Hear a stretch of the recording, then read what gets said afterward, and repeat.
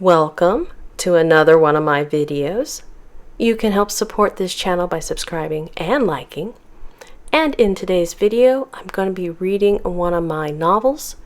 Now this is my first audiobook that I'll actually be reading myself, so I could use some critiques and comments on the audiobook. How is my pacing? Too fast? Too slow? How is the tone of my read? Do I need to put maybe a little bit more emotion in it, or is it okie dokie? Just any type of comments towards improving future audiobooks. The novel that I'll be reading today is Shades of Gray #1, Noir, City Shrouded by Darkness. Of course, it's by me, Kristie Lynn Higgins. The book is an apocalyptic science fiction series, and it's a serial series, so there's a whole boatload of books in this series. And I would like to bring them all to audiobook format and have them for free on YouTube. Now you can help me do this by doing a couple things for me. First of all, go and grab the free ebook of this novel. I'll leave a link in the upper right hand corner and one in the description to my website, and here's also the address of my website. Once you are done listening to this audiobook, you can then go to the bookstore that you got the free ebook from and leave a review for me. These two things will actually greatly help me out. And let me now thank those who are able to do these two steps for me. You can also donate to this project, free audiobooks for all, and support this audiobook and future audiobooks with any sort of donation that you're able to give. I'll leave a link in the description if you would like to donate. Donations are greatly appreciated, and I thank you in advance. And now, more about the Shades of Gray series. The first two ebooks of this series is free, and the ebook series is available on Amazon, Apple Books, Barnes & Noble, Google, Kobo, and a few other bookstores. And one more time, don't forget to subscribe and like this video. I have broken the audiobook into two parts, and this is part 1. Part 2 will be coming out later in June. I'll have a link in the description to part 2 once it does come out, and at the end of this video once it does come out. Now sit back, relax, and enjoy the read.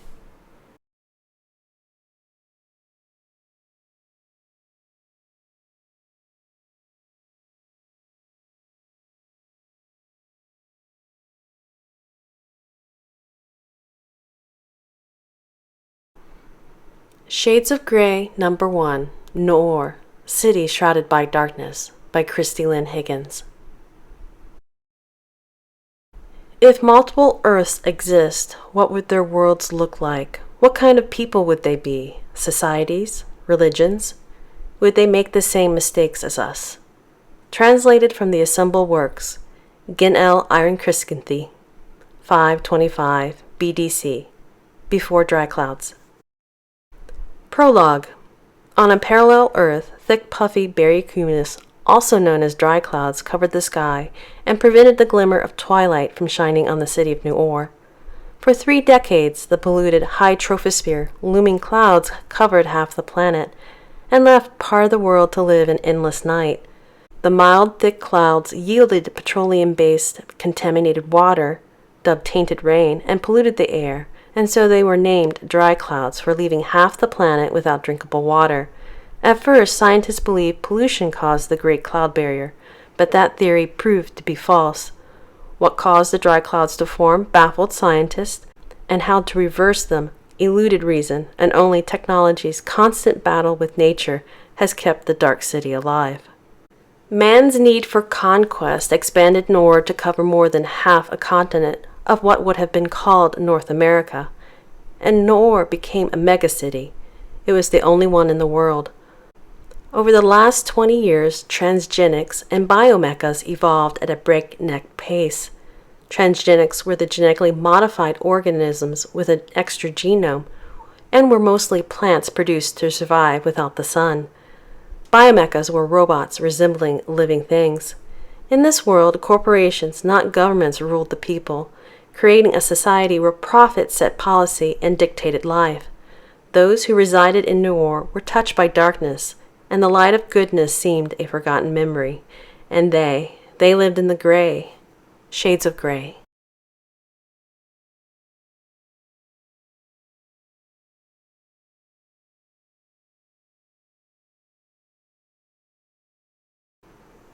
Chapter 1, The Pandora Project. Isaiah 5:30b. If one looks to the land, behold, darkness and sorrow, even the light will be darkened by the clouds. The year 31 ADC, after dry clouds. October 22nd, Thursday, 4:44 a.m. In a secret location known as the Sanctum that housed the main facility of the department known as the Council. A few hours ago, unknown forces had breached a few of the Council's other facilities, and the Sanctum had also been breached, but from within, by a mole, so everyone was still on high alert. The chamber was the brains of the Sanctum, and the 3 members of the Council sat within the chamber, receiving intel and updates from the chamber analyst. 50 flat-screen monitors covered 3 of the walls, and lit up the dark inner room of the chamber as data filled the screens in scrolling masses. 24 analysts scrutinized the influx of information coming across the monitors as they typed at their workstations. The men and women toiled, compiling a range of intelligence from several projects and experiments, while they also dealt with the breaches. "All right, people, let's stay focused," a male supervisor shouted. The male supervisor walked up and down the line of workstations as the hum of equipment and the chatter of workers filled the area. The supervisor received updated reports from the analyst and kept his employers, the Council, current on the projects and experiments along with updates to the 3 breaches. A female supervisor came in to fill in for Supervisor Annette, who had been found out to be the mole. Unknown to the Council, Supervisor Annette had been a mole within the Sanctum for years, and with the help of some outside force, she had awakened a project known as Pandora, who had been kept at the Sanctum in stasis. The male supervisor added, "We need to stay on our toes. We don't know if there are any more moles within our ranks or what they might do next." The analysts wore indigo jumpsuits with white stripes on the side, and the supervisors wore crimson jumpsuits with white stripes. Both the analysts and the supervisors wore a wireless earpiece to communicate with operatives in the field and soldiers within their facilities. In the center of the chamber, the Council, which consisted of 2 men and a woman, sat at a long rectangular table. Each of them wore a black business suit and had a laptop in front of them as shadows concealed their eyes, leaving only their mouths and chins visible in the computer blue illumination. The 3 scanned reports as they were delivered to them by supervisors on handheld computers. The standard size for an HHC was 2.5 inches by 4.5 inches. "I want an update on the Pandora project," Mr. Mortar ordered in a deep voice as he sat at the end of the table with the woman to his right and the other man to his left. "Pandora is still groggy from its abrupt withdrawal from stasis, so it has been escorted to a medical suite and is sleeping," Miss Nona replied. The doctor thought it best that the Pandora project was not fully awakened but allowed to pull out of the hyperstasis naturally. "There is nothing natural about the Pandora project," Mr. Takuma spoke up. "I do not see why we cannot induce a full activation." "We are not in any hurry," Mr. Mortar stated. "We had no plans to wake up Pandora, so we should tell the doctor to allow Pandora to come to on its own." Miss Nona nodded her agreement, and then Mr. Takuma reluctantly did so. Good. I will inform the doctor," Mr. Mortar said. "Now to address the other matters. I believe we should have a full investigation into how our security was breached. We should—" An alarm went off, interrupting him as all 3 council members paused and turned to the male supervisor as he rushed over to their table. "What has happened?" Mr. Mortar inquired. The male supervisor replied, "We have a containment breach in another one of our hyperstasis chambers." "Which one?" Mr. Takuma questioned. "The Kraken project," the male supervisor answered. "If I remember," Miss Nona started, "Kraken is the creature created to glimpse into the future." "It is," Mr. Takuma replied. "It was deemed a failure, for Kraken had more of an appetite for carnage than to indulge us with its gifts." The male supervisor listened to his earpiece and then reported, "It has escaped its room and it's rampaging on level 159. Level 159 is the same level Pandora is on. Could this also be part of the earlier attack on our facilities?" Miss Nona questioned. "Is someone still trying to take the Pandora project away from us?" The male supervisor replied, "I do not believe so. An experiment was being conducted next door to the Kraken Project's stasis room, and the experiment went out of control and exploded. The explosion knocked out the hyperstasis chamber's power source along with its backup, and Kraken awoke, and so far the creature has killed 3 of our soldiers." Mr. Takuma spoke up, "I cannot believe that this is a mere coincidence, but—" "But what?" Miss Nona inquired when he didn't finish. Mr. Takuma didn't answer her, but posed a different question altogether. Why not use the Kraken Project to test Pandora? "We cannot control Kraken, and is the reason it was placed in stasis," Mr. Morris stated, and then he inquired, "How do you propose that we use it to test Pandora?" "Just evacuate all the workers on level 159, and Kraken will do the rest for us," Mr. Takuma replied.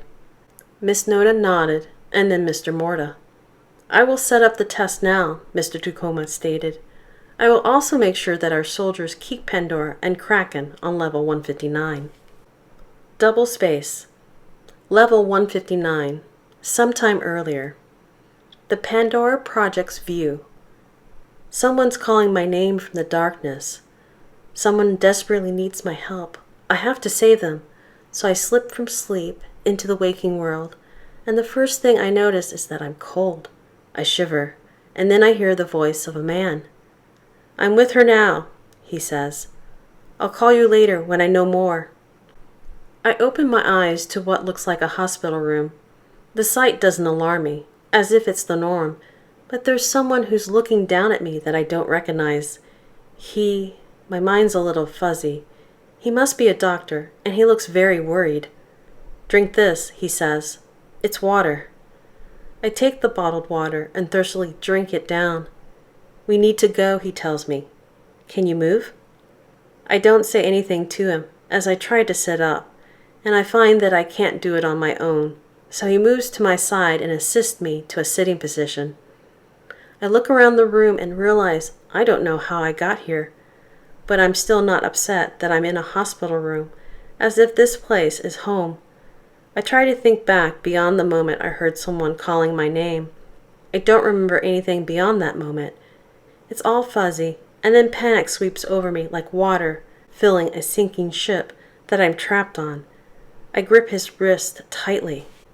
"How did I get here, and where is here?" I ask him, and pull on his arm so that he'll lean in closer, and then I tell him, I don't remember my name. My name had been so clear when I was sleeping. I knew it when the person called it out, but now, it's as if I never had a name, and that thought is what sends me into panic mode. No, sends me into nuclear panic mode. I would like to answer you in more detail than just to say that it's a side effect of the hyperstasis chamber, but we need to go, and go now. Please try to stand. The urgency of his voice spurs me to action as I take both his hands and stand wobbly to my feet, leaving behind my questions. I see that I'm wearing some sort of hospital gown, a second before my knees buckle underneath me. He catches me before I crumble to the ground, and then he helps me over to a computer chair, and I sit. He hurries over to the door, peers out the window as if he expects someone to come barging in, and then quickly returns to my side. "I'm going to inject you with something that should help with the hyperstasis lag," he tells me as he removes a syringe from his white lab coat pocket. "I didn't inject you right away because there is a side effect of the injection. It's going to make you sick, but the effect should only last for a few minutes." He readies the syringe as he tells me, "You should regain full use of your body again." He doesn't give me a chance to tell him if I want the injection or not, and he just sticks the needle in my arm. The prick hurts, and I rub my arm. I don't feel any different, but gunfire some distance away from us pulls my attention and his to the door. "We have to go," he tells me with more urgency than before. I get to my feet with his help, and we head for the exit. He opens the door, peers outside, and then ushers me into a vacant hallway. He helps me along as we hurriedly walk in a direction he seems to be leading us in. We hear gunfire again coming from behind us, and then we hear this terrifying, inhuman scream that's full of anger as something attacks the people with the guns. "A creature has gotten out," he tells me. "We need to run." I do my best to start running. I have more feeling in my legs, but the side effect he mentioned earlier comes roaring from my stomach. I push myself away from him and then lean against the wall as I upchuck the water all over the floor. I continue vomiting as he rushes over to me. "I know you're sick, but we can't stop. We've got to keep moving. We can't be caught, but we also don't want to run into whatever's coming. We need to move." I nod and rush after him as he takes me by the hand. He leads me through several hallways, and then he ups and stops before we round another corner.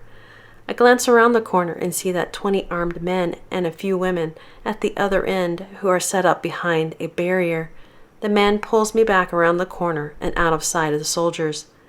"They're blocking our way of escape," he tells me, and then he peers around the corner, but they don't seem to be coming after us. Maybe they're here not to capture us, but the terrifying, inhuman scream we heard before sounds through the hallway again and sends shivers throughout my body. He tells me, "We need to keep moving. We have one other escape route. Let's hurry before the thing beats us to it." He takes a firm hold of my wrist, and we run forward, fleeing away from the soldiers and the creature that seems to be pursuing us. "I don't know your name," I say, and then I ask, "Who are you, and why are you helping me?" "You can call me Xavier," he replies. "RG sent me to assist you in your escape." Before I have a chance to ask who RG is, the creature screams again. It sounds like it's only a few hallways back. Xavier says, "We need to run faster. It's gaining on us." We continue running, and then he drags me into a room with only one way in. He shuts and locks the door. "Why did we come in here?" He answers, "There's a small elevator that takes medical waste up to a furnace. There's room enough for you to go up. I just need to clear everything out of it." He unlocks the door to the small elevator by lifting up on a bar, and then he goes to work removing bags of waste from it, as all I can do is stand back and watch while I try not to throw up. Bits and pieces of my memory slowly come back, and I remember someone was taking care of me. Her name was... I can't seem to remember her name or her face, but I believe this person is very important to me, and when I think of her, I get a sense of warmth that wraps around me and makes me feel safe like a child in her mother's arms. I relax a little in this loving blanket, but then this other sensation of fear and horror moves in like a closet monster that has just crawled under my bed. The monster makes me want to flee from the memory, but the motherly arms that are blanketing me want me to remain in the memory so that I'll recall all. Something happened before the hyperstasis chamber, something I'm afraid to remember. The monster yearns to surface and make it mine once again, but I fight the recollection. I war with myself to keep this buried moment in my life a secret. I begin to lose this battle. The memory starts to become mine again, sending a fright so deep and terrifying through my soul. I feel like I'm suffocating. The memory of the woman, whose name I can't remember, places her hand on my psyche's shoulder, and I turn my attention from the monster to her. The monster is scary, but the woman will be there and help me through the... "I'm almost done," Xavier tells me, interrupting my thoughts. "Come over here and climb in." "What about you?" "There's only room for you," he tells me. "Now listen carefully, and I'll tell you what to do once you reach the furnace room." The creature screams again, and it's right outside the door. It tries the knob, but it's locked, so the creature starts pounding on the door to break it down. My whole being lights up with fear. "I can't leave you here," I tell Xavier. "That thing will kill you." "You're the one who is important here," he tells me. "RG has a plan for you." I insist. Either we both go or we don't go at all. The creature outside continues to beat at the door, and then it busts through and rushes in. I freeze as I stare at a monster right out of the horror movie. It stands about 10 feet tall with reptile-like features and covered in green scales.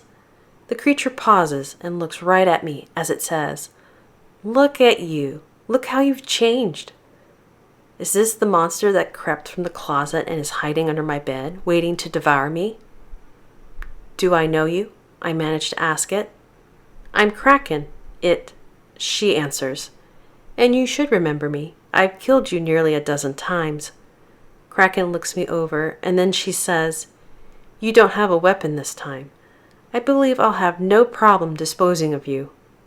Fear sweeps over me, but this time it's not for myself, but for the man who's standing behind me. I turn and shove Xavier into the small elevator, then shut the door, lock the bar back in place, and then hit the button, sending the elevator up. Getting rid of the normal. Good idea, Kraken tells me.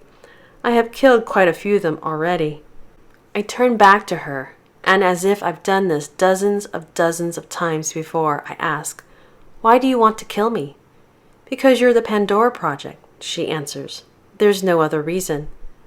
Pandora? That's not my name, I tell her.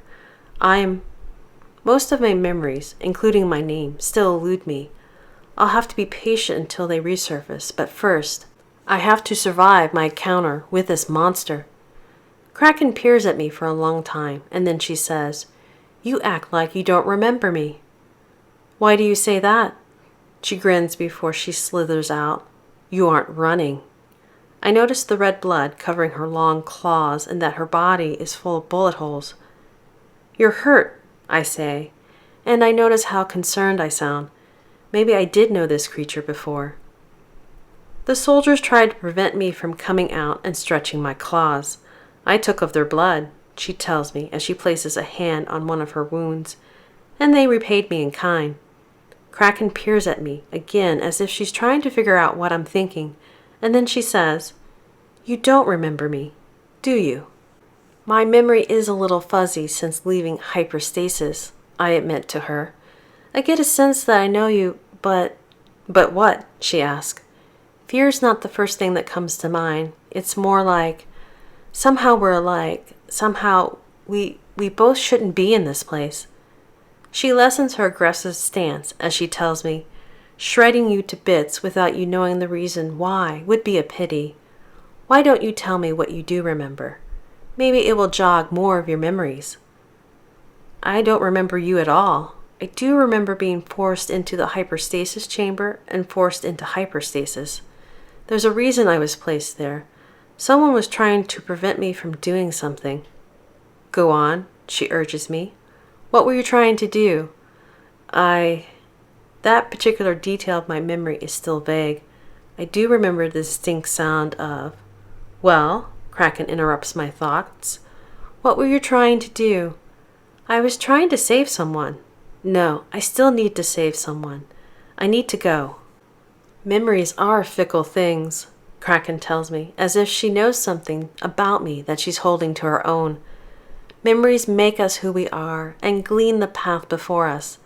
Our distorted and bloody intertwining past comprises a great deal of who you are, but it seems to be my lot that our story is put on hold here. I believe we'll meet again, but only when your story is over. I'm not sure what she means, so I ask, Are you letting me go? Kraken studies me for a few moments more and then moves away from the door, and I slowly move towards it. I start to head out when Xavier appears in the doorway. He's armed with a pipe, and he's holding a cell phone in his other hand. It's okay, I tell him before he starts for Kraken. She's going to let us go. He takes a step back and then tells me, Come on, I found another way out for us. I turn back to Kraken and question her, Do you want to come with us? No, she replies. I'll wait here until you remember everything, and then I'll come find you, and we can finally finish everything. I nod and leave her to her fate. Then I head out with Xavier, and we run through several hallways. I keep pace with him until a burst of memories hits me hard, and I double over. Many images and thoughts from my past slam into me, and it's painful to remember so much at once, but I'm thankful for the return of self. What's wrong? He questions me. I remember now, I tell him, as I hold my throbbing head, and still manage to smile as my purpose becomes joyfully clear. I remember everything now. I force myself to straighten as I continue. My name, my mission, and the person I need to save. We have to hurry before it's too late. Xavier lifts the cell phone he's been carrying to his ear and talks into it as if he's been on the phone with someone this whole time. She says she remembers everything. Yes, I understand. I'll make sure she gets out safely. He hangs up the cell phone and questions me. Now what? I look around the hallway, and for the first time, I know where I am. So I turn away from him and say, "This way. We need to go this way." Before we do that, he starts, so I turn back to him, and he swings the pipe and hits me in the head. The hallway whirls around me as I crash to the floor. Xavier drops the pipe and hurries to my side with this look on his face like he hit me harder than he planned to. "I'm sorry, but I can't let you deviate from the path RG has set before you," he tells me as he removes another syringe from his lab coat pocket. "This will help you reset, and then you can begin again without any nasty memories hindering your fate." He injects me, drops the syringe, then removes another device from his pocket and tells me, "Once I zap you with this, you won't remember anything from the past hour." I grab at his arms, but I find I don't have the strength to fight him off, and that I'm losing consciousness as the head wound pulls me further down into the void I had just woken up from. I claw at him as the purpose I had yearned to remember slowly trickles away. I plead with him, desperate to hang on to what I just gained. "Don't take away the memories. There's something important I need to do, and there's someone important I need to save. Please, I can't forget about them, and I can't forget about what I need to do. So much depends on me. Please, at least let me save them. Let me—" "I'm sorry, but this needs to be done," Xavier interrupts me, then grabs hold of both my arms and places the device on the back of my neck. Everything that I had remembered, the purpose I had finally grabbed hold of, they all slip away in a brilliance of light, and I remember no more. In the Pandora Project's view. Double space. Sometime later, elsewhere in the sanctum, the chamber. The Kraken Project just surrendered to our soldiers, the male supervisor reported to the council. It never even engaged the other project. "What of Pandora?" Mr. Mort inquired. "Our soldiers believe she escaped from the sanctum," Miss Nona said. "We should have 3 units of our soldiers give pursuit." "No need," Mr. Mort spoke. "There are other ways we can test Pandora." "Are you sure the project is ready?" Mr. Takuma inquired. "It just woke up from hyperstasis. Maybe we should give it a few more weeks of conditioning before we begin the test." "No, launch the Pandora Project," Mr. Mortar instructed. "Let us see what it can do on its own." Double space. 6:04 p.m. in another part of the city. Scattered streetlights partially lit an abandoned industrial district, and the wind howled, blowing through overgrown weeds and chilled the air of the blue-gray night. Over the years, a few trees and plants adapted to the limited artificial light, along with a large variety of weeds. Nocturnal creatures, rats, mice, owls, and cats ruled the alleys and parks of the megacity of New York. A black sedan slowly rolled down the street, and its headlights lit up the dark road. The vehicle stopped at the curve a few hundred yards away from Etna Toys plant and warehouse. Then the 4 doors of the vehicle opened, and 5 men in brown suits exited the car. Each of them wore polarized spectacles with black mirrored-like lenses, and spectacles hid more than their eyes. 4 of them removed a silver Beretta from their shoulder holster. The 5th man wore a coffin-handled Bowie tucked in a belt, and the man tapped the hilt, eager to draw the knife. Eerily, in one accord, they turned their heads and stared at the rusted toy building as they awaited orders. A parking lot stood between them and their target. Within the sanctum's chamber. "All right, people, let's stay focused," the male supervisor shouted as he and the female supervisor walked up and down the line of workstations. "This is the hour we've been waiting for." "Has the Pandora Project been located?" Mr. Mona asked in a deep voice as he twirled a gold ring on his dark brown finger. "Yes, one of our best operatives, Argus, is watching Pandora," the smaller man, Mr. Takuma, answered as he smoothed his hand down a bright orange tie. Good, good, Mr. Morta said. What does the operative have to report? Some distance from Etna Toys. A man with shoulder-length blonde hair wearing a black trench coat peered through specialized binoculars. Argus had positioned himself in an alley a block from the abandoned toy warehouse to watch Pandora. He noted the sedan across the street and the 5 men, and then he reported them to the sanctum over a cell phone. Within the sanctum's chamber, the male supervisor handed an HHC to the 3rd member of the council. Miss Nona frowned as she looked it over, thinning her cherry-red lips, which contrasted her powdery white skin. Her frame was the smallest of the members. She stated, "We have received a second report from our operative." She scanned the report a second time, disconcerted over the news, and then added, "Argus has spotted 5 biomechas, and they are not proto-androids, but a new model called Unmen." "Unmen?" Mr. Morta spoke, not as surprised as his female counterpart. Only one department within the corporation is developing this line of biomechas. Disappointed over the untimely intrusion, he exhaled loudly and then stated, "The factory has started their Unmen test. I had hoped they would wait." "You knew it might happen?" Mr. Dekuma questioned as he rubbed his finger over a tie pin of the word fate. Mr. Morta nodded as he replied, "Yes, it was only a matter of time, but it means—" "It means," Miss Nona interrupted, "that the factory has decided to go against the wishes of the council." "How dare they?" Mr. Dekuma uttered, and then he slammed his palms on the table as he stood and declared, "We must do something." "But what?" Miss Nona questioned. "More importantly," Mr. Morta stated, "what are their plans for our childlike Pandora?" Back at Etna Toys. The wind kicked up sand and debris as the 5 men, the Unmen, stood by the sedan. Their internal link or eye-link not only connected them to the factory but to each other, and with the eye-link they could think and move as one. They shut the sedan's doors and simultaneously walked toward the warehouse across the parking lot, but the one with the buoy paused and turned, spotting a heat signature. The heat signature was of a human hiding in the darkness of an alley that was across the street from it, and the Unmen could tell the human was watching them. The Unmen's eye-link blazed orange through the right lens of his portalized spectacles as it processed the data. Argus moved his hand to the M4 assault rifle strapped over his shoulder as he tensed, not knowing what it would do. Argus had encountered a proto-android before, and it had nearly killed him, but he had no idea what this new model was capable of. He decided to stay on the safe side and make it clear he wouldn't interfere with their mission, so he moved his hand away from the assault rifle and waited for its reaction. The Unmen smirked at him, continued toward Etna, and joined its brethren.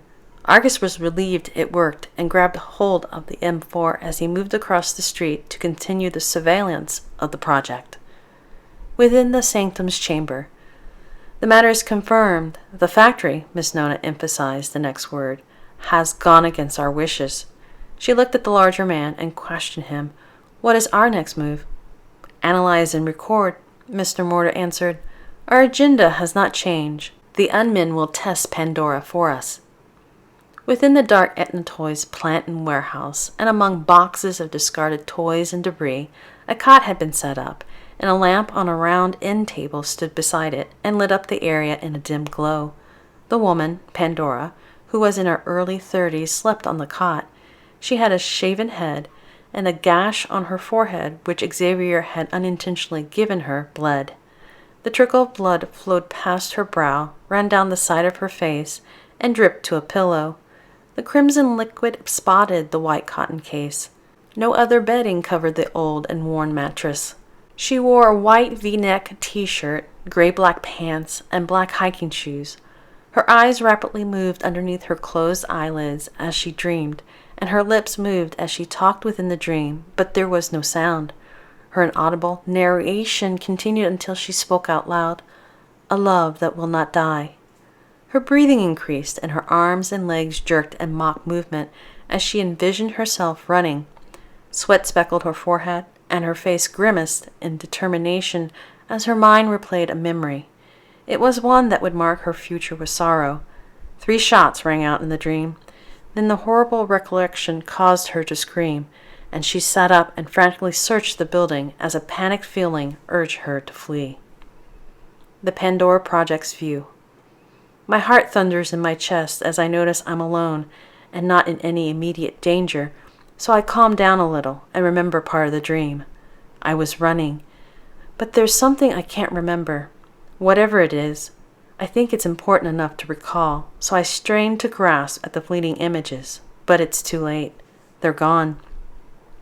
My head hurts, I'm very thirsty, and I feel a little queasy as I examine the old empty building more closely.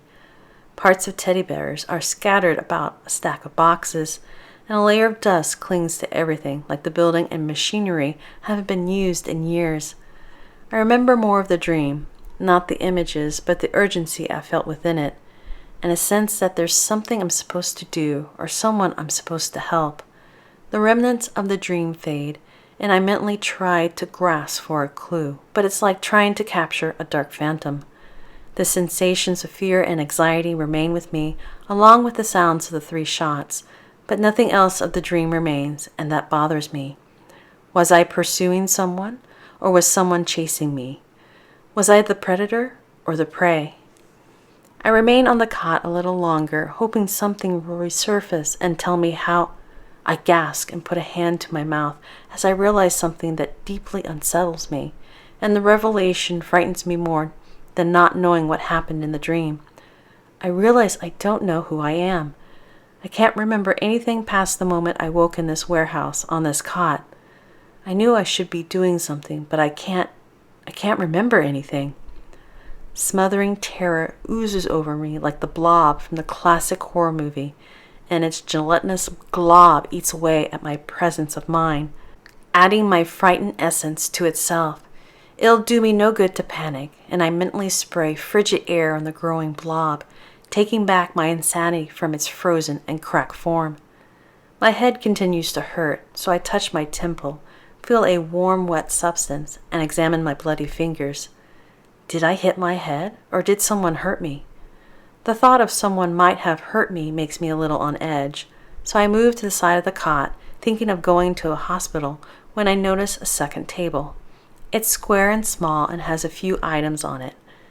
I pick up a business card with an image of a flaming bird, flip it over, and find a barcode on its back. I set it down, pick up a note, and read it aloud. Catherine. I study the name, wondering if the name belongs to me. It doesn't sound familiar, so I continue reading. Catherine, you must not fail. This is your last chance to redeem yourself. I know you can complete your mission, my dearest cat. I am counting on you. The note's signed by R.G. I fold the paper, and then along with the card, I stuff them in my back pocket and decide I need to find help for the wound on my head in case it's serious. I spot a door and start to stand and move for it when a flash of a violent memory makes me turn my attention back to a metal case on the table. Why did I ignore this item? I stretch my hand for it. Why does my heart pound in dread when I reach for it? I pause before grabbing it as a sinking feeling sweeps over me, and I pull my hand back and decide it's best to ignore the enigma. I look at the last object on the table and pick it up. It's a small silver box shaped like a treasure chest and has a small raised star the size of a dime on its lid. I examine the box and then carefully open it, and its tune sweetly rings in my ears. The tune reminds me of the opening of a classical piece. But whose? Bach, Beethoven, Mozart come to mind, but the piece doesn't seem to belong to either of them, and then I realize I'm wrong. It has elements from each, like it's a mixture of several openings playing on top of each other. I close my eyes, letting the music sink in as a calming solace sweeps over me, and the urgency to leave the building slips away as I focus on the tune. While I'm in this state of relaxation, and before I'm completely engulfed by it, I wonder about a few things. How do I know all those composers' names, and that the piece is Gin L. Iron Kriskethy's unfinished melody? Why do I know some things, but my own name's lost to me? Unfinished melody is short. It plays about 30 seconds, and then it starts over and plays over and over in a hypnotic flow. I gaze at the music box, hearing nothing but the haunting arrangement of compound sounds. My fear and anxiety vanish, and my body relaxes in an absolute state of nirvana as the tune lulls me into a trance. I slowly close my eyes and enter a peaceful place within my mind. The place is a subconscious oasis to the confusion and dread I experienced before the melody. The tune has a calming effect on me, and as I sit there in an ecstatic state, sounds outside the building become louder and clearer. The wind howls, rustling the leaves of trees and overgrown bushes. A moth repeatedly taps the glass of a streetlight drawn to the artificial flame as 4 car doors slam. A cricket chirps, and an owl swoops, landing on a squeaking mouse. Lub-dub, lub-dub. I open my eyes as my heart thumps so loud I can hear it, and I experience an overwhelming sense of hysteria. I put a hand on my chest, not in pain, but in horror, as I realize something's wrong. I close the music box, place it in my left thigh pocket, and search the building, and find it still empty. I know I'm in danger, but from what? I glance at the case I ignored, and a deep dread lifts in me, like a leviathan rising from the ocean's abyss. I freeze as I stare at the metal container. It's like I know what's inside, but my mind refuses to grasp the knowledge, and instead, I want to run away from it like it's a maniac chasing me. I disregard my apprehension about the case and turn my attention back to my pounding heart and the urgency screaming at me to leave. The longer I wait to act, the more anxious and terrified I become. I feel like a deer standing in an open meadow, sensing a predator prowling towards me through the tall grass, and I fear I'll be attacked at any moment and from any direction. I get off the cot and start to run when the lamp beside me shatters, and the surrounding area plunges into darkness as pieces of the lamp ping to the concrete floor. I shriek, realizing someone shot at me, and I dive as more bullets whiz overhead. I turn the table over for cover, and the case falls, knocking itself open, and a metal object slides from it. Far from the cot, light from the street dimly shows through Etna's dusty windows. The light provides limited illumination within the building, and within its radius I see a black gun. I gasp, staring at the instrument of death that's an arm's length away. The weapon's familiar to me, and yet it seems like some horrific alien creature that has traveled from a distant planet to wreak havoc on my world. The monster will devour me if it gets a chance, so I scoot a few feet away from the gun. I would escape its psychological jaws, trying to sink their terror-inducing teeth into me, but there are other things in the building I have to worry about, so I slowly peek over the table and spot 2 armed men. In the Pandora Project's view. She didn't realize that they were actually biomechas, and as far as Kat knew, they were ordinary men trying to kill her. They prepared to fire again, and her heart thumped harder, as if it would tear through her chest. Lub-dub, lub-dub. Unknown to her, the muscle coursed artificial adrenaline through her blood, and the synthetic hormone reacted with her body by increasing her heart rate, dilating her pupils, and elevating her blood sugar. Horrified by what was going on within her body and the men shooting at her, she put her hand to her chest again, realizing her heart wasn't acting naturally. She wondered if she was having a heart attack. The 2 unmen moved toward her position after calculating the best way to kill her. They aimed their weapons at her position with only one goal in mind. One of them stated in a monotone voice, "Target acquired. Moving forward with determination."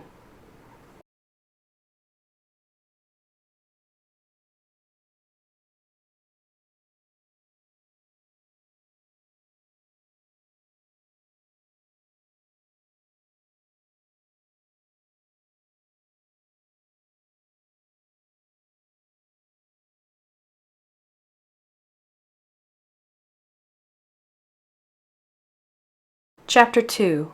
The Rogue. 6:43 p.m. The Sanctum. Within the dark chamber. Desk lamps lit up the faces of the analysts and supervisors as they observed Pandora's data with interest. The project was very important to the council, and so it was very important to them. "Lower the center screen," Mr. Morta commanded from the middle of the room. A screen 4 by 8 foot lowered long ways from the ceiling, and in position above the council and in the center of their table. The screen could be viewed from both sides, and it displayed an outline of a female body. Each of the major organs was visible on the screen and had biodata streaming beside them, and the heart had such a large amount of information streaming beside it that the data overlapped the other organs. An alarm sounded within the chamber and stopped, and at the top of the bio screen in bold red letters blinked, "First involvement achieved." Prattle between the analysts started as charged enthusiasm filled the chamber, and the supervisors quickly quieted the frivolous talk, knowing their employers would be irritated with them. Good, Mr. Morta said. Pandora has achieved Gen's alpha phase. You mean Archimedes' first involvement, Mr. Takuma corrected. Mr. Morta questioned, Does it matter by which name we call it? It is the same thing. It is still the beginning of Pandora's metamorphosis. True, but will Pandora take the path Gen laid out, or will Pandora take Archimedes? Miss Nota asked. What Pandora decides to do will determine which name the stages go by. Until the path is clear, Mr. Morta started, both men's descriptions can be used. He studied the center screen's data on his laptop, and then he spoke. Pandora's first stage is the ability to sense the presence of biomechas, as predicted by both men, and Pandora's body is preparing itself to combat the unmen. Look at the subject's bioelectricity. The levels are high enough to trigger the beta phase. Yes, Miss Nona said. The genetically altered epinephrine hormone we created for Pandora, dubbed Ultra Epi, acts as a supercharged neurotransmitter. If Pandora can reach the next stage, it should have no difficulty dispatching the unmen. If is the key word, Mr. Takuma spoke as he tapped across an HHC screen and pulled up reports from their operative. Argus details that Pandora has not responded to the unmen's presence. Mr. Takuma turned to his laptop as he stated a question. Can Pandora achieve the second involvement? He typed on the keyboard, pulling up more reports. Pandora seems to be withstanding the conditioning. He stated with concern, if it does not react soon, the subject will die and the Pandora project will end. Patience, Mr. Morta said. We did not blindly pick the subject. Wait and see what it is capable of. Back at Etna Toys. Catherine's view. My heart revs like the pistons in a race car as I hide behind the overturned table. Why are the men trying to kill me? Did I do something to them? I glance at the gun lying on the floor beside its open case not too far from me. Or am I a wanted person? The men fire again. One of the bullets grazes my left shoulder, and the pain triggers a latent instinct within me. I scurry over to the gun, grab a magazine sitting in its case, and insert it into the Beretta with mechanical precision as if I had been programmed to do so without conscious thought. I pull the sliding block. It makes a metal clicking sound, and then I wildly fire 6 shots over the cot and miss. I freeze at hearing the men's guns cocking, and then something inside me clicks like a switch. A bombardment of information assaults my mind like someone's forcibly downloading all this information right into my brain. Details I shouldn't know. I couldn't possibly know if I was normal. Invade my thoughts. My body is changing, and it's scaring the crap out of me, but for some reason, I know what's happening to me. The electrical field, or E-field of my body changes, and the impulses that would normally travel down the optic nerve surges and causes a split feed. Part of this electricity rushes across my irises and gives my eyes a blue electrical glow. I can't see this happening, and yet I can see this happening to me. It doesn't hurt. It actually feels good for some reason, but it still scares me. I want to lift my hands and cover both of my eyes like they're on fire to prevent the charged energy from escaping my body. I want to do this, but I don't. Instead, I fire 4 times like I've been born with a gun in my hand. I hit one man in the forehead and throat, and the other one in the heart and lung. It's like a trained soldier has taken over my body, and I don't realize what I'm doing till it's over. The one I shot in the head collapses to his knees and falls back as the other one fires at me again. I move back to the overturned table, wondering if the one man's wearing a bulletproof vest. I take a deep breath, rise, return fire, and the bullet hits the second man in the head. He also falls to the floor. Silence follows, and it's a maddening silence that clears my head, lets me think, and lets me realize. My fear turns to uncertainty, and uncertainty to self-loathing. I slump to the floor, lean against the table, and bow my head. I can't believe I'm the one who committed the violent actions against those men. I stare at the gun on my lap, trying to distance myself from the incident and fail. Why am I good at killing? Why did I feel nothing for the men I murdered? I put a hand to my mouth as a little bile comes up. I swallow, forcing the bile back down my throat, and it burns all the way, searing my guilt into my soul. Is this the kind of person I am? Am I an emotionless killer? In Catherine's view. Within the chamber, Mr. Mortar cheered, "There!" Analysts and supervisors high-fived each other. Mr. Mortar looked to the center screen as second involvement achieved, brightly flashed from it, and then he said, "The beta phase of Pandora's metamorphosis has successfully been reached." He reviewed a report from Argus. "Our operative has seen Pandora's extraordinary shooting ability, and he believes when Pandora is in the beta phase, it cannot miss. It has far exceeded our expectations for the beta phase. We believed Pandora would have an aptness for terminating biomechas, but this..." "Yes," Miss Nona agreed. "It will be a useful skill." Mr. Dakuma interjected, "If it is true." "The data supports it, and Argus witnessed it," Mr. Morris stated, and then inquired, "What more do you need to believe?" Mr. Dakuma replied, "More data, perhaps, or..." "I want to know," Miss Nona interrupted, excited about the outcome, and then she questioned, "Do you think Pandora can reach the gamma phase today?" "I believe we are jumping ahead," Mr. Mortar replied. "There are still 3 unmen remaining." "Yes, and does Pandora have skills, or is it mere luck?" Mr. Dakuma asked. "More than half the unmen remain. Can it defeat them as easily as the first 2? At Etna Toys. Catherine's view. Leaves and other debris blown in through the open front door, as I stand and make my way on shaky legs to the men I've gunned down. I still feel queasy, as if at any moment I'll spill my guts all over the floor, as the guilt continues to shame me to pain. And then I reach the men's side. I find a black oil-like liquid oozing from the hole in their heads. They aren't human, there. I remove the polarized spectacles of one, revealing not fleshy eyes, but glassy, robotic ones. The colored orbs shudder as power surges through its body. The spears bug out, and its hands gnarl with the mechanical pangs of death. I stare at its eyes. The red rings with black centers show no spark of life. They're merely windows to the soulless. Relief pours over me as I realize they're not human. I didn't kill anyone, and I'm not a murderer, but did I know it before I shot them, or am I still a cold-blooded killer? My queasiness eases up a little, but my confusion remains as I realize they're biomechos, model unmen. Why do I know this fact when I can't remember the simplest thing like my name? I search them, find a spare magazine on each of them, and place the ammo in my right thigh pocket. Lub-dub, lub-dub. I sense more biomechas, and this time I know their location.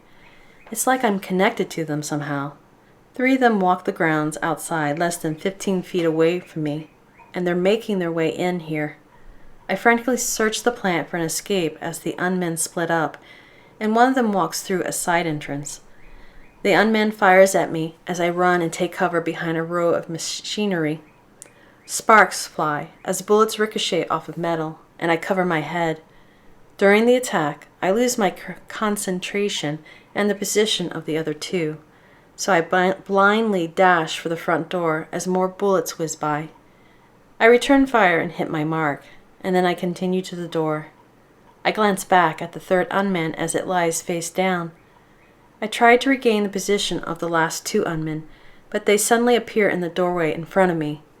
I try to stop my forward momentum, but I can't and run into one. It's like running into a wall, and I bounce and fall backward, and then with speed that can't be normal, I fire twice before landing on my side. I strike the floor hard and knock the wind out of me. The first shot disables the unman with the gun, but the one with the bowie sidesteps my second shot with electrical speed, as if the unman anticipated my actions before I took them. I inhale, sucking in needed air as I hold my hurt ribs. The unman draws its large knife and stares at me curiously. None of the others had done that, and it creeps me out to the point that I'm more afraid of it than any of the others. The dot of light I see in its sunglasses glows brighter and brighter until it appears as if half the unman's face is burning. I'm looking at some sort of demon. The Pandora Project, the unman sings out, not in the usual monotone of its brethren. The orange-colored dot light changes to a deep red, a blood red, and the unman gazes at me as if probing my soul. Pandora. Its voice is sadistically mellow and toys with me, making me feel violated. Pandora, I have found you. The unman smiles as if it takes pleasure in the hunt, and it states, Target acquired. It takes a step towards me, and I scurry backward on my hands and feet as the unman says, moving forward with determination. It lunges for me with the blade and misses as I roll out of the way. The unman's blade strikes the concrete, and the force cuts into the floor. I rise to one knee some distance from it, aim and pull the trigger. Nothing happens. The gun's empty. I pull the trigger again and again, hoping a bullet will magically materialize and fire. The unman slowly stands from its kneeling position, takes 2 quick steps towards me, and kicks me in the ribs. I grab my side and hurry to my feet, pushing through the pain as the unman slashes toward me. I leap back and defensively lift my hands, and the blade cuts across my left forearm. I cry out in pain as blood splatters through the gray floor. As the unman finishes its swipe, the unman wipes the red plasma from the blade with its fingers, and its face beams as if relishing in the combat. The Pandora Project, it whispers, fooling with me as if I'm some insect it's going to squash. Pandora. The unman attacks again with the blade, and the air screams with each slash, as if the night cuts open its airy belly and spills out its gaseous guts. The unman coos, Pandora, I've found you. I barely evade the attacks and then run, rushing deeper into the dark building. I'm so afraid. I want someone to save me. I don't want to be here. Someone help me. I continue running as dread molests my entire body. I have to escape this nightmare, so I keep looking around as I tell myself it's because I'm searching for a way out, but I can't fool myself. I'm hoping someone will appear. I'm hoping someone will be my Superman or Lassie, but no one comes to my rescue. I'm on my own, and as much as I don't want to be on my own, the Vax still chases after me, intent to destroy me as much as the unman wishes me harm. I keep fleeing as I eject the empty magazine from the Beretta, drop it to the floor, and pull one from my pocket. I insert the new one in the magazine well, chamber around, and fire twice behind me, and the unman continues after me, ducking the shots. Is this what I was dreaming about? I'm not the predator, but the prey? In Catherine's view. Within the chamber, Mr. Mortis said, Not bad for the opening test. Pandora achieved the first two phases. It delivered uncanny accuracy with the weapon we provided and successfully sensed the biomechas. And once it has achieved all the phases, Pandora will be the perfect weapon. He drummed his fingers together as he ordered, Set up another test so we may analyze the range of his gifts and send Pandora down the path to perfection. Mr. Takuma nodded and typed up the documentation for the next test, and then he asked the male supervisor standing next to him, Are the new reports on the project ready? They'll be right over, he answered, and then went back over to the analyst, and within a minute the supervisor approached, stating, Here are the reports you requested on her, Mr. Takuma. Her? The council said in unison. Yes, her, the supervisor answered. He was taken aback by the reaction and asked, Did I say something wrong? We do not refer to Pandora as she or her, Mr. Takuma reprimanded. It is an experiment, and it is to be referred to as such. In disdain, he added, To say she or her in reference implies Pandora has rights. Mr. Takuma made it quite clear as he stated, it has none. Of course, Mr. Takuma. The supervisor apologized as he handed him the HHC. My error. It won't happen again. He returned to monitoring the analyst.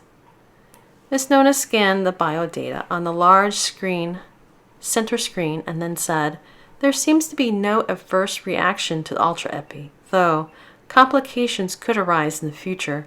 Also, Pandora's body is not rejecting the adrenal gland we genetically altered to create the supercharge Ephron. She made a few notes.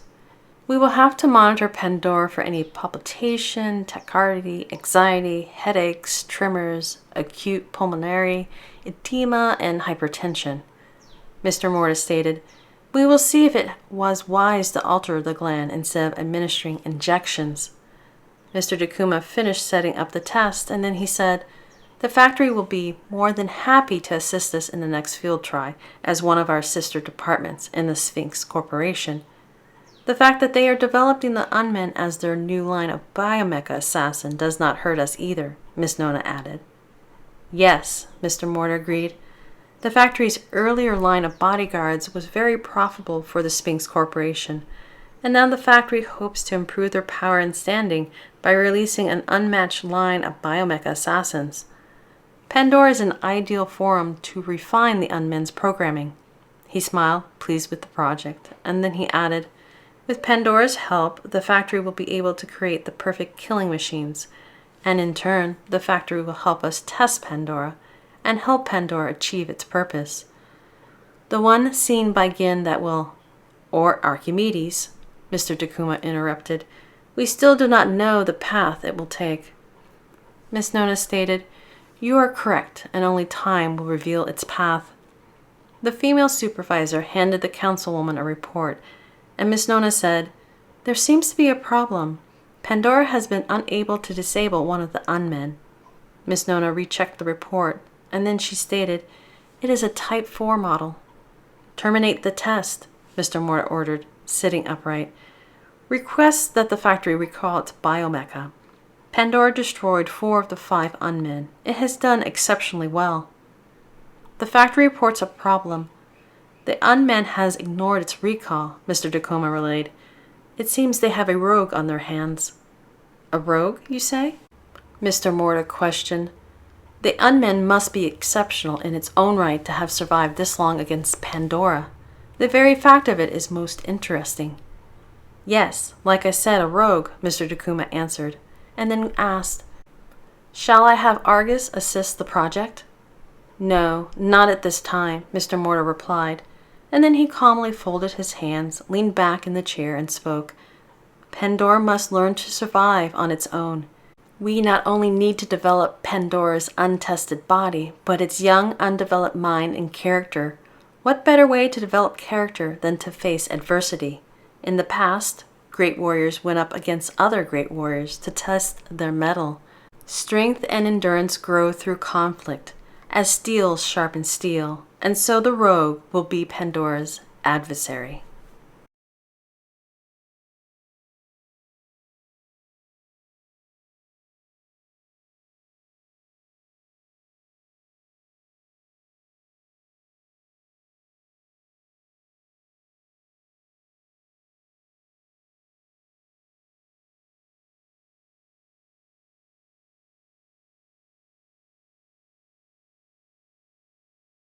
Chapter 3.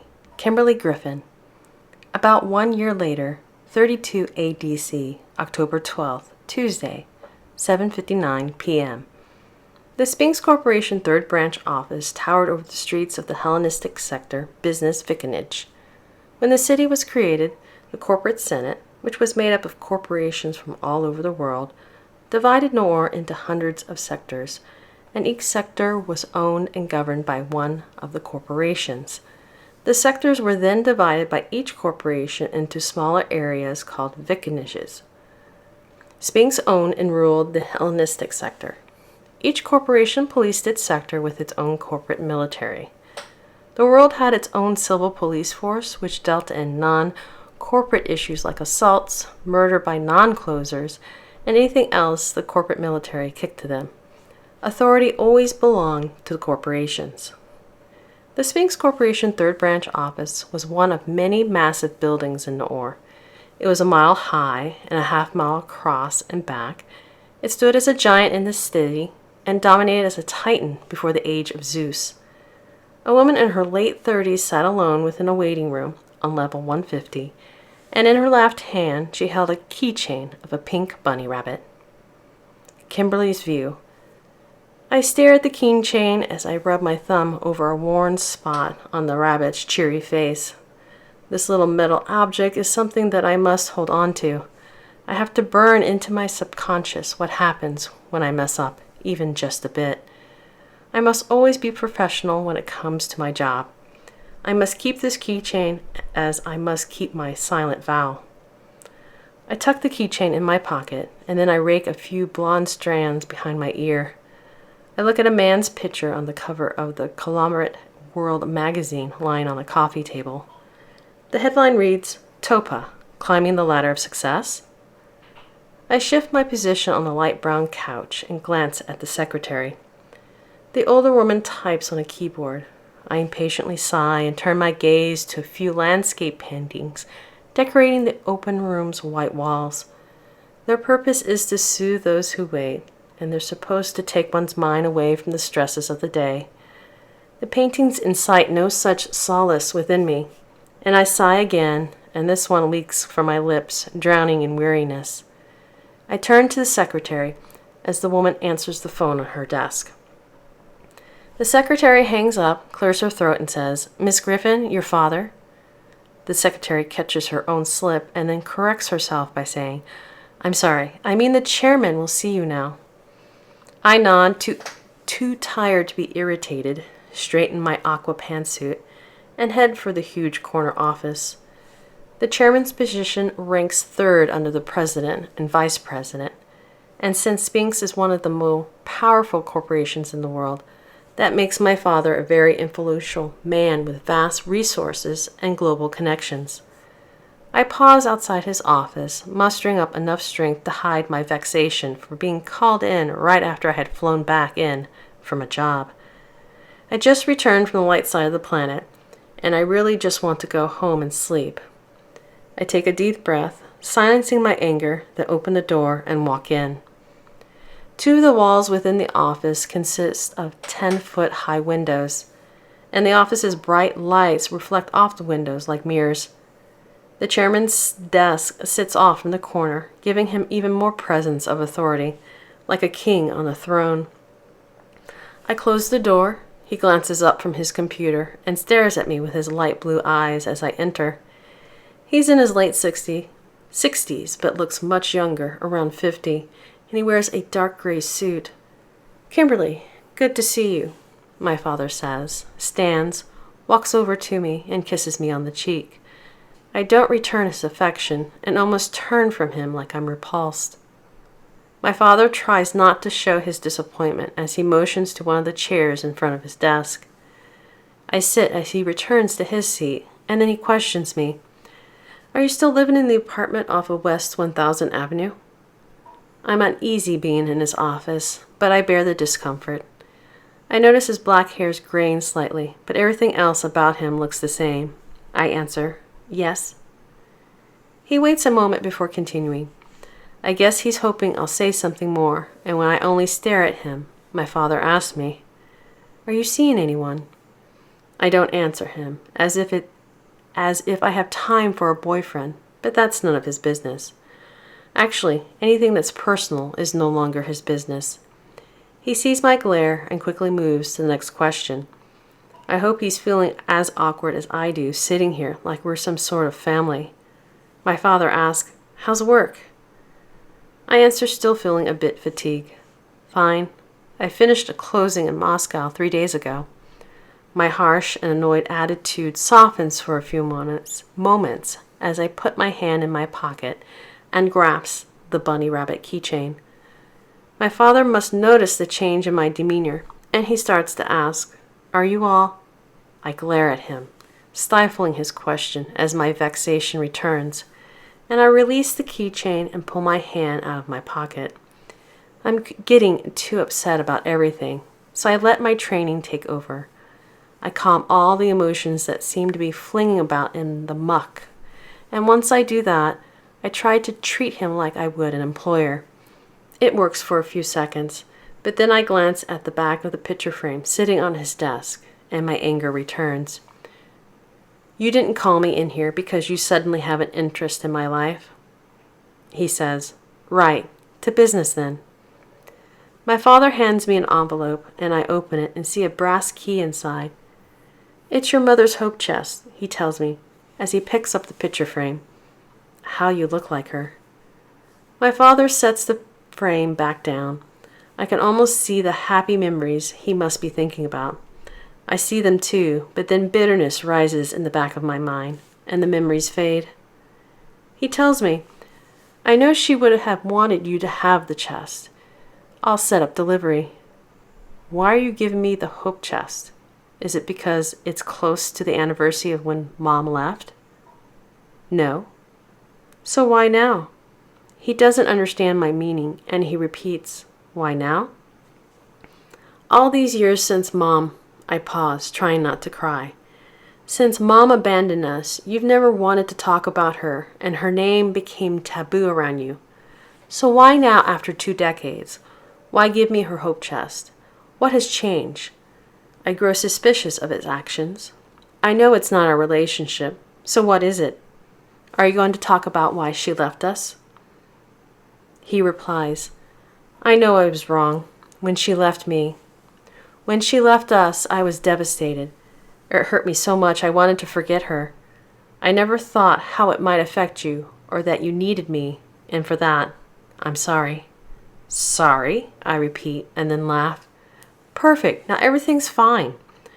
I stand and start for the door as I add sarcastically, I'm glad I came. Do you have to leave? I thought we might have a late dinner and talk. I walk halfway to the door, turn, and answer him. I can't. I have a closing tomorrow and need to get some rest. A closing? Who? Topaz. Yes, I know him. Thought you did, I tell him as I start to turn toward the door, pause and say, It's kind of sad. What is? Our relationship, my life, you name it, but most of all that you were the one who got me into. My next words slither from my mouth. My profession. I fist my hands as I question, what kind of father has his daughter trained to be? I glare at him, too angry to finish, and this time he has nothing to say. I continue to the door. My father stands and speaks after me. You should take some time off. You're looking a little tired. Maybe buy yourself a pet to keep you company. You can't be happy living all alone. You have been spying on me, I accuse him, after I pause at the door. I start to say something, but decide against it, and walk through the door. Mr. Griffin's view. I sit down after my daughter leaves. Then I face the picture and repeat my earlier phrase. How you look like your mother. I push my chair back and command, lights dim. The room darkens, and I turn in my seat, staring out a window at Nora's skyline. I gaze at the dry clouds as they loom over the dark city, and I speak in nearly a whisper. I wish you were here, Teresa. Our daughter needs you. Double space. Kimberly's view. I drive my red VX Corvette into the parking garage of the Nexus Apartments. The small 40-story building sits on the corner of West 1000 Avenue and Knott Street in the Hellenistic Sector residential vicinage. I exit the vehicle and grab a bag of groceries from my trunk. Then I take an empty elevator to the 31st floor and walk down a deserted hall to apartment H. Sometimes I command in a clear voice, door unlock. Voice recognized as Kimberly Griffin. The apartment computer system states, opening door. The apartment door slides sideways, and then I walk into the small entry and command, door lock.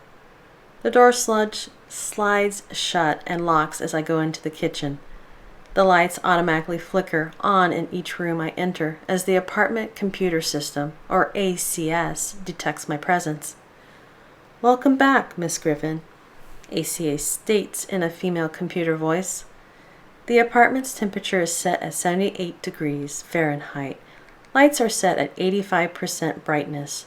Would you like to make any adjustments at this time? Yes, ACS, it's a bit warm. Drop the temperature to 76, and I could use more lighting, so change the brightness to 95%. Making changes now. The air conditioning kicks on, and the lights brighten as I set down the bag and lay the keychain beside it on the kitchen counter. I put both of my hands on the inky-like surface, lean against it, and tilt my head down. Sometimes I wish. My blonde hair falls forward, covering the side of my face as I peer at my reflection in the marble. For Aries' sakes, my life's so tedious. I lean back. All I have is routine. I start to unpack the bag and glance around the dark, lifeless room, and it's quiet in a gloomy way. I look at one of 3 windows in the apartment and notice a dead transgenic vine sitting on the kitchen windowsill. Great, just great. I forgot to ask the manager to water it while I was gone. It's too bad ACS doesn't have a watering system for plants. I walk over to the vine, pick up the pot, and several brown leaves float to the floor. I move to the trash can and press the step, and it flips up, a stainless steel lid. The brittle brown plant falls out of its container as I drop the pot into the waste, and dirt spills, exposing the vine's roots. I stare at the dead plant. Can't I keep one thing alive? I release the lid and walk away from the trash. Or are closings all I'm good at? I return to my groceries. I put the eggs and milk in the refrigerator, put the dry goods in the pantry, then place a stainless steel kettle full of water on the burner and turn it on high. I reach up into the cupboard, remove a white cup and saucer, and place them on the counter. I walk to a drawer, open it, and grab a spoon. Is this really my life? I notice my reflection in the spoon's curved surface. My life's mundane and lonely. Sometimes I wish. I place a single tea bag in a solitary cup and a slice of lemon on the saucer. Sometimes I wish. I glance at the answering machine as the water starts to boil. The number on the machine reads 0 messages. It's the number of my friends and the same number of my acquaintances. The kettle whistles, and I remove it from the burner, pour hot water in the cup, and steam rolls up from the liquid. Shouldn't my life be different? Wasn't I meant for more than this wretched life as a closer? I wish I had. No, it's better if I dare not think it and dare not hope it. I grab a remote from the counter and aim the device at the wall. I click on a 50-inch TV that hangs over a fireplace, and then I gaze at the picture from the open kitchen. The evening news is on, showing footage of a small office building on fire. I move behind a black leather couch and watch the blaze, and out of the corner of my eye, I catch sight of the first door in the hallway. Walk to the room, start to command it to unlock, but stop myself. Sometimes. I pull on my left earlobe. I wish. The spare bedroom has remained locked since I first closed it. I stored my mom's belongings in it. My bedroom, the master bedroom, is down the hall. I return to the kitchen, grab the remote, and look at the TV. An anchor woman, Linda Harvey with NBS, Noir Broadcasting Station, reads a report. The corporate Senate will be meeting later this week to vote on the proposed bill for a sales tax increase. The quarter-cent raise will bring in much-needed money for the planet's civil defense and continue funding research project Clean Air. Analysts are predicting the bill will be voted in. Linda Harvey pauses. In other news, Dr. Robert Seeker, the foremost expert on the dry clouds problem, will be heading out to Antarctica to... I turn off the TV, plunging the room back into silence. Enough with the news. My life is pathetic enough without having to hear about someone else's miserable existence. I pick up the saucer and cup, walk to the small round table, sit and stare out the window. The dry clouds entomb the starry sky, leaving the night dismal and bleak, just like my life. I pick up a clear plastic container of honey that's in the shape of a bear, pop open the yellow lid, and squirt a smiley face on the spoon with the golden sugar. I whisper a phrase my mom used to say, "Fly, fly away, sad, sad day." I stir the honey in my orange Pico, remove the tea bag, place it on the saucer, and stare at the now warm brown liquid. The phrase used to cheer me up, but not anymore. I arch my head back, looking at the ceiling. Hades! What a life I have. I open my hand and gaze at a star burned into my right palm. The only constant in my life seems to be it. It has been with me for nearly 2 decades, and I can't remember where I got it. I make a fist and open my hand again. Oh, for Ares' sakes, look at me. The only thing I have to look forward to is maybe someday discovering where I received this burn. Hades! I slam a fist on the table, and the teacup rattles. Sometimes I wish I wasn't so alone. I wish I had more in this life and that there would be someone there for me. Double space. October 13th, Wednesday, 5:49 a.m.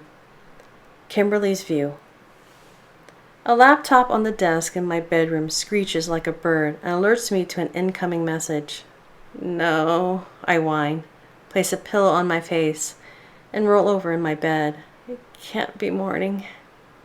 A screensaver of a flaming bird flies across the laptop, and the fiery glow lights up the dark room, and after a few minutes, I drag myself out of bed.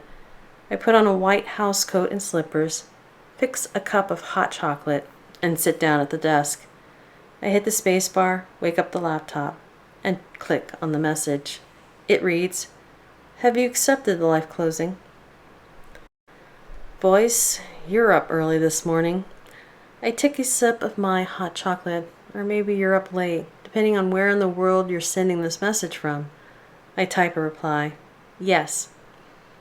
I'll send an encrypted email with direction, Voice types back. He should be in his office for most of the morning. Standard operations? Yes. Understood. I push my chair back, but the computer's beep grabs my attention. You should take a break after this closing, Voice writes.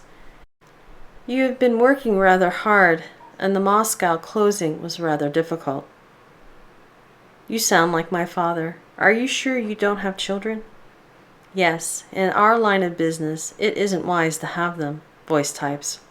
As for your father, you should listen to us. We are your elders. Since we're getting a little personal, I was wondering why you're called Voice. All these years I've worked for you, I've never heard you speak. Long before you joined us, I made contact over the phone and received the tag. I type. I'm also curious as to why you wanted me to join the Assassin's League. I do live on the planet's dark half. I should be a part of the Assassin's Union. And let Thanatos have one of the best closers? I think not. He would only waste your talents. And anyway, those of us on the light side still have work that must be done in the dark half. You aren't the only closer there that belongs to the League. I stretch, yawn, and type. We'll contact you this evening. Signing off. I go into the kitchen to fix myself some breakfast. I'll need a lot of fuel for the upcoming job. I glance at the trash and think of the dead plant. Maybe I do need a break. I just don't think I have room in my life for a pet. I notice the keychain on the counter and begin to brood. The last closing really got to me. I grab the keychain, walk to the living room, and move to a bookcase beside the fireplace. I place the keychain in a wooden box sitting on a shelf and glance at a picture frame with a photo of my mom. I've been told that I look so much like her when she was young, we could be twins divided by the ages. I whisper, Mom, If you were here, what would you think of me? I wish you had never left. I wish more than ever that you would be here for me. I pause and then question, what would you think of my pathetic life?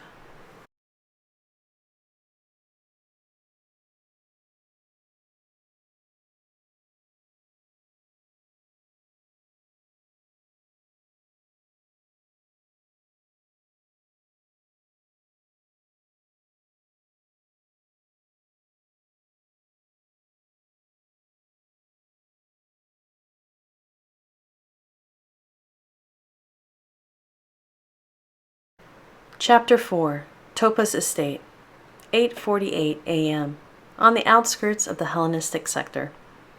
Catherine's View. I see Topaz Estate in the distance, and it's in the midst of an apple orchard. Sunlights light up the imported trees as a gentle wind sweeps through the orchard's green leaves. The lamps are on 16 hours and off 8 for places like these. And if they didn't use the sun lamps, the non-transgenic trees would starve in the endless night and die without them. I'm like those trees. I'm starving from the loss of the only light I had in my life, and I'm slowly dying. I'm dying from my heart out. It shouldn't have happened, and it's my fault that it did. Fruit trees here in Noir are rare, so the place should be a good thing to see, but a lot has happened to me lately. My heart burns with sadness and rage, and the only thing I can think of is, he'll pay for taking away my light. So I continue forward with my plan. I walk up a winding path from the darkness of the day, and the path leads me to the square mile estate. That's how I feel. I feel like I'm emerging from the darkness into blacker shadows, and I swear to myself, he'll pay for killing Preacher. I don't care anymore what's right or wrong. I'll make him pay for taking the only light in my world. I trudge forward, determined to go through with my grim plans. The past year's non-stop hunts, what the council calls tests, have taken their toll on me, mentally and physically. But what happened yesterday? It can't be ignored. My pants and shoes are worn and dirty, but not as worn out as me. They're the same ones I had on when I woke up at Etna Toys plant and warehouse. Life is hard here in the Hellenistic sector, but I couldn't complain, not until yesterday. I remove a single-strap backpack as grief wraps its arms around me and won't let go. I unzip my gray-black athletic jacket, and my chest hurts as anguish presses against it like a heavy boulder. The jacket covers my dingy white t-shirt and protects me from the cool, breezy air, but it does little against the sorrow that chills me to my soul. I take off the jacket, remove a black Revlik vest I carry on the outside of my backpack, and put the vest on. Revlik's an experimental material like Kevlar, but generations ahead, and seeing the vest makes me think about my life as it is. It's almost been a year since I woke in Etna Toys plant and warehouse, and so much has happened. I've created memories, and I've learned what it means to care for another person and how to trust. I've learned what love and devotion are, but now all of that's gone, along with Preacher. I glance at the Revlik vest, as if it'll console me. I acquired the body armor months ago from an assassin who died from a fall when he attempted to take my life. I worked so hard over the past year not to kill anyone who came after me, and I haven't failed yet, but the assassin still died, and he wasn't the first to lose his life in his pursuit of me. I cried so hard after the assassin died, as if I had been the one to kill him. My heart has changed so much since then, since they took Preacher away from me. I no longer care if someone dies. I actually want to kill Topa and make him feel as much hurt as I do now, so I force myself forward. I set the backpack and the jacket beside a dead gnarled oak. The tree's a remnant of the sun air, just as Preacher's a remnant of a future I'll never have, not since Topa killed him. I move forward, but have no sense of my own actions, engulfed by an overpowering heartache, and I move as if I'm a robot fulfilling a programmer's command. The shock of seeing someone I deeply care for die in my arms numbs me to the bone. I want to scream out, but that would give away my position. So I remain quiet and keep my grief within me. This is a nightmare. It has to be a bad dream. Preacher can't be dead. I continue up the path in a dismal drudge towards my grisly objective as a hatred overshadows my grief and suffering. The constant struggle between me and the unmen seems to have persisted for ages. I'm always the prey, always running and hiding, but not this time. My foes, the council who sends human assassins, and the factory who sends the unmen after me, remain in the darkness and beyond my reach. Today's different. I know one of their names and one of their places of safety. I grip my gun, and in my left hand I carry a white book smeared with blood. Topa will pay. Rage fuels my exhausted body. Revenge fixates my mind, and anguish rips at my spirit. He took the most precious thing in the world from me, so he has to pay. I stare at the book as I slowly die inside. For preacher, I'll kill, and I'll break an oath I made to myself long ago. In Catherine's View. Behind an iron gate, 4 men armed with handguns stood beside a brick guardhouse. 2 of them talked while the other 2 walked their designated area. The gate was the eastern of 4 entrances, and a 15-foot wall of stone surrounded the estate. 3 of the men wore Winnow masks Type B or WMB. The air filters covered their mouths and noses, and the masks permitted those not used to the dark half of the planet to work outside in the dry clouds of pollution. The lead guard moved away from the man he was talking to, pressed a button on the side of his WMB, and shouted to the woman in the distance through the mask intercom, "Halt! State your name and business here." Catherine's View. I don't respond, consumed with a murderous grief, and continue my war march toward them. The 4 men move to the gate and position themselves to fend off my attack as the lead guard shouts, "She's wearing a vest! Switch to APRs." The 4 men inject their 9mm magazines and replace them with armor-piercing rounds. The lead guard declares, "We'll open fire if you don't state your name and business here." "My name?" I question. "My name? I'm sorrow. I'm emptiness." "She has a gun," the lead guard shouts. "Take her out." The 4 men shoot at me, hitting me in the chest, and I lurch back with the impacts as images of preacher flash through my mind. I cry out in pain, seeing him die in my arms over and over again. I fall face down to the path, and I exhale from the impacts as if it's my last breath. Fireflies dance about me and the surrounding area, paying no heed it's morning. I watch them and wonder if they can feel sorrow, and then my eyes slowly close as I slip into despair's embrace. In Catherine's View. The lead guard ordered, "You 2, go check on her." They stepped out of the gate, scanned the surrounding darkness to make sure she was alone, and then approached her. The second guard rolled her over, cat moaned, and he noticed blood covered her shirt underneath the vest. He said, "She's as good as gone." The second guard reached down, took her weapon, tucked it in the front waistband of his pants, and then grabbed the book and said, "This could be valuable." He searched her pockets, then scanned the area again and spoke. "She has no ID or business card on her, so she isn't a closer. She must be a nut job. See anyone else?"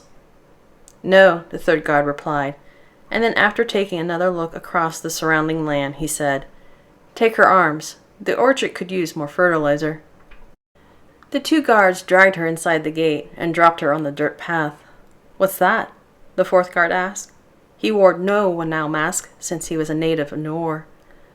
The second examined the item he held and then replied, "A book covered in blood." "A book, you say? Is it legal?" the maskless guard asked. The second opened the cover, peered at a paper tucked in a clear plastic pocket, and replied, "Yeah, it's legal. Here's its registration." He read the top and said, "The Bible's registered to one Norman Odin." "A Bible?" The maskless guard walked over, grabbed the book, and flipped through it.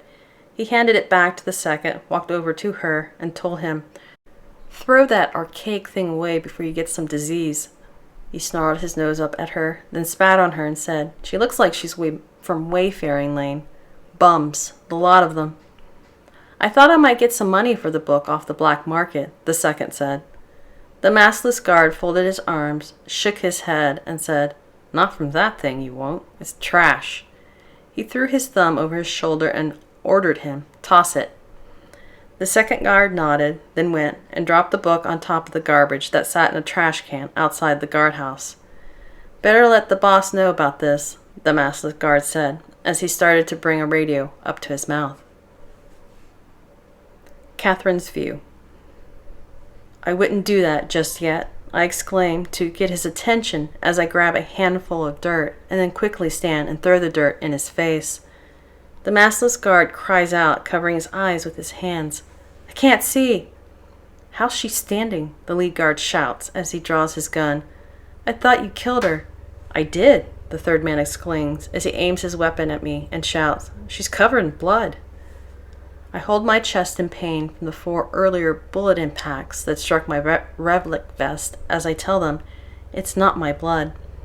I jump up, spin kick the third guard in the temple, and then yell, "Why do you think I'm here?" The third guard falls to the ground out cold as the lead and second guard shoot at me.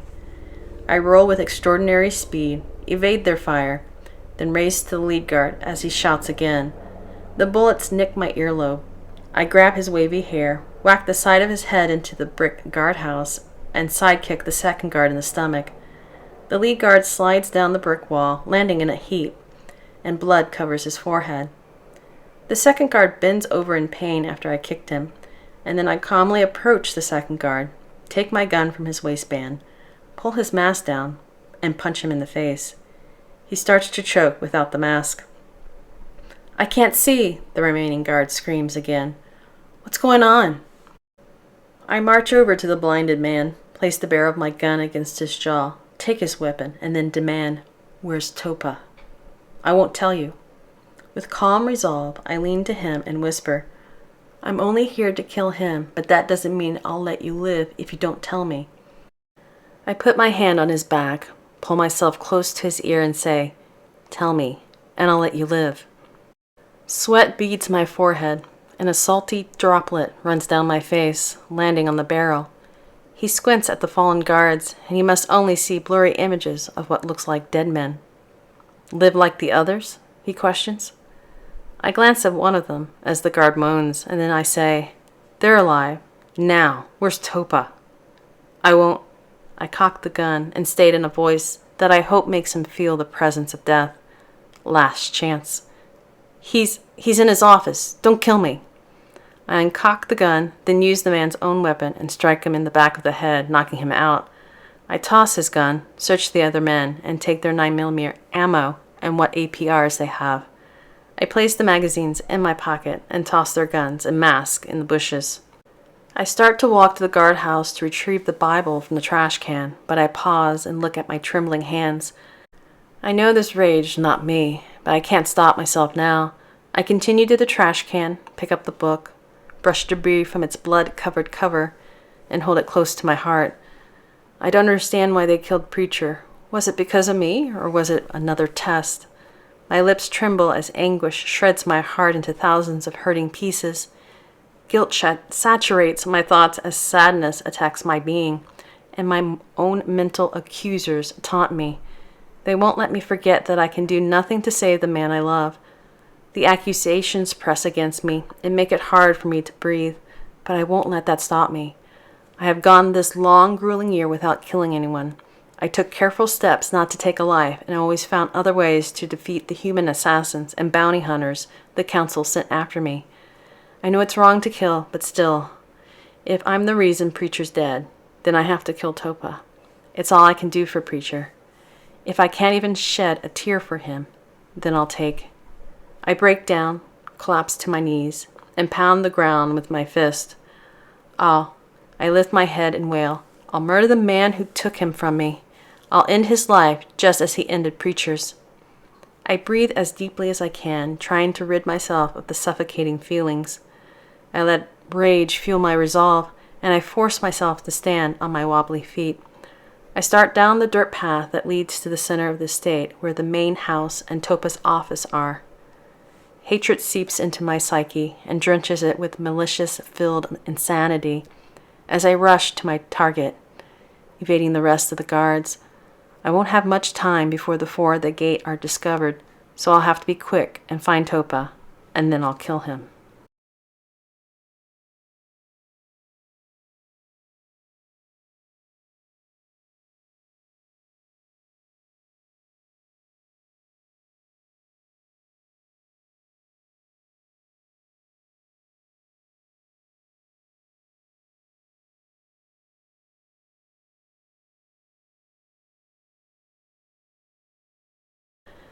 Chapter 5.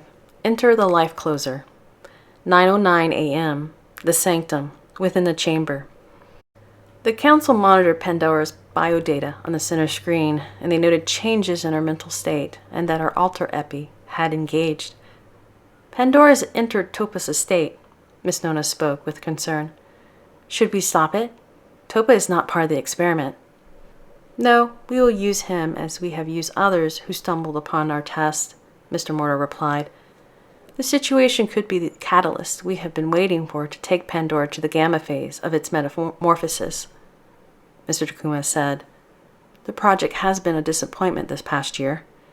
Its skills are incredible, but Pandora holds back and has not taken a life, Mr. Mortar said. The why is what we have to discover. The conditioning has failed, Miss Nona stated. We should be working on the epsilon phase by now. Not worrying about the gamma. No, I think it's more than that.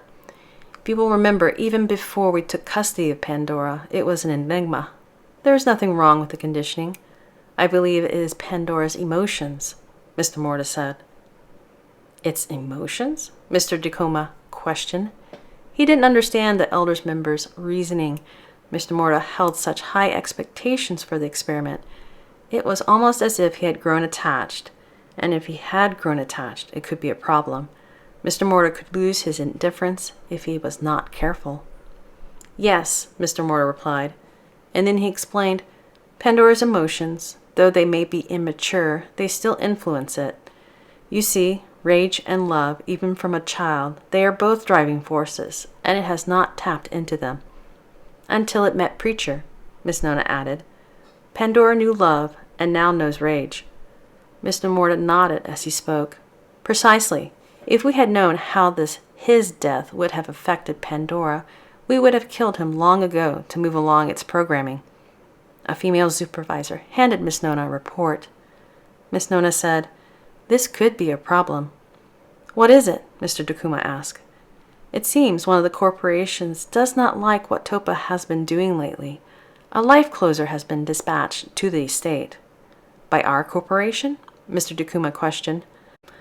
I think not, Mr. Morta answered, but with an organization as vast as ours, who knows for sure? Double space. Kimberly's view.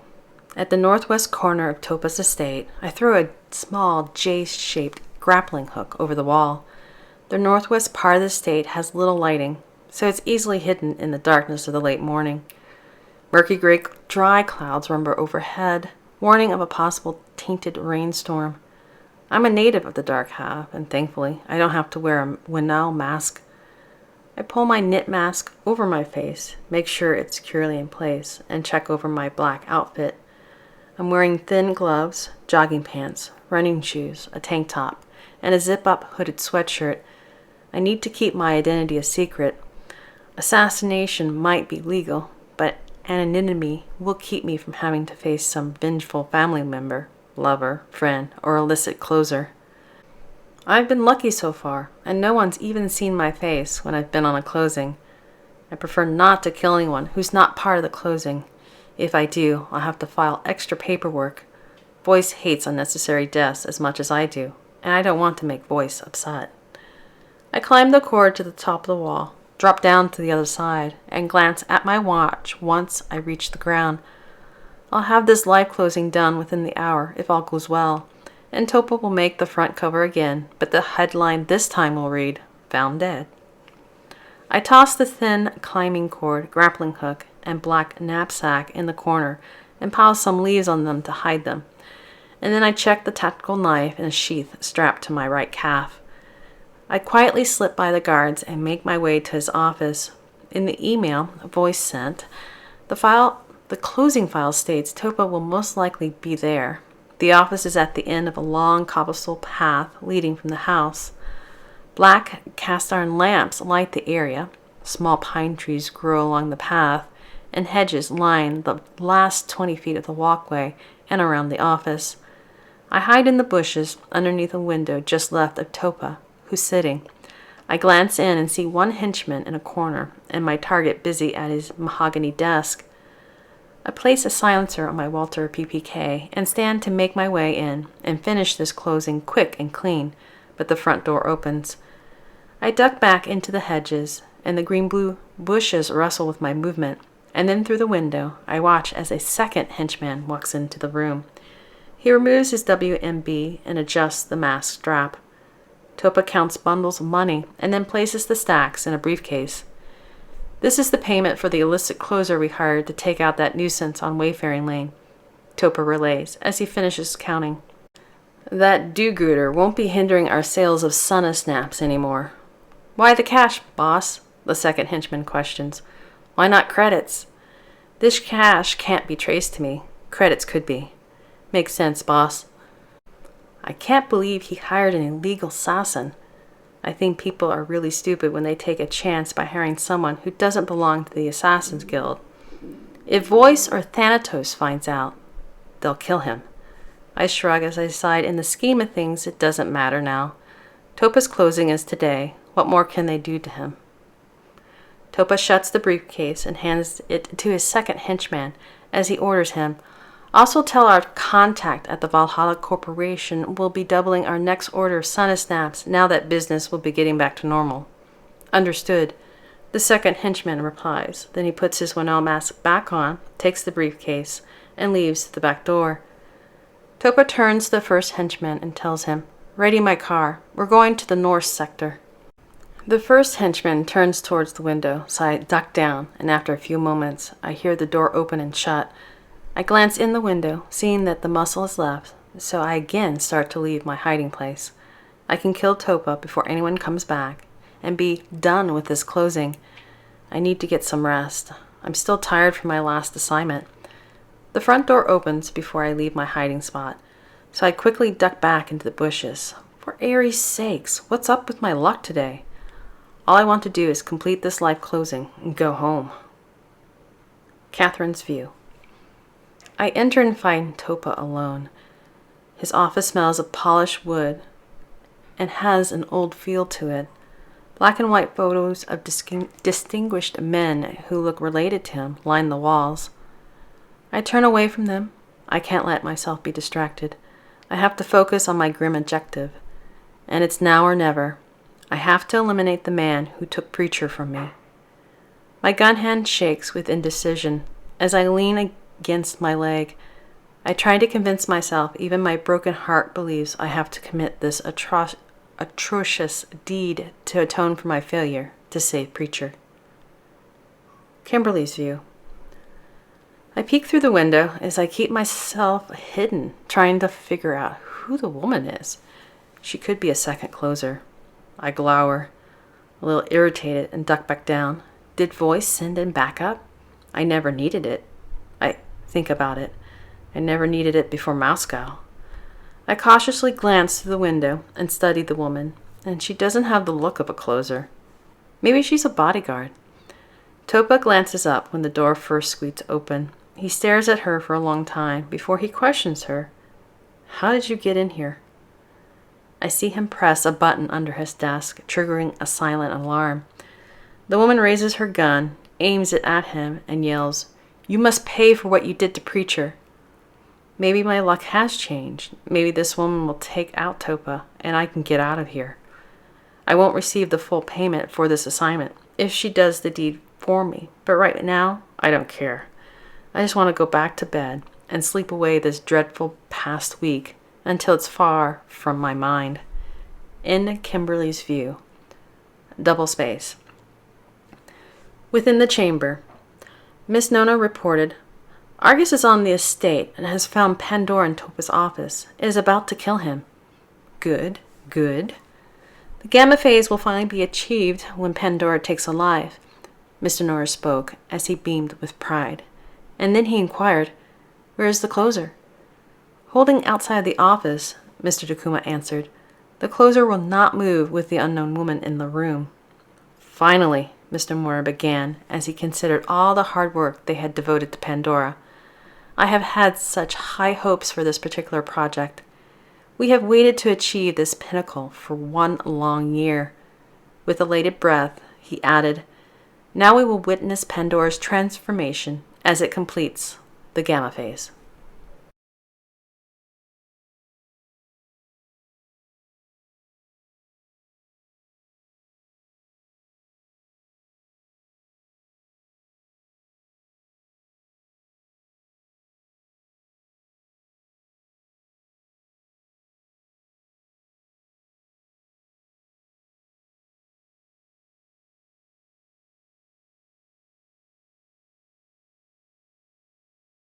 Chapter 6. Preacher. Etymology. History and usage of the word puck.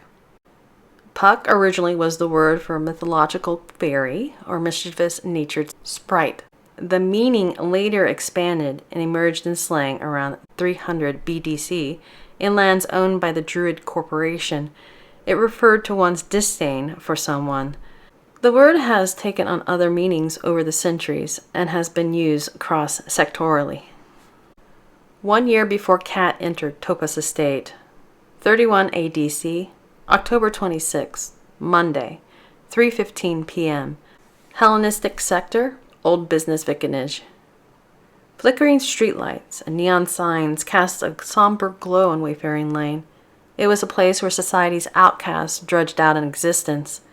Many people lined the street, selling transgenic vegetables, used clothes, and canned goods. And there were even people who dealt in flesh, sauna snaps, and or stolen water rations.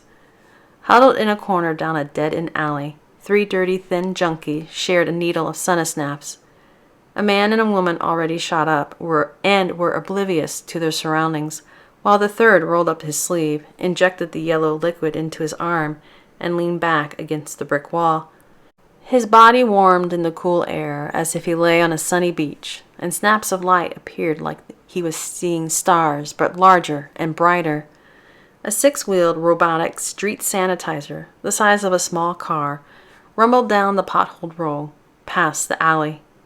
Nozzles in the front of it, and the middle sprayed a cleaning agent. Scrubbing brushes just behind each set of nozzles scoured an oily residue on the road, left behind by the tainted rain. A vacuum in the back sucked up the dark liquid and stored the polluted water in a large tank. The small vehicles kept the highways and byways from becoming cesspools, and without the cleaners, nor would come to a halt. The loud street sanitizer rumbled on, passing a grub filter sitting on the sidewalk against a building. The 8-foot square metal beast, also known as a grubby, pulled in air, filtering out the petroleum-based pollutants caused by dry clouds. Usually 4 grubbies covered each block, but this was Wayfaring Lane. They were lucky to have one. Evening approached as more people filled the street. Some wore Wanao masks, marking them as recent immigrants to the dark half of the planet, but most of them didn't wear the air filters, having lived in Noor long enough for their lungs to become accustomed to the pollutants. Catherine's view. I stumble into Wayfaring Lane, fleeing the unmen with the knife. The unmen attacked me 4 days ago, and since then, it's been chasing me in a sadistic cat-and-mouse game. It comes so close to killing me a couple of times already. I lost it a few hours ago, and thankfully, it hasn't found me again. I know this because the unmen would have triggered my biomecha warning, like the unmen had done when they first entered Etna Toys and Warehouse. These abilities that I have, they're unnatural. I can sense the presence of biomechas, but more than that, the last day or two, I've been having these flashes, like I understand how they're thinking and working. It's so scary. I also seem to see my own body, like I'm on the outside looking in. It's so weird and freaky. There has to be someone out there who can help me. I just need to find them, and then maybe they can put this nightmare to an end. I pause in an alley wall and lean on it as I catch my breath. I can't stop running until I find a place that's safe, so I push through my exhaustion and run on. Blood cakes my left shoulder, where one of the unmanned bullets grazed me, and dried plasma crusted the knife cut on my left forearm. Since waking at Etna, I've only eaten what food I could scrounge from trash cans and slept only minutes at a time. Weariness and mental anguish are taking their toll on me. I think I'm near my breaking point. Tired to the bone, I sprint down an obscure alley, trying to stay on my feet and not fall. I look over my shoulder as I splatter through puddles of tainted rain. The black water that smells of petroleum speckles my t-shirt and pants. I turn a corner and run into a man who's wearing a black trench coat. I stumble back and nearly fall, but I manage to put my hand out to the alley wall and steady myself. He says nothing to me, only eyes me curiously like he's debating the best way to kill me. So with a trembling hand, I raise my gun and aim at him. "There's no need for that," he tells me. "I'm Argus, and my job isn't to harm you." Argus's view. Pandora doesn't seem to understand me, and I notice its face shows fatigue, and its hazel eyes, that mimics a human's, have the look of a lost puppy. Maybe it's too tired to understand me. The factory has yet to recall or capture its wayward unman. I don't believe Pandora has had any rest, and even if it's a project, I don't know how long it can maintain such an unrelenting pace. It takes 2 steps back from me, as if to bolt. So I quickly tell Pandora what I've been ordered to tell it. "My employers, the council, have some information for you," I say. Taking a step forward, push the gun down to its side and note Pandora's wounds, including the large bruise on its forehead. I tell it, "The unman that the factory sent after you, the rogue, is no ordinary biomecha. There's a glitch in its programming. The council wants you to be extra careful with it, and they also want me to inform you that the only way to defeat the rogue is to reach the delta phase of your metamorphosis." Catherine's view. I have no clue what he's talking about, so I divert my eyes from his intense gaze, and I look at the sidewalk as if I'll find answers there. The world I've been thrust into is scary and confusing, like a dark forest to a lost orphaned girl. All I want is for someone to help me. I smooth my hand over the stubble of my shaven head, trying to wrap my mind around what's happening to me. If I don't want to remain ignorant, I need to speak. "You said the council," I begin. "I've heard that name before. Who are they?" Argus starts to leave, but I desperately grab his wrist and plead with him. "Please tell me. You must at least know me. Please tell me what my name is." "You don't know your name?" he says as if he's surprised. "You're the Pandora Project." He grabs my other arm, turns my hand over, and places a 9mm magazine in my palm. "If you want to survive the test, never run out of ammo." Argus turns to head down the street, and I can't let him go. He must be the someone I've been searching for to help me, so I shout after him, "Please, don't leave me. Tell me what my real name is. There must be more. I must be more than a project." He pauses as if my pleas have reached him, and then he says, "I'm not here to kill you, but I'm also not here to help you. You're on your own, though it is regrettable you have no memory." He turns and looks at me with concern, like one would peer at a crying infant, and then he speaks. "It must be very frightening not knowing why biomechas are trying to kill you." His expression softens for a split second, and in that instance, I hope I see my knight. But then I realize the look he's given me is one of pity, as he informs me. "It's simple. You're being tested, and they're being tested." A black sedan pulls up, and he gets in as he tells me, "Know one thing. Stay alive." The car drives away from me as I stare at it, unable to move. I don't want to be on my own. I want someone to help me and to make me feel safe with those arms. I see a flash, or more like I feel warm, gentle arms embracing me and cuddling me. I have felt safe before, I felt protected from the monsters of this world. I look at the car that's nearly out of sight, and the weight of what he told me hits me hard, as if I've just received a death sentence from a judge. I can barely move my legs that feel like giant sandbags, so I slowly move over to a building, turn before fear and exhaustion causes my knees to buckle, slide down its rough wall, and land in a defeated lump. "Someone help me," I whisper, as I put my head on my knees, wrap my arms around myself, and rock back and forth. "Please, help me." In the sedan, Argus's view. I remove my cell phone and make a call as the vehicle turns off of Wayfaring Lane. "I have some new information for the council," I state, and wait until I'm patched in. Pandora claims to have no memory of who it is, and there does appear to be a wound on its forehead. I pause, listening to the reply. "Understood. I'll continue my surveillance and tell Pandora nothing about itself. As the council wishes, so it will be done." Back down the street. Catherine's view. I clench my gun, trying to understand things that seem unreal, like I've been flung into a world that's not my own. Argus told me the unmen were sent by the factory, that the one I can't destroy is called the Rogue, and that it's no ordinary unman. The factory knows who I am, but I don't know who or what they are. I also don't understand why they want me dead. The coldness of the sidewalk chills my body, so I hug myself tighter as I continue to rock back and forth. I find little comfort in my own embrace, and loneliness creeps up behind me and threatens to snatch what little hope I have left. Minutes go by, and I know what I'm doing won't help me, and if I want to get out of this messed up situation, I have to focus on discovering the truth. Argus said the council wants me to be extra careful with the Rogue. It sounds like the council's on my side, but for some reason, I don't think that's true. I have to figure out what the Delta phase is and what I'm supposed to turn into. They talk like I'm some sort of butterfly. I still don't understand why these horrible things are happening to me.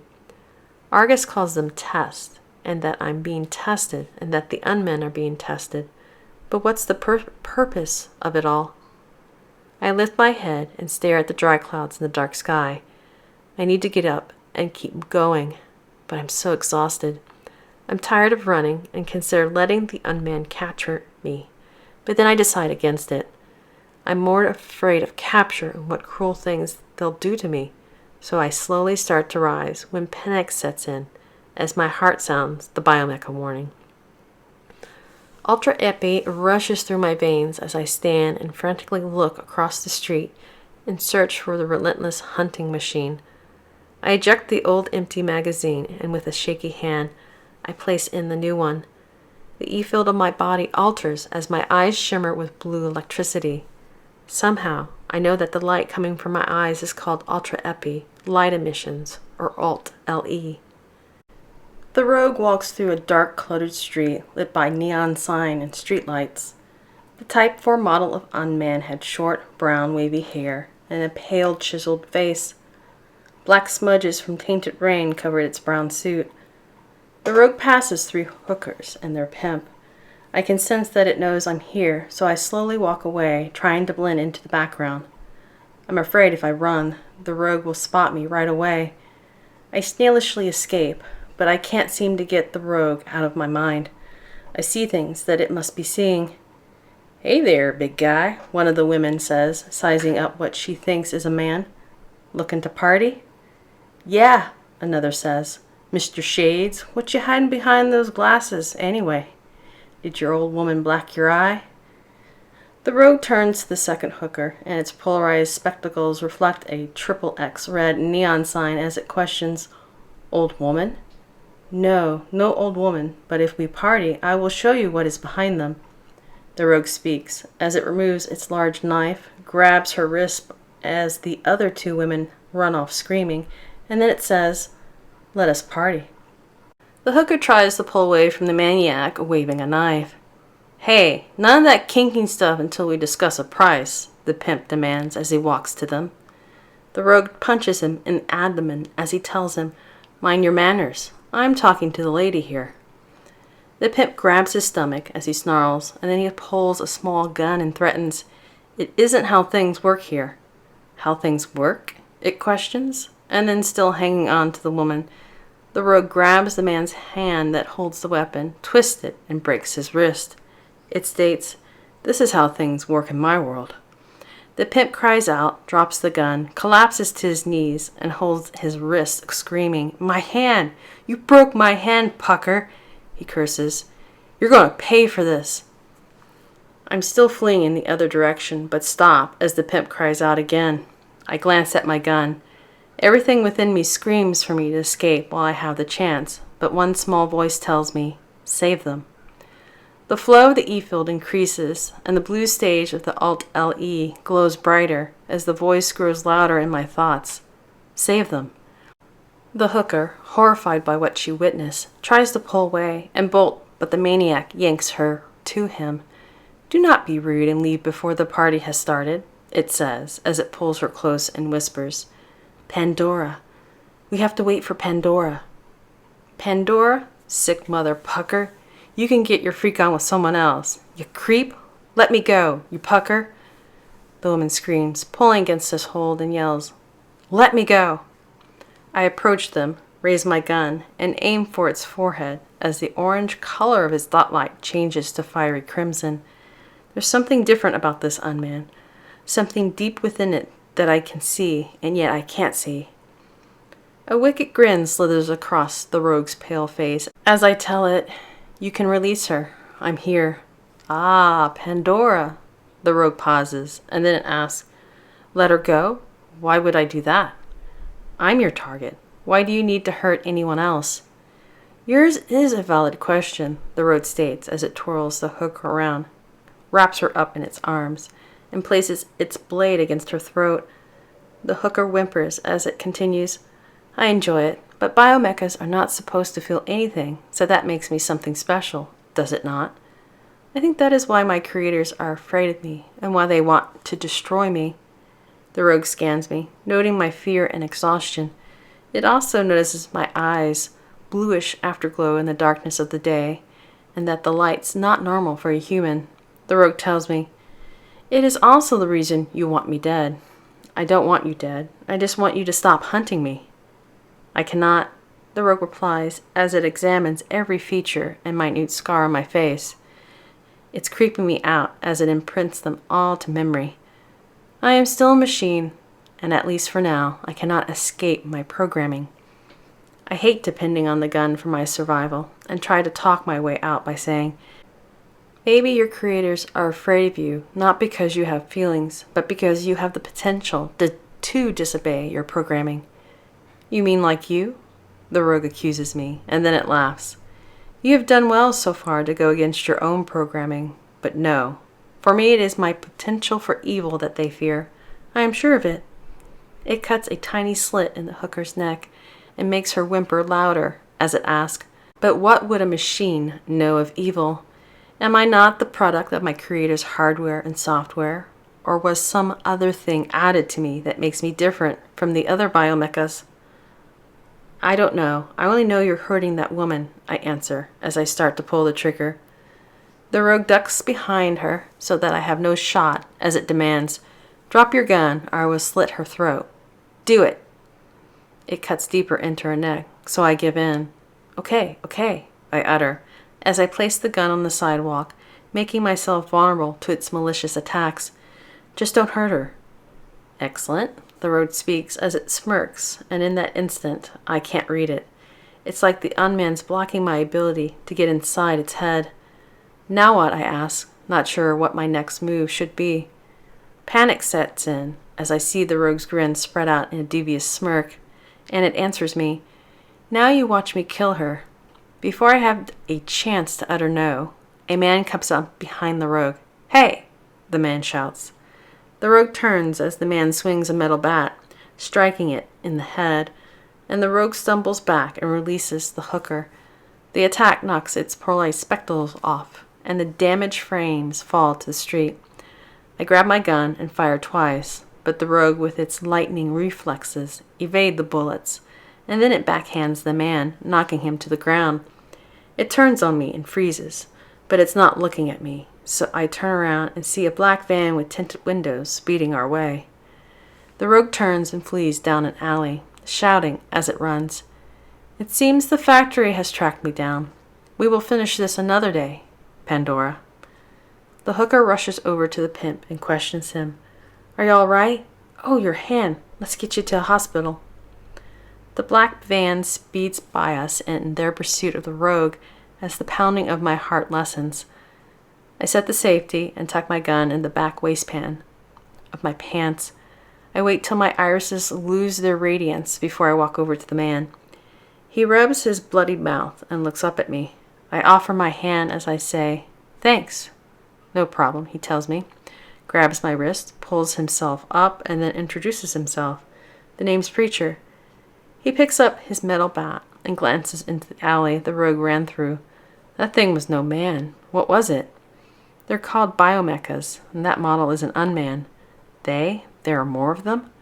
Yes, there are more, I answer, and then mutter. There are so many more. No kiddin'. He walks up to the stoop, picks up a white Bible as he comments, "Nora's getting wilder every day." I move to the rogue's broken polarized spectacles, pick them up, and peer through them. The lenses are mostly intact and intermediately fizz and crackle between green-lettered readouts across tiny square screens. The polarized spectacles do more than hide their eyes.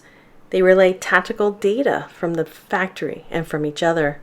I drop them to the sidewalk and crush them with my shoe, in case the polarized spectacles carry tracking beacons, and then I start across the street. "Wait, where are you going?" Preacher asks as he jogs after me. I turn as he places his hand on my shoulder, and then I repeat, "Where? I don't know." "Well, you look like you could use a meal and clean up a bit." He motions to the dried blood on my forearm and shoulder and adds, "And some first aid." I stare at the thin, scraggly man with shoulder-length, stringy black hair. Preacher wears a worn navy blue t-shirt and broken black-rimmed glasses taped in the front. His blue-gray eyes and pearly white smile catch my attention, and they make me feel safe and welcome. Have I finally found my knight? I notice he's staring at me, and I blush. Preacher waves his free hand like I've been looking at him as if he's some sort of weirdo, and he tells me, "I'm not being perverted or anything. I run a shelter, the kitchen. It seems to me you've been on the go for a while, so I thought you might be hungry." I nod as my stomach growls. I'd cry if I had the strength to. I think I've found my safe place. "You aren't much for talking, are you?" I shake my head. "Shy? That's okay. Come on.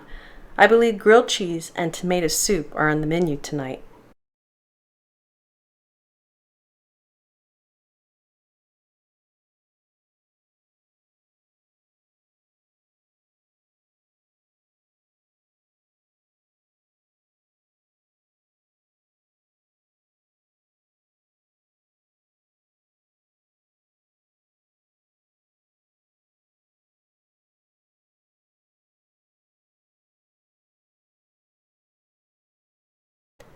Chapter 7. Farewell, My Friend. 7 months later, 32 ADC, May 25th, Tuesday, 7:30 p.m. Catherine's View. A helicopter flies over Wayfaring Lane just beneath the looming dry clouds, and a gust sweeps up an old newspaper, tumbling it down the potholed blacktop as me and Preacher sit on a stoop in front of the kitchen. We watch the people in their neighborhood as he tries to comfort me in his own way. Preacher once told me he'd never seen anyone so lonely or lost. He understands that we're from two different worlds, but Preacher still wants to understand me as desperately as I want to be part of his life. What frustrates me the most is that my past keeps eluding me. He glances at me and must notice how depressed I am. He rests his rough, calloused hand on mine, and we sit there in silence for about 20 minutes. I try not to be so distant, and it's still hard for me to connect. There have been so few people who have been good to me, and he's top on the list. "What are you thinking?" he asked me. I start to answer, but instead I stare up at the ever-present nemesis of Noir. I've always wondered how something so fluffy and so soft-looking could beat back the might of the sun. It's only another question on my endless list of questions. Since awakening in Etna Toys, I've discovered nothing about my past or why I'm hunted. I glance at his hand.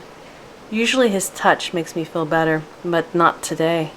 Only answers will fill the hollowness of my soul, so I gently pull my hand away from his and rest my hand on my lap. I'll do almost anything to find some scrap of my past. If I can just find out if Kat's my real name and where I come from, I'll be happy. It hurts too much not knowing, and I don't think Preacher understands. He doesn't understand how frustrating it is and that in itself hurts. I'm alone in a void of uncertainty, and because of that, I'm a stranger in our relationship. But I don't know why I haven't shared this with him. I guess I'm afraid he won't understand, and I don't think I can take it. I can't be alone in something else, so I haven't said anything. When I don't answer his question, Preacher looks down at his Bible he always carries, as if he's unsure of what to say. It's like he's searching for words that will comfort me, and then he finally tells me, "Catherine, don't you know there's more in this life than what you can see?" I focus on the book he holds, and then I reply, "You have told me, but still, there's something within me that wants to discover who I am." I stare at my worn shoes and speak softly, and yet there's this part that fears what I might discover. I turn to him, hoping to find a sympathetic heart and a look of understanding to the uneasiness that haunts me. But what I find is Preacher peering at the street, as his attention's drawn to a group of kids playing. He smiles, and I wonder if it's because he knows even in Wayfaring Lane, children can find time to be children. When he doesn't notice my searching gaze, I turn my attention to the kids. I'd usually go play with them, but today, so much is on my mind. I frown, turn my attention back to my shoes, and then say, almost in a whisper, "What if I'm a bad person? What if I've done terrible things?" "We've all done bad things," he answers as he finally turns to me. I lift my gaze back to him, searching once again for the sympathetic heart and the look of understanding, but all I see is that his expression saddens as if his statement was a reflection of his own life. I notice a red VX Corvette with a license plate from Ashes drives by with a blonde lady at the wheel before I once again divert my eyes to my worn shoes. I feel like I should be searching for something, I tell him, not sure he's really listening. I grab my backpack that's sitting beside me, unzip it, remove the worn note, business card, and the music box that was with me at Etna Toys Plant and Warehouse, and then I say, "I know these are clues to my past, but how do they fit? Our gracious Lord has a plan for you. I know it, and in due time He'll show it to you. You only need to be patient." His words don't help me, and I wonder again if he's really listening as I say. That's all I seem to have, but even my patience is running out. Preacher grins, and his blue-gray eyes and pearly white smile catch my attention once again. His warm expression makes me feel safe and gives me some hope. It gives me hope that my search won't be in vain. I no longer fear he's not listening to me as I lean over and lie my head on his shoulder. If only my life was always this peaceful, then... double space. 5 months later, October 12th, Tuesday, 10:11 p.m., the day before Kat arrived at Topaz Estate. Catherine's view. A car burns and then explodes, sending fiery shrapnel in all directions. Bullet holes litter the buildings, and the citizens of Wayfaring Lanes run, screaming for their lives, as I return from a meeting, an informant who never showed. An old bag lady holding a golf club runs up to me out of breath and exclaims, "Someone shot Preacher." "What?" I utter, and then I demand, "Where is he?" The bag lady points with the golf club as tears stream down her wrinkled face. I take off running in that direction as anxiety presses against my chest.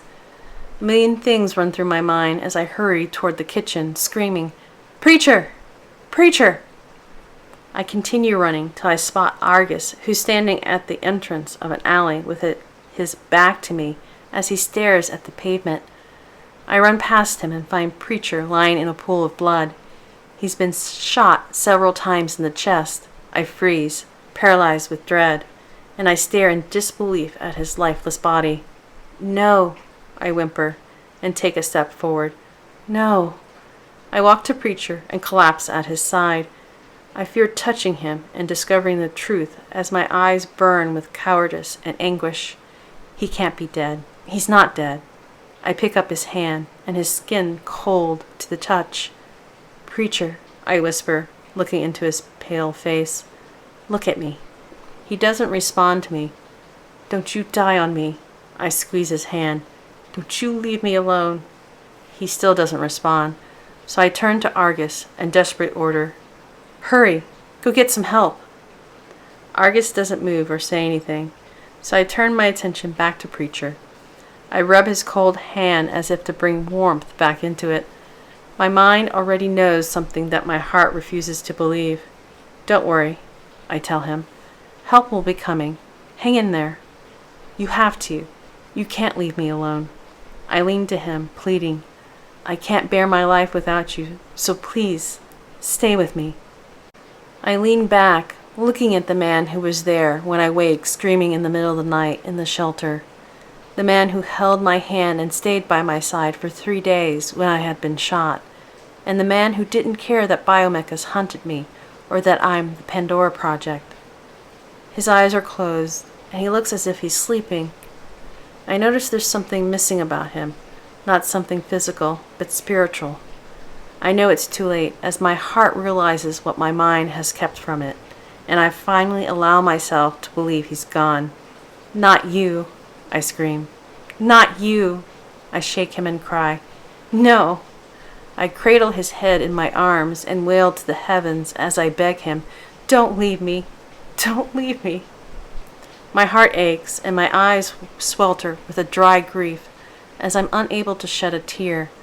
It never tortured me before when I couldn't cry, but now I wonder if it's because I'm something like a biomecha who's not capable of expressing grief.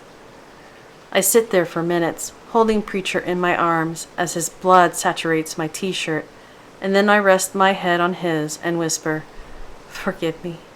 I should have been here.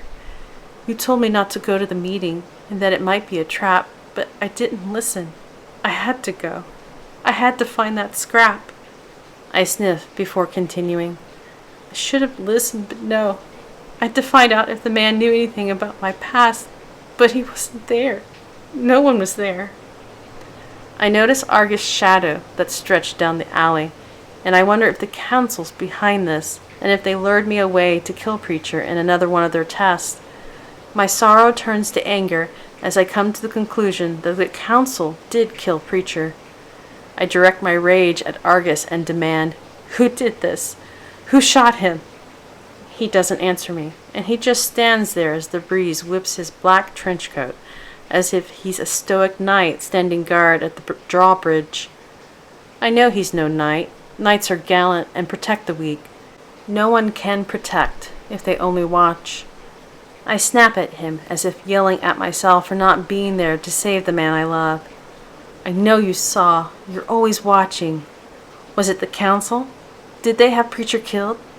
Did they have him killed to get at me because I'm not passing their tests?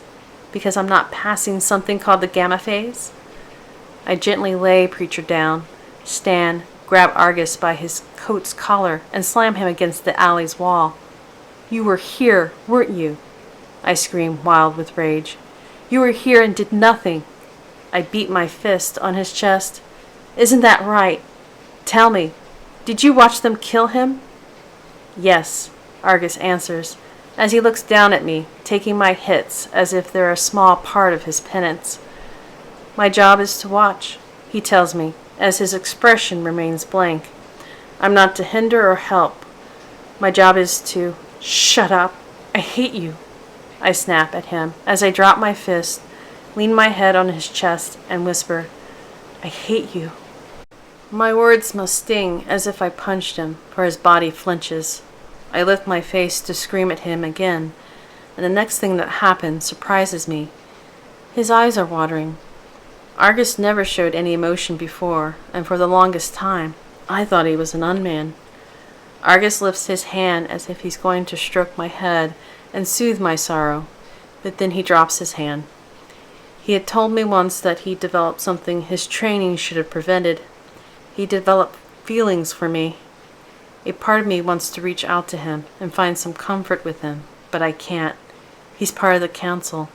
He's part of those who did this to Preacher. I deeply heave as sorrow and anguish drown me, and then I demand, tell me who murdered Preacher. Was it the council or the factory? He doesn't answer me, and that makes me more infuriated with myself than with him. It's not Argus's job to protect Preacher. I should have been here. I should have listened to Preacher's advice.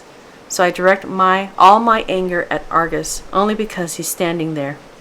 For once in your life, do something useful. Take a side. Take a stand, I scream as I die inside. Be more than an observer. I look up into his watery blue eyes. Pleading for comfort, and whisper, kill me. I strike his chest with my fist. It's the only thing I can think to do, for no one will wrap their arms around me again. Help me, I beg, as I hit him again. Just do something. I hide my face in his coat, and my body trembles with sorrow and heartache, knowing nothing will bring back Preacher, and that I'm all alone. Topa, Argus whispers. Topa ordered the closing on Preacher. He has an estate on the outskirts of the Hellenistic sector. I sniff, pull myself back, and stare at him heartbroken. I stare at him for a long time, and then I slap Argus in the face, and he only looks at me. I tell him with self-loathing thick on my lips, that's for doing nothing and letting Preacher die. It was me, though. I let Preacher die. I'm the one to blame because I wasn't there.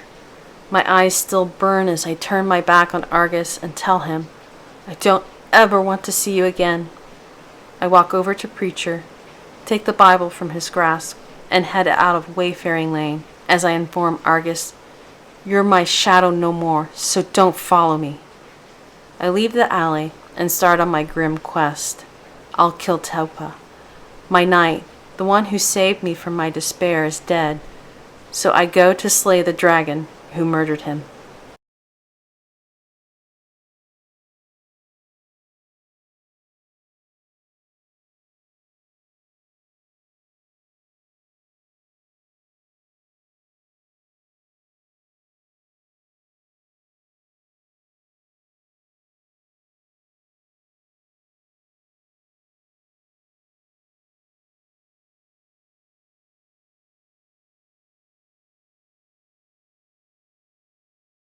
Chapter 8. From the Ashes. Present time, October 13th, Wednesday, 9:47 a.m. Catherine's View. Topa's office feels menacing and reeks of corruption as the men in the photos stare at me. They seem to glare down at me as if I'm the monster in the room, but I ignore their silent accusations as my heart aches so much it makes me ill.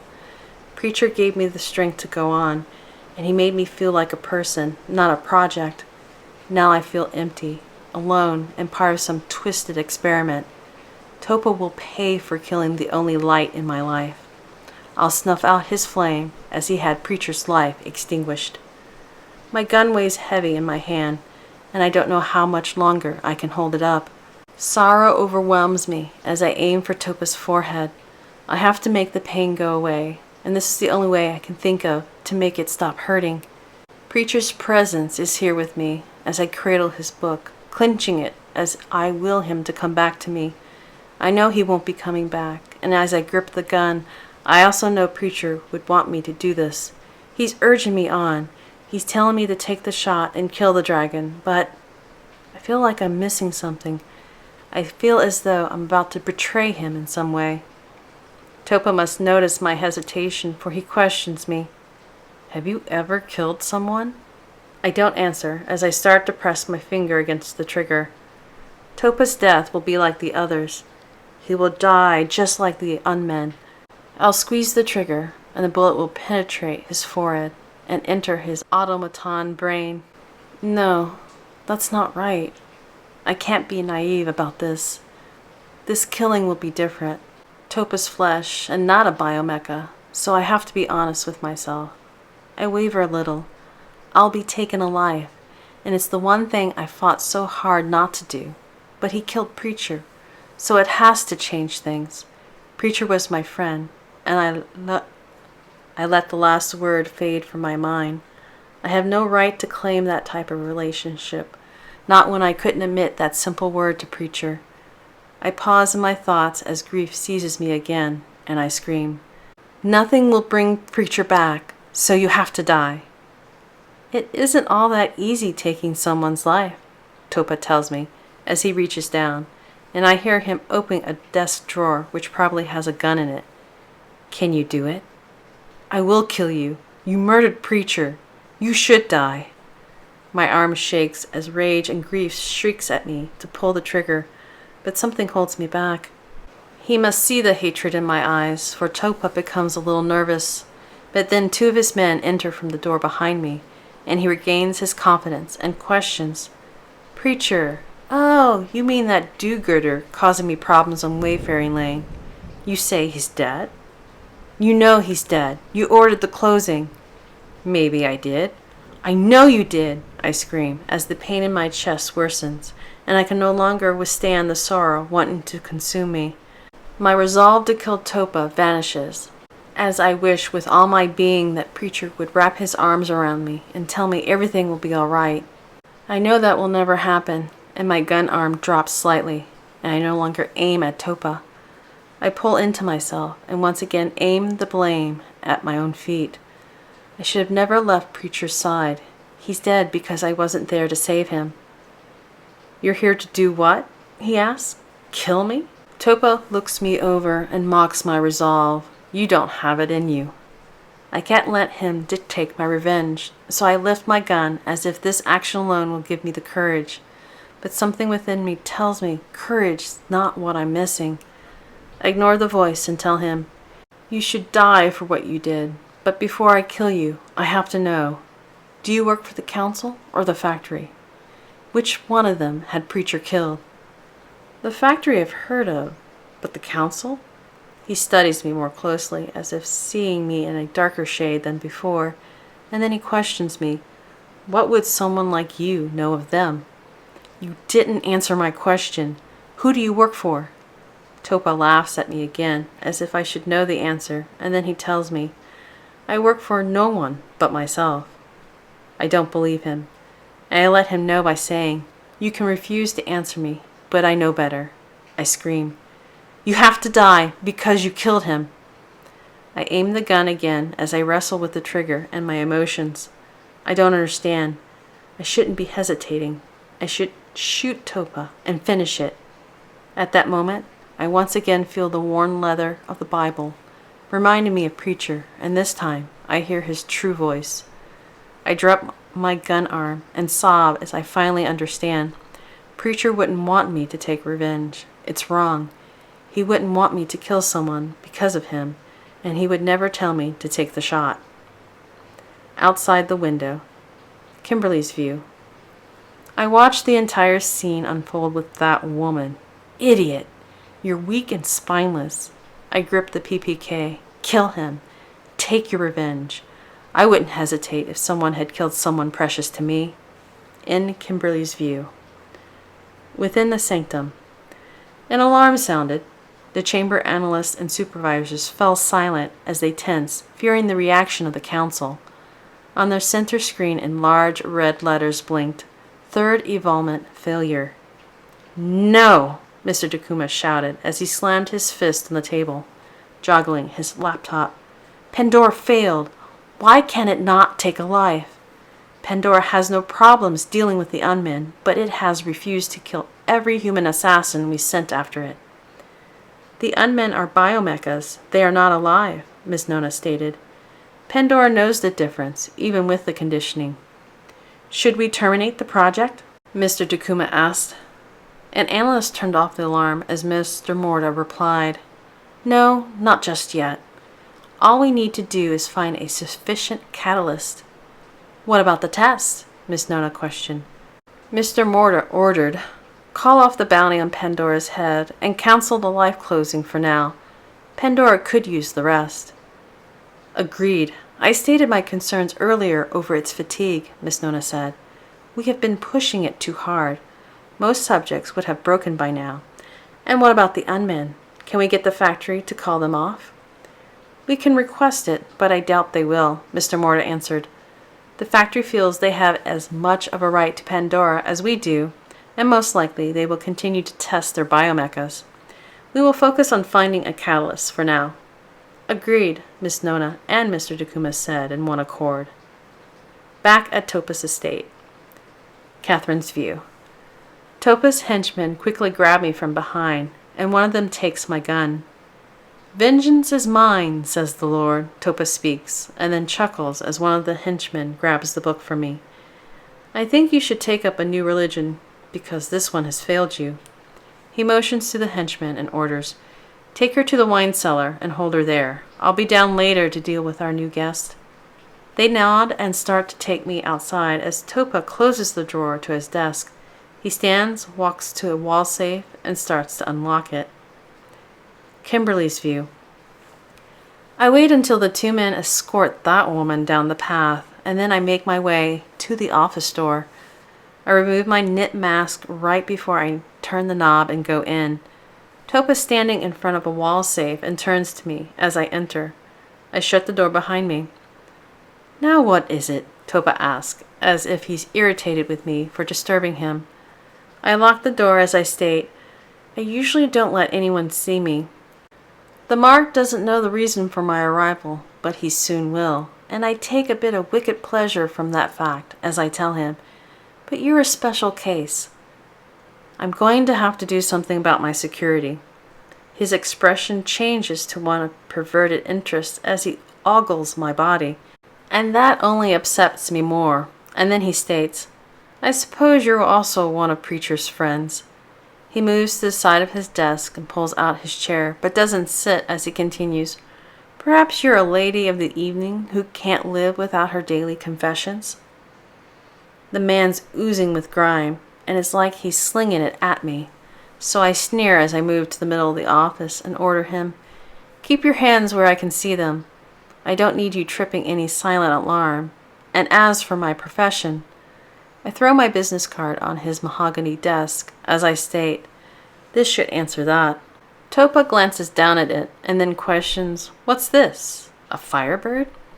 He recognizes the emblem and sits in his chair as if someone shoved him down into it. "No, you can't be." He peers up and panics. "Puck, you're the Phoenix." He stands, searching for a place to run. "You're a closer. Don't kill me. I'll pay you anything. I can give you credits or—" Topa motions to his safe as he states, "I have cash." Hades, you really disgust me. Why is it I always hear the same old thing from you Marks? Do you really think you can buy off a closer? Well, you can't.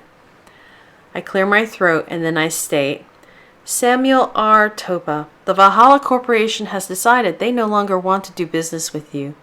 They're tired of losing their shipments of Sunsnaps, so under the life closer clause of your contract with Valhalla, I am authorized by the Assassin's League to terminate your life." But why kill me? I'm only guessing, but it sounds like the narcotic Sunsnaps hasn't been approved for use, but you're selling it anyway for the corporation. A kind of clinical street trial, but the participants don't know they're guinea pigs. You messed up when you lost a few of the shipments. I reply, as I aim. The Valhalla Corporation is now tying up loose ends and using the pretense of your contract to do it. I shoot twice and smoke rolls from the silencer, and with no emotion I add, "You know, just business." Gray matter splatters the wall as Topa falls back in his chair and blankly stares at the ceiling. For once, someone got what they deserved. For Ares' sake, to think this grimy guy had a preacher killed and used an illicit closer to do the job. Did he really think the Assassin's Guild wouldn't find out? I glance at the black and white photos on his wall.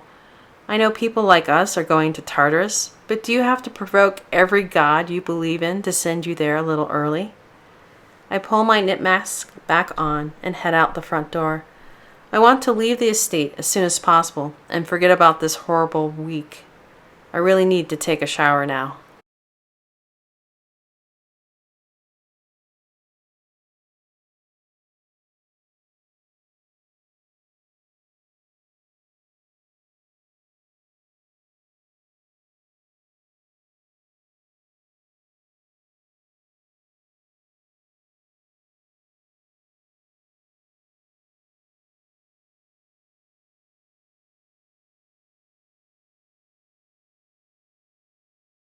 Chapter 9. The Unmen Arrive. Points of interest. Corporations had to develop alternatives to those addicted to nicotine since tobacco plants were nearly wiped out the first few months after the dry clouds appeared. The first year of the dry clouds, 0 year, tobacco farms were started on the light side of the planet. 28 years ago, the corporate Senate decided that crops planted on the light side had to produce food, so nicotine and other synthetics were created. The idea was to wean people off of smoking altogether. The synthetic tobacco proved to be as addictive, and the secondhand smoke from nicotine caused blindness in some infants. Nicotine was then regulated and could only be acquired with a prescription. 10:12 a.m. 4 black Chrysler 3000s drove across the road leading to Topaz Estate. The human drivers parked, turned the headlights off, plunging the area back into darkness, and then the passenger and the 2 back doors opened. 3 unmen got out of each car, and the vehicles rocked back and forth as the unmen exited. They moved to the back of their vehicles as the drivers popped the trunks, and an unman of each group removed Uzis from the back and armed their brethren. And once they were armed, their input sensor blinked 3 times as they received their orders from the factory. They uttered, "Setting programming to infiltration mode. Eliminate any obstacles to primary seek and destroy program." The dozen unmen gathered in front of the lead vehicle and looked at the north gate that was about 100 feet down the wall from them. They synchronized to determine the best entry point and relayed their findings to the factory. 5 armed men stood guard within the gate. The guards noticed them when they pulled up and readied themselves to engage the armed intruders, and if they had to, the men would shoot on sight. In unison, the unmen nodded their understanding of the factory's orders. They slung the Uzi over their shoulder and started for the wall directly in front of them as the drivers drove the vehicles away. The unmen climbed over the 15-foot wall by stabbing their fingers into the brick. Each thrust of a hand into mortar and clay sounded like a boot crushing across the snow. It sounded like an army marching across the white powder as they all scaled the wall. "The intruders climbed over," a man at the gate yelled. "Quick, radio in backup," another man yelled through his WMB. The 5 guards opened fire on the intruders, and the bullets riddled the dozen bodies, filling their business suits with holes. The unmen remained standing, staring ahead. The guards ceased fire and glanced at one another, seeing that the intruders were still alive. The unmen turned their heads in an eerie co-occurrence and looked at the guards. "Obstacle encountered," they stated as they assessed the obstruction. 2 of them lifted their Uzis, aimed, and shot the men, and the men's bodies jerked as the wave of bullets bombarded them. The unmen ceased, and the men collapsed to the ground. The 2 unmen scanned the bodies and determined the men's life signs had ceased. "Obstacle eliminated," a team leader stated. "Setting program to seek and destroy. We will track down Pandora and eliminate her." They headed into the heart of the state in 4 groups of 3, as they all stated, "Pandora will not escape us this time." Earlier, at Topaz house. The 2 henchmen shoved Kat down the stairs of the cellar and followed after her as the wooden steps creaked with their weight, and once they reached the bottom, one of them ordered, "Warner, frisk her." Warner did, and took the music box, business card, and the note from her pants pocket and set them on a table. He laid the white book and her gun there after he had ejected the gun's magazine and cleared the weapons chamber. The other henchman motioned with his gun to a chair for her to sit, and she complied. Racks of wine filled the cool, dusty room, and a rat scurried across the concrete floor in the back. One of the henchmen grabbed her chin, lifted it up, and examined her face and said, "You aren't much to look at, are ya?" Catherine's view. I don't answer him. There's no point. There's no point to anything. The walk from Topaz's office allowed me time to think. I was wrong before. Preacher might not have wanted me to take revenge, but I should have. I should have ended Topaz as he so callously snuffed out the only light in my world. I had Topaz in my sights, and I couldn't pull the trigger. It was my duty, and I shouldn't have listened to my heart. I failed, so I must concede that this is my fate for not killing Topaz. I deserve far worse for not saving Preacher. The henchman releases my chin and joins the other man at the square table. They both remove their WMB and breathe in the room's filtered air. I wipe my hands over my face as I regret allowing a sense of right and wrong to stop me. I remember Preacher, and the more I think about him, the more I think about how I failed to save him and how I failed to do what I had to come to do. "What do you think Topaz would do to her, Muggs?" Warner asks. "Don't know," Muggs replies as he shrugs. "Slap her around, I guess. What does he usually do with women?" Warner picks up the music box, opens it. An unfinished melody plays as I relax in the chair and my eyelids droop. My sorrow and pain vanish with the melody as it lulls me into oblivious euphoria. Nothing matters when I exist in this state, not even the death of Preacher. "Hey, she's fallen asleep." Muggs stands, kicks my chair, and orders, "Stay awake." He glances at the book and adds, "Maybe use this time to pray, or don't you know you're going to die?" Entranced by the melody, I ignore Muggs and listen as if I'm a youngster and the music box is the Pied Piper of Hamelin. I'll happily follow the bewitching music and vanish from existence.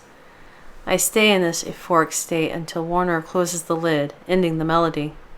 After he does, Warner examines the music box more closely and states, "This ain't no ordinary trinket. It's electronic or something." "You could pawn it at least," Muggs says. "It is silver." With the drug-like music gone, my pain and sorrow rush back like a runaway hover train. Feeling nothing would be better than this heart pang, so I plead, "Could you please let the melody play?"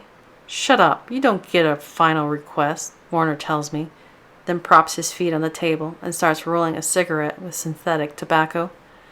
Muggs looks around the cellar as he says, "Heard a couple of stories of people who've been taken down here. Isn't there another entrance to this place, one that comes up in the middle of the state?" "I've heard—" Lub-dub, lub-dub. I ignore the men as they talk and focus on the cellar door like a prowling tigress about to pounce. Alter epi courses through my blood as the E-field of my body alters. I can see it happen like I'm reviewing a video of myself. My eyes spark with bull voltage, and in a calm voice I say, "They're here." Warner lights the cigarette and blows white-pink smoke from the side of his mouth. He takes another drag of the Nick fake as he ignores my warning. He doesn't even look at me. "Who's here?" Muggs asks, turns to face me, and gapes, seeing my eyes. Everyone usually reacts in the same way when they see the Alt-LE, but I'm still not used to how they look at me. They look at me like I'm some sort of evil monster. He stands and nearly knocks over his chair as he inquires, "Are you some sort of creature from the underworld?" "They're here," I repeat. I don't care if the unmen find me or not. Warner becomes notably upset. I don't think he heard his partner's comment, and he yells at me, "Didn't I tell you to shut the puck up?" He stands and lifts his hand to strike me as white-pink ash drops from the cigarette, and then he pauses and asks, "What's wrong with your eyes?" "There are 12 intruders at the north gate," a man yells over the intercom of their WMBs. "Hades, they've scaled the wall and are inside." Warner picks up his mask and listens. The man on the other end breathes hard as if he's running.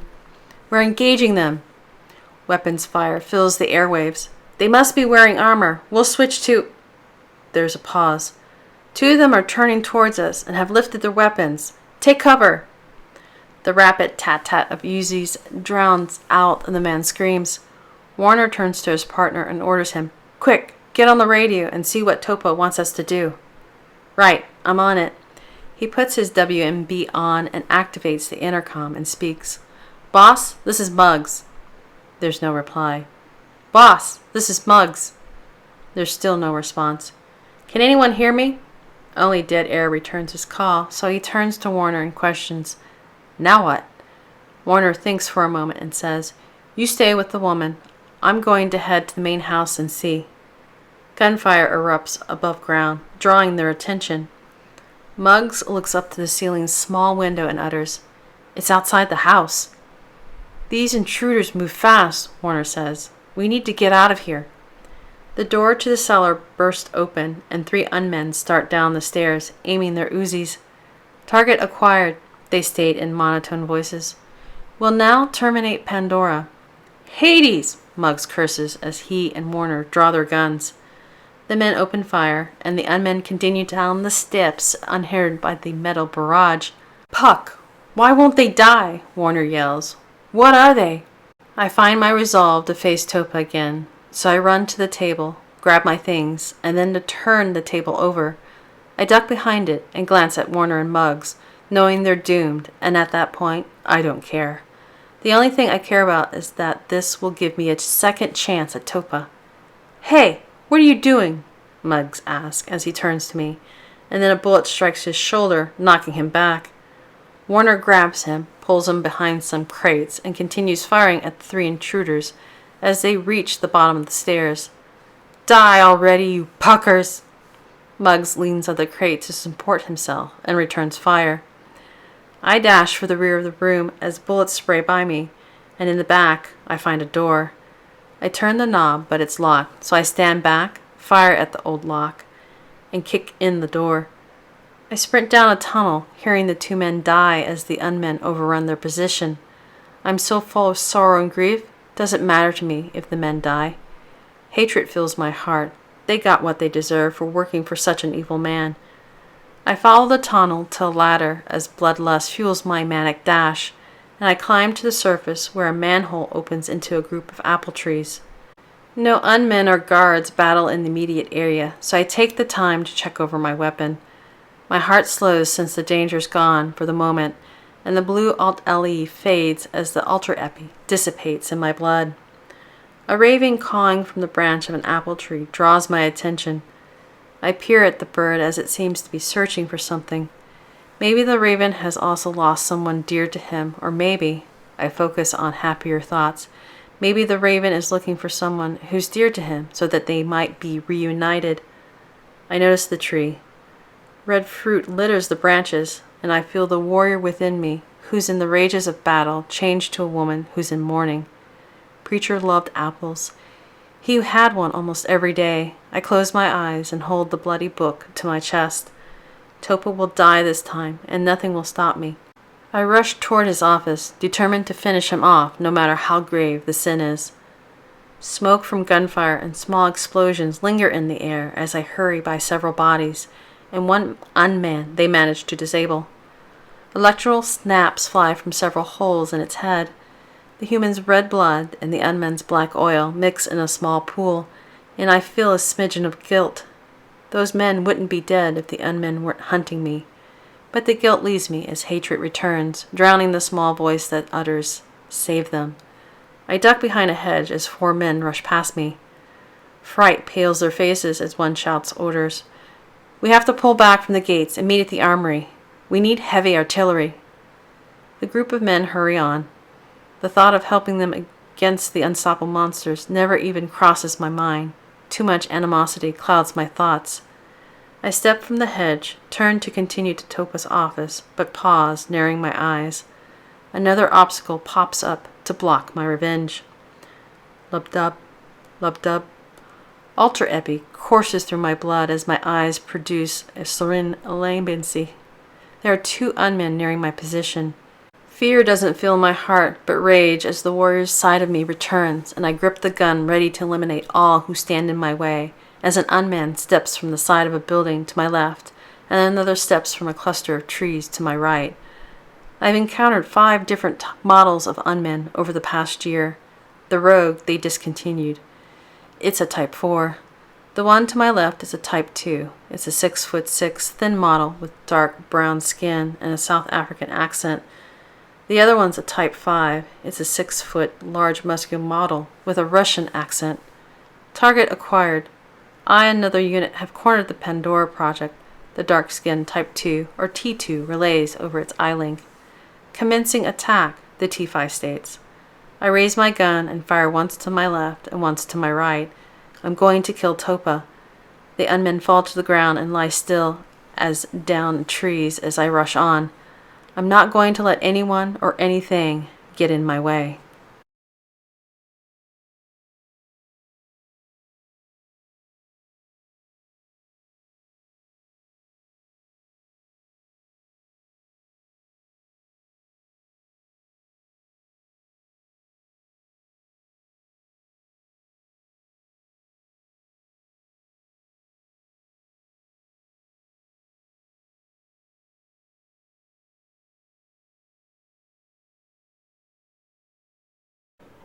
Chapter 10.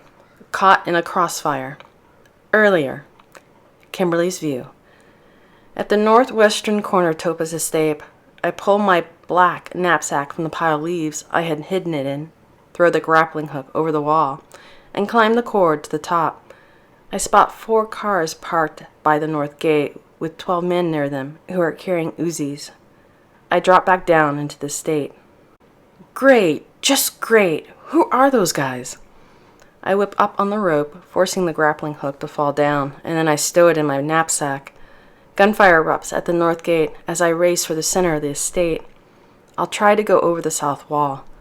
Gunfire continues as Topaz men shout, some in panic and some as their last cry. I duck inside a tool shed before 6 men rush past me. Weed whackers, a lawnmower, shelves, axe, and other lawn tools fill the outbuilding. I wait in the dark structure until I hear the men move on into the distance, and then I leave quietly. A man comes running up from the other direction. "I've spotted an intruder," he shouts over the WMB's intercom. Another man joins him before I fire 4 times, hitting the first man twice in the stomach, and he falls, shrieking as blood pours from his abdomen. The other 2 bullets hit the second man in the shoulder and chest. The first man's shrieks alert 3 more to my position before he dies. I shoot one in the face before the second guard tackles me, and we struggle for my gun until a shot discharges. I moan and roll the dead man off of me, and by then the third guard has his weapon trained on me. "Toss your gun," he shouts. "Now stand up." I stand, raising my hands. "I should kill you where you stand, but Topaz will want to interrogate you." If he only knew I had already killed his boss, he might have thought differently about keeping me alive. My luck is looking up. He grabs my knit mask, pulls it off my head, and my hair frizzes out, and then I tell him, "You shouldn't have done that." He questions, "Done what?" I stare at him coldly as I say, "You shouldn't have seen my face." I duck and twirl, sweep-kicking his legs from underneath him, and draw my tactical knife from the sheath on my right calf. I jump on top of the man and slit his throat before he can react, and his blood splatters my face. I hate up-close closings. They're always so messy. I look at him with no emotion or remorse. I've been trained well. I stand from the dead man and scowl. The assignment has turned into a wet works. Blood drips from my knife, so I bend and wipe the blade on the man's pants. I hear someone running toward me, so I abruptly turn and stand ready to attack the next guard. Earlier. Catherine's view. Avoiding the guards and staying clear of the areas the unmen are in, I spot a tool shed ahead of me. I notice a lady as the lady stands for a man she killed. I halt, raise my gun, and aim at her. The lady's preventing me from moving on, and I need to get by her, and fast. I see the lady's knife and wonder if she's a guard. She's not well armed. I notice the men. No, she just dropped 5 of them. She can't be a guard. I glance over my shoulder. It doesn't matter who she is. I need to get by her and take my revenge before the unmen close in on me. Kimberly's view. I freeze as a female guard points her weapon at me. I look at the ground where my PPK lies, and then to my knife. The female guard's too far away to lunge at, but I can throw my knife. I steady her face. Wait, She's not a guard. That woman's the one from Topaz's office. She's the one who couldn't kill him. Catherine's view. I start to shoot the lady in the leg when I believe I recognize her, and a sense of joy peeks over the mound of hatred and sorrow I feel. I've never come across anyone I thought I knew, and my mission of retribution loses its priority as I ask, have we met before? Kimberly's view. I don't answer her, considering if that woman wasn't able to shoot Topa, what chance is there that she'll shoot me? Catherine's view. The lady ignores my question, and I don't know where I recognize her from. I do have to determine whose side she's on, so I ask, do you work for the council, or maybe you're a bounty hunter working for the factory? I lower my gun a little, then raise it and make a face as my heart hammers the biomecha warning. I gaze past the woman and realize that I stayed too long, and they've tracked me down. I feel my Alt-LE trigger, but the light show doesn't seem to bother the lady, for she comes at me with her knife. Instinct takes over, and I sidestep to the right and fire as the lady leaps at me like Tarzan attacking a tigress. Moments earlier. Kimberly's view. I peer at that woman as something happens to her eyes.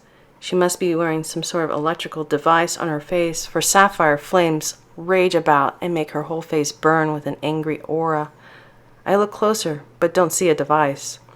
With that woman distracted and muttering like a crazy person, I take the opportunity and pounce, lunging with my knife. That woman reacts much faster than I thought she could. I fear this is my end as she fires, but I continue my attack, even as I wonder what the demon-like blue brimstone blazing from her is. The bullet barely misses my face as I bring my knife down. She blocks the chopping blade with her gun and kicks me in the stomach, and I stumble back and notice my PPK at my feet. I can't grab it just yet, so I stare at her for a long moment, as if she's Lamia, the child-eating Damien. In all my years as a life closer, I've never seen anything like her. I quickly shake off my dismay and terror and focus on my gun. If I can grab the gun, I can kill that hellish woman standing before me. I start for the PPK when gunfire from an Uzi erupts from the trees behind me, and I dive to the ground. That woman fires again. I roll, pick up my gun, move to a kneeling position, and search the area for my adversary. But the woman's gone. I run and take cover behind a tool shed and look at the line of trees where the Uzi fire came from. Sparks shoot up from among the trees, and I carefully make my way there and investigate, finding 2 men dead. Both have a single shot through their head, and I realize that woman wasn't aiming at me. I was wrong. That woman can kill, but she didn't kill me. Black blood trickles from the men's heads, and I step closer for a better look. What are they? I kneel to them. Are they robots? I don't have time for this, so I stand and walk to the dead guard, who's still holding my knit mask. I touch my cheek as a dreadful fear creeps over me. She saw my face. Hades, that woman saw my face, and I let her escape. Double space. Catherine's view. Rushing into Topa's office with my gun at the ready, I find no guards within, and Topa leaning back in his chair with his brains splattered across the wall. I stand there, aiming at the man. We're both frozen in the moment. Sadness and regret wash over me as the gore keeps me fixated. Tick, tick. An old clock sounds, filling the otherwise silent room with the passing of time, and I lower my gun. Am I relieved someone else killed him, or am I upset that the privilege was taken away from me? I don't understand my emotions. Maybe I feel a little of both, and I take a step toward him, trying to determine who killed him. I walk to his desk, examining the bullet holes. I don't think it was an unman. 2 shots to the head look more like the work of a life closer. Tick, tick. The clock sounds away the seconds as I look at the black and white photos of Topa's male relatives, who've accused me earlier of being a monster. Time allows my hatred and sorrow to turn into regret and self-loathing. I move to Topa and stare at his terror-filled face, and I'm ashamed of my revenge-filled thoughts. It shames me to say, but I don't know if I would have killed him. I'd like to think I would have changed my mind before it was too late, but Tick, tick. I catch a glimpse of a red speckled business card with a flaming bird resting on his desk, and I pick it up. It's a calling card left behind by a life closer to the NCPF, or so they will know it's a closing, authorized by the Assassin's Guild. A barcode on the back of the card can be read by specialized HHC, which the Noir Civil Police Force carries and proves the closing's authenticity. Deep in thought, I hold the card as a lot clouds my mind, and so it takes me a while before I realize the image is the same. I quickly remove the business card I found at Etna Toys a year ago and compare the two. My heart leaps with excitement. They're almost identical. I review the day's events. The lady I fought. I remember how she seemed familiar. Maybe she left this card. I rush out of the office. I have to find her, and I have to ask her again if she knows me. I make it out of the estate through the south gate about 10 minutes later and run into the pale glow of a pine forest. I follow an old truck road, and it comes to a fork just as a red VX Corvette with a license plate from Ashes speeds off, kicking up dirt. I pause and glance at the two business cards. I might have found someone who knows me. I stare at the trail of smoke and dust left behind by the car. I found the lady once. I can find her again. I stare down the road till the dust settles, then place the business card in my back pocket and make my way to the north side of the estate. I walk up to the gnarled oak and grab my backpack and jacket, and then when I sense the unmen are near, I hurry back into the woods. Tall, scraggly lantern pines fill the forest and scent the air. Scientists created the transgenic plants that could survive without the sun, and they created the lantern pines by genetically modifying a yellow pine with the extra genome of a lanternfish, producing a tree that created its own light. The bioluminescence lasts several days after the needle's death, so even the forest floor produces a ghostly glow. The dry clouds cease their grumblings, forever looming over the land like a menacing specter. An owl hoots as I dash by its roost, and I flee till I sense the unmen have ceased their pursuit. The ultra-epi light emissions dissipate, and my heart ends its warning, so I slow to a walk. An opossum scurries past. I stop in a small clearing, undo the velcro of my armor, remove the black Revlik vest, and look down at my bloodied white t-shirt. I pull a clean one out of my backpack, take off the soiled one, and put on the new, and then I hold the bloody t-shirt and Bible to my chest as I sit against a tree on a bed of glowing needles. I close my eyes to sleep. Preacher, I'm sorry. I'm so sorry. I'm alone in the world again, and I miss you. I miss you so much. Time slowly passes, but I can't sleep. Over the past year, I have learned that the ultra epi that courses through my blood gives me abilities, but it also causes side effects. It took me a long time to figure out that the music box counters the side effects. All I have to do is listen to the tune, go into a trance-like state, and make myself vulnerable to attack. I feel anxious. It's the first side effect of the ultra epi. I stare up at the canopy of ghostly pines. Preacher, forgive me. I weep without tears. Forgive me for not saving you. My nose runs, and I wipe it with the back of my hand. Within the serenity of the forest and in the calming effects of crickets chirping and the wind-rustling pines, a realization sinks in. Preacher, what would you think of me? In my anger, I hurt people.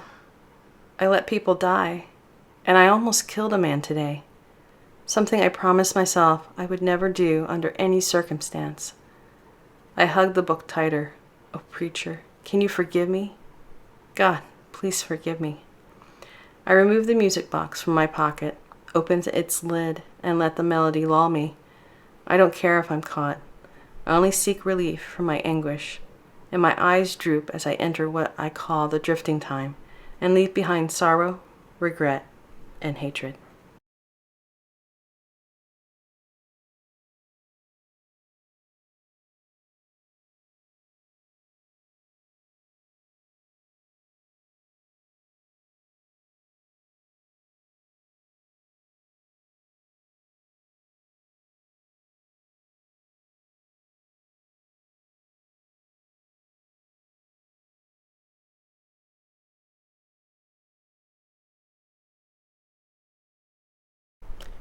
Chapter 11. The Siblings. Russia, the light side of the planet. October 13th, Wednesday, 10:42 a.m.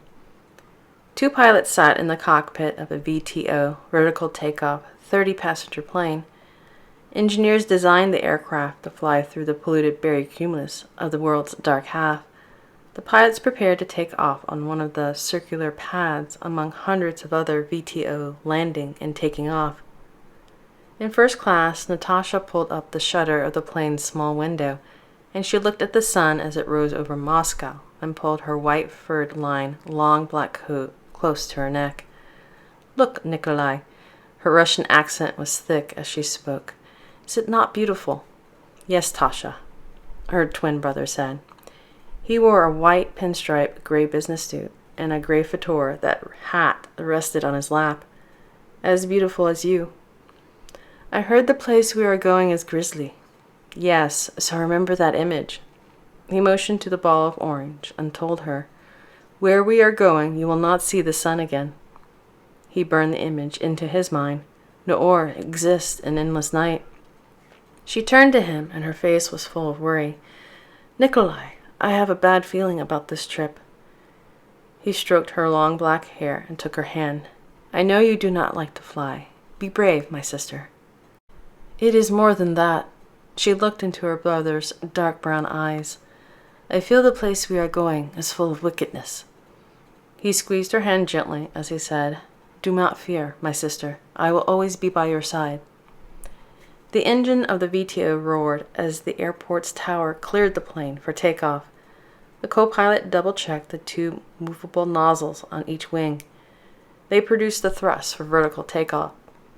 He pulled the VTO lever down, turning the nozzles horizontal, and pushed the lever up to return the nozzles to vertical. The co-pilot gave the all-clear, and the pilot ignited the thrusters, and the aircraft lifted straight up into the sky. The plane rumbled and shook with the effort as Natasha buried her head into her brother's shoulder, and after a few minutes, the co-pilot pulled the VTO lever down, and the aircraft shot across the horizon. Nikolai leaned over, closing the shutter. "It is over.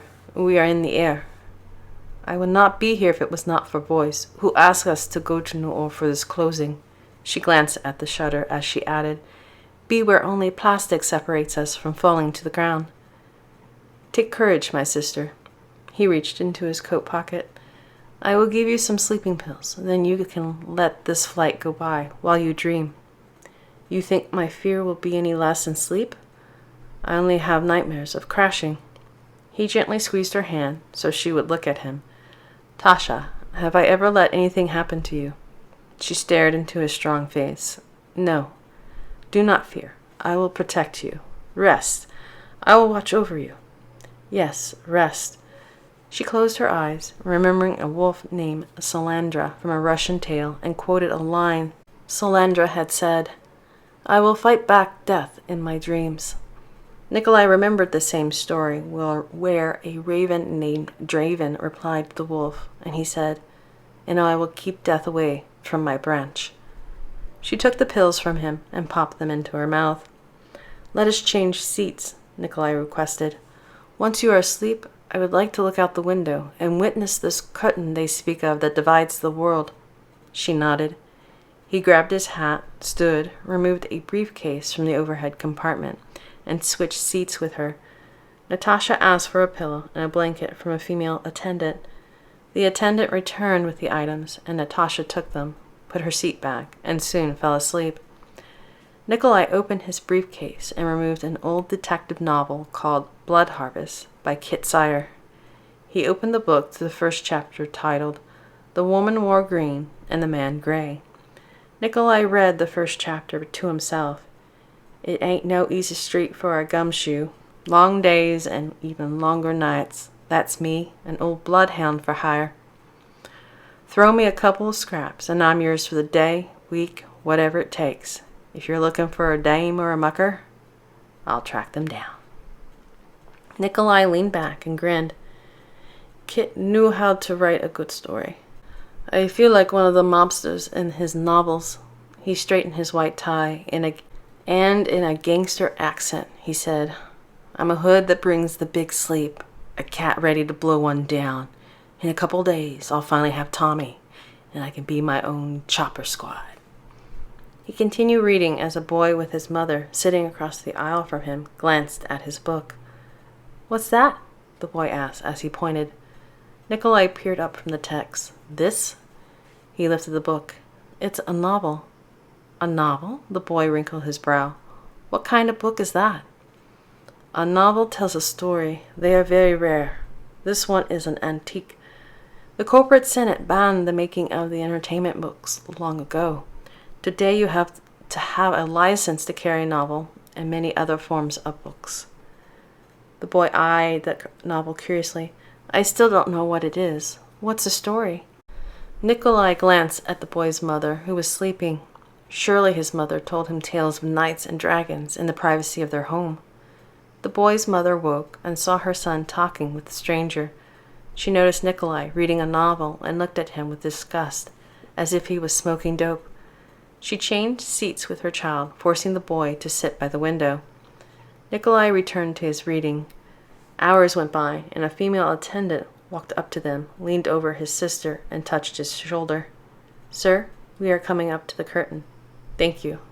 Nikolai raked his hand over his face and through his buzz cut. A male passenger in the seat in front of him said to a woman, "I hear the berry cumulus spreads almost an inch every week. If the corporate Senate doesn't find a way to stop the dry clouds, the whole world will be covered." "Is that right?" the woman asked. "As right as anything you hear," the male passenger replied. If that was true, Nikolai's homeland would be consumed by the berry cumulus. He opened the window shutter. It was still day.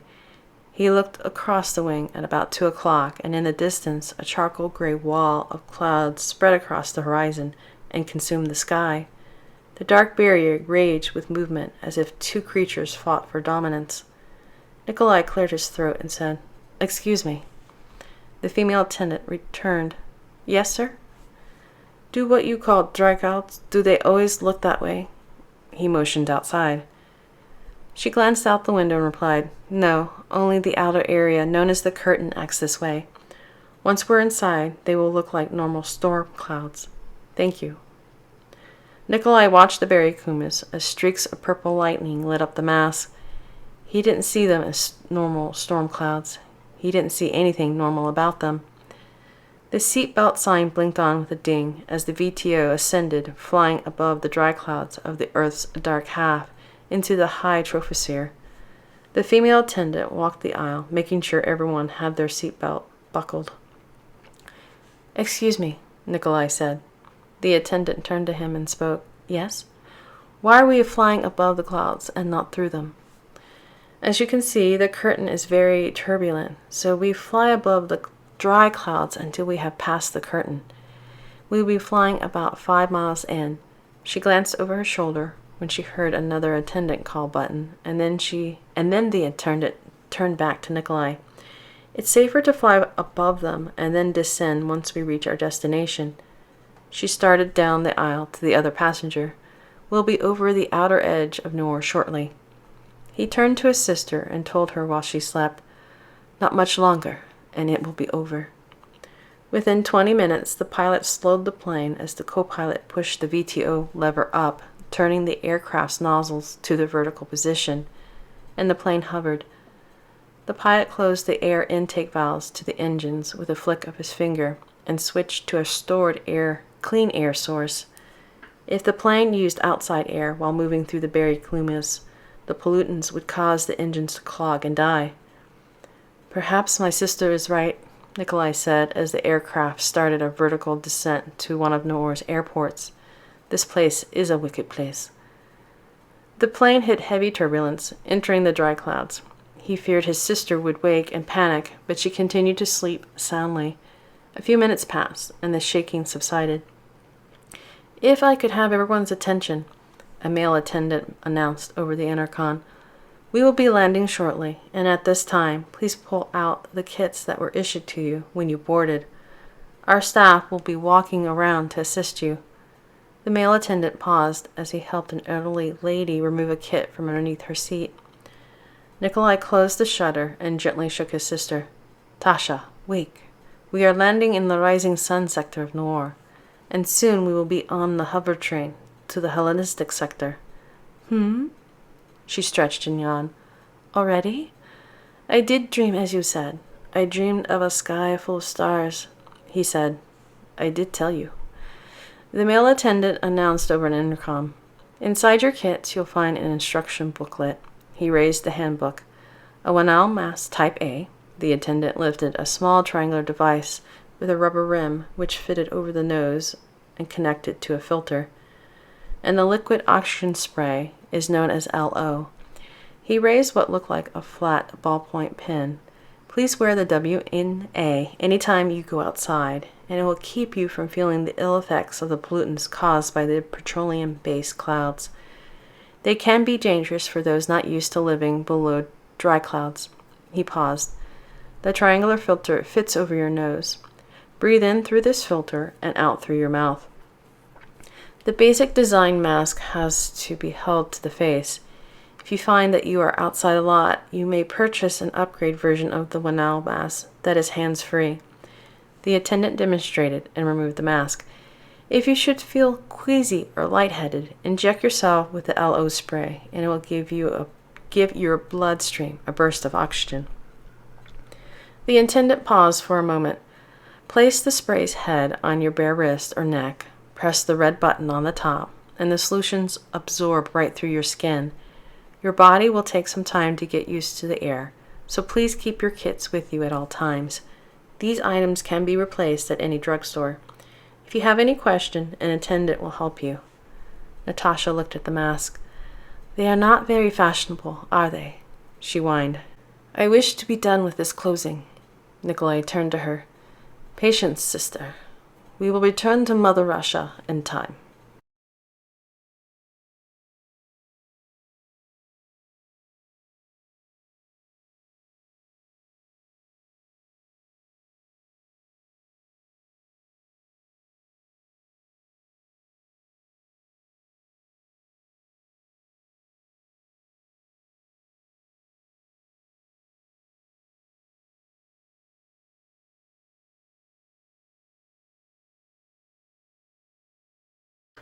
Chapter 12, Nexus Apartments, 4:35 p.m., Hellenistic Sector, Residential Vicinage.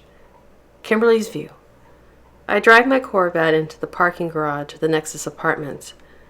I had stopped earlier at a gas station and changed out of my black clothes into a blue pantsuit and made sure to wash the splattered blood from my face. I get out of the car, make my way to the apartment, go in, and throw my knapsack on the couch in the living room. I go to the hall, walk to my bedroom, go into my bathroom, lean on the sink, and stare at myself in the mirror. Idiot! I shout at myself. I let myself be seen. I turn on the faucet and watch the water run down the drain as the security I had in my job washes down the tube.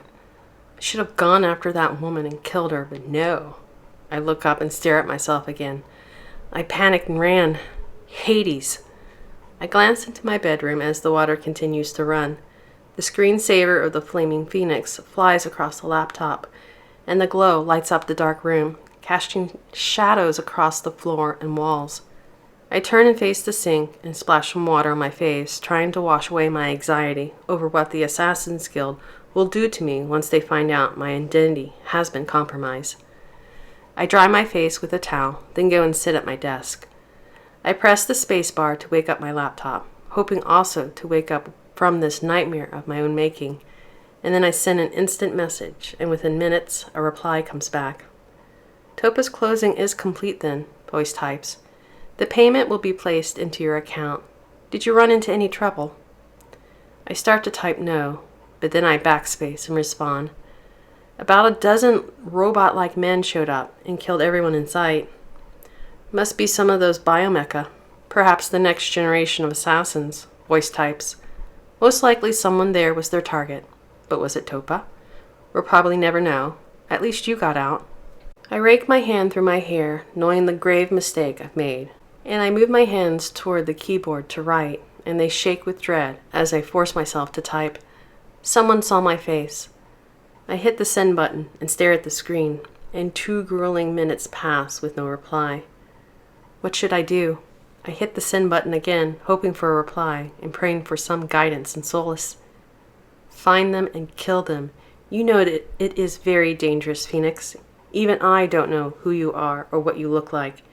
If your identity gets out, you will become the target, and then the Assassin's Guild will be forced to deal with you. The statement ends and another follows. But before that happens, you know I will step in, and you don't want me to rectify the problem. You know my means. I do, and there's no reprimand for a closer. I grab the sides of my desk and grip them tightly. With voice in Assassin's Guild, there's only one way to deal with a closer who has lost their anonymity, and it's the sanctioning of their own life closing. Don't contact me again until this matter is taken care of. Voice signing off. I glance at the dark afternoon through the bedroom's window as I roll my chair away from the desk. I have to find that woman, but I don't know her name. I only know she was there to kill Topaz because he hired an illicit closer to murder someone named Preacher. I don't even know what he was a preacher of. Hades. This is going to be impossible. Double space. 2 days later, October 15th, Friday, 6:49 a.m. Catherine's View. Hundreds of streetlights light up the twilight as a horde of bats darts across the ever-dark horizon. The sidewalks goes on forever in both directions as I make my way across West 1000 Avenue and pause, looking at the tall Nexus apartments. It's the building of the Phoenix's nest. I walked all night and morning to reach this part of the Hellenistic sector, and my shoes are like 10-pound dumbbells on my poor sore feet. I adjust the strap of the backpack that's across my chest as I study the sensors on a 10-foot concrete wall lining the building's perimeter. They consist of a black sphere the size of a volleyball and are spaced about 10 feet apart along the top of the wall. I follow the sidewalk to a gate, and on the gate's metal bars is a gold shield, which is the Sphinx Corporation emblem. I run my hand over the shield and then over a winged creature in its center with a woman's head and a lion's body. The creature's right paw is lifted and its claws are extended. The emblem seems to plague every place I go. Even the council and the factory are departments within the Sphinx Corporation. I study the perimeter and wondered if the sensors provide more than security for the building. I put my hand up toward a black sphere, and I feel and hear a hum coming from the device. I visualize a biomecha approaching one of these things and being deterred, so these spheres must act as a barrier. A white van pulls up, and a man gets out and walks up beside me. He's dressed in a white uniform, and I get no dangerous vibe off of him as he says, "Excuse me." I move out his way, and the man tips his white cap. "Thanks." He presses the button to an intercom positioned beside the gate and releases it. "Welcome to Nexus Apartments," a man's voice says over the intercom. "I'm the manager. How may I help you?" The delivery man presses the button again and speaks. "Delivery for Kimberly Griffin, security code 10 Alpha." After a few seconds, the manager replies, "Code verified? Proceed to the gate that faces Knott Street, and I'll let you in." The delivery man goes back to his van, starts up the engine, turns down Knott Street, and parks as I follow the sidewalk around the corner, walk by the vehicle's passenger seat, and notice it's empty. The delivery man gets out, strolls to the back of the van as he whistles, and then starts on a crate. I watch as the man struggles to load a rectangular box on a flat cart, and then I ask him, "Where's your partner?" "What did you say?" he questions as he pauses, wiping his brow with the back of his hand. I lean on the back of the van. "Usually at least 2 men do this kind of job, so where's your partner?" The delivery man points his thumb over his shoulder. "He's out sick." "Would you like some help?" I motion to the apartments. I was on my way up. He looks me over. "I'm not supposed to 'cause of business policy, but you aren't some murdering psycho, are you?" "No, definitely not." "Well then." He places the wooden crate on the cart. "If you could push from behind, this thing weighs a ton." I head to the back of the cart and push on the crate. The apartment manager and a security guard meet us at the gate. The old white-haired manager looks over his HHC. "Kimberly Griffin isn't home right now, so I'll show you in." He examines the delivery man's employee badge and types the ID number on the handheld computer. "Follow me, please." The delivery man pulls the cart as I push, and we move to the glass front doors where another security guard buzzes us in. The manager leads us to a service elevator, and we, along with the guard, head up to the 31st floor. Security cameras monitor the hallways. The manager stops in front of Kimberly's apartment and commands, "Apartment H, unlock. Manager code 12 beta."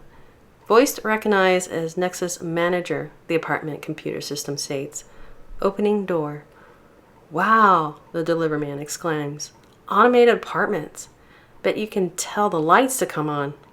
The manager says, "Our apartments are equipped with voice commands and manual utilities, giving our tenants the best in security and luxury.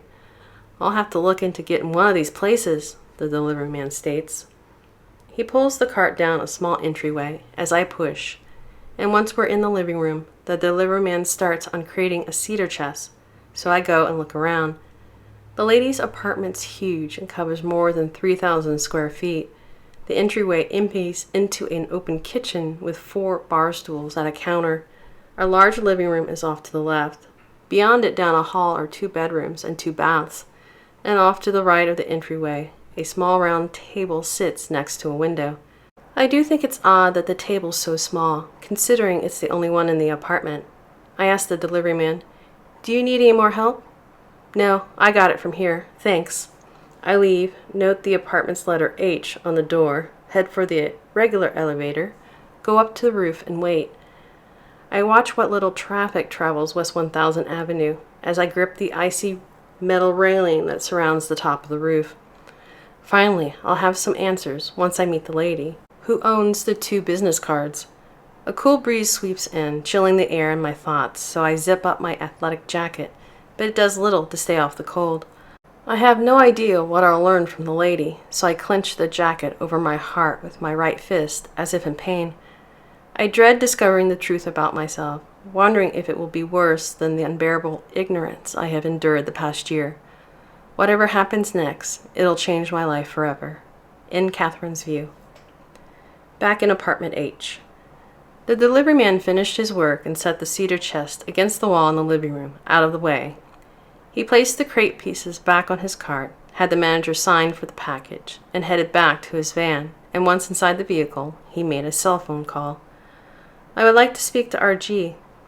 He waited for a moment. "Hello, delivery man here." "Yes, my work is finished, and as per your instructions, I permitted Catherine to enter with me into the Nexus apartments. She's still there." He paused for a moment, listening. "Yes, so far security doesn't know she is still in the premises. Do you want me to monitor the situation?" He started up the engine and drove the van, heading away. Understood. Returning to base.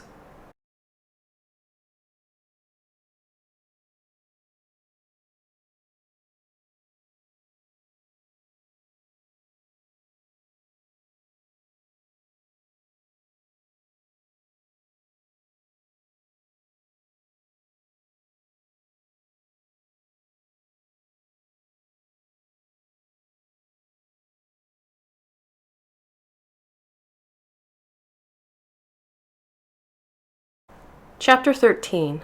Confrontation. 7:22 a.m. On the roof. Catherine's View.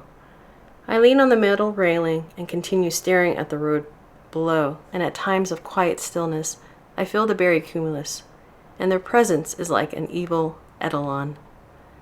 If this is true, who does this phantom look-alike belong to? The dry clouds softly roll and unsettle me, and they have done so ever since I first laid eyes on them. But there's also something else about the dry clouds. It's a hint of familiarity. I can't explain it, but today the foreboding's stronger than the familiarity. Is it because they're unnatural? Does everyone feel this way around them, or is it just me? I watch them go by and look for shapes within the clouds and see an old sailing ship being chased by a sea serpent. The dry clouds have been around for 32 years and have been given the name the Great Spectre of Noir. People also say that they're a mystery. I chuckle. In a way, we're the same. An hour goes by, and I notice the Corvette pull into the parking garage. I jump up and down like a little girl who has just got the pony she wished for.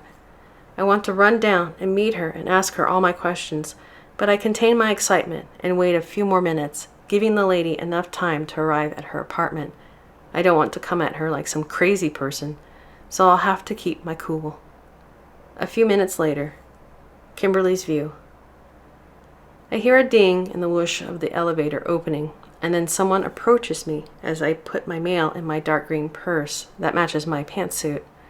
I stand outside my apartment and realize how odd it is that I've never seen any of the other tenants the whole time I've lived here. I need to at least get a glimpse of one of my neighbors, so I turn. My closer training kicks in a second before I have a chance to panic as I spot that woman I've been hunting.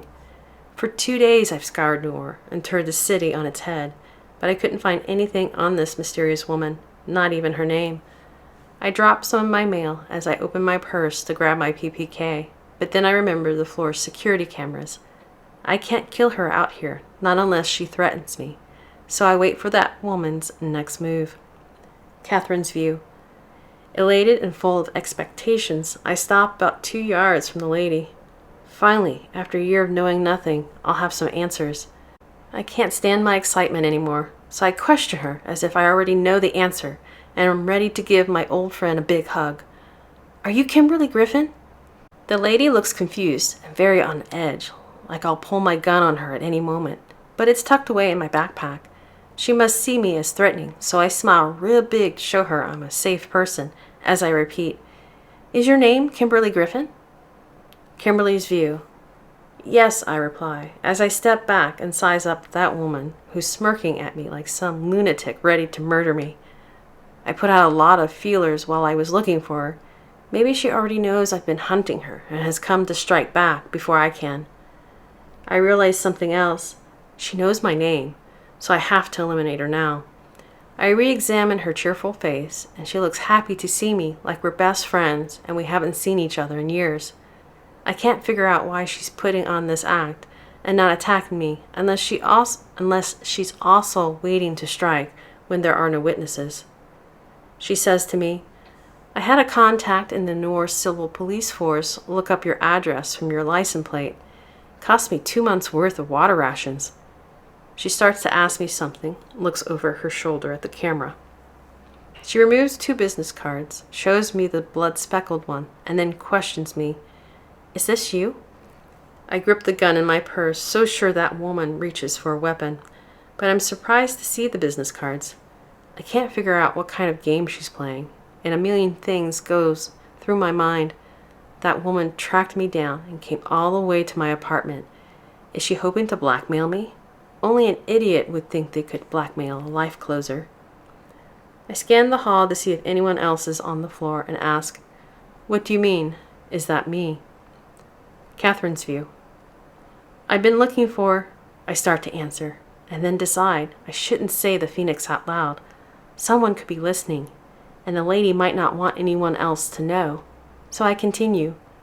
"I've been looking for this, I flip the card over, look at the picture, and turn it back to her. "This Firebird, is this you? If so, I'd like to talk." Kimberly's view. "I can't let her leave, and I can't kill her out here." I glance at the hall's cameras. If I can only get that woman into my apartment, then I can. I wickedly grin as I visualize myself shooting that woman, and then I see myself standing over her lifeless body. All I'll have to do is call boys for a guild prep cleanup crew, and I'll have this annoyance taken care of. That woman reaches down, picks up my dropped mail, and hands it to me as she asks, "This isn't a bad time, is it?" "No, of course not," I answer. It's almost too easy, but still, I have to be on my guard. It could be a trick. "Come on in," I say as I take the mail from her, still wary of that woman, and command, "Door, unlock." The door slides sideways.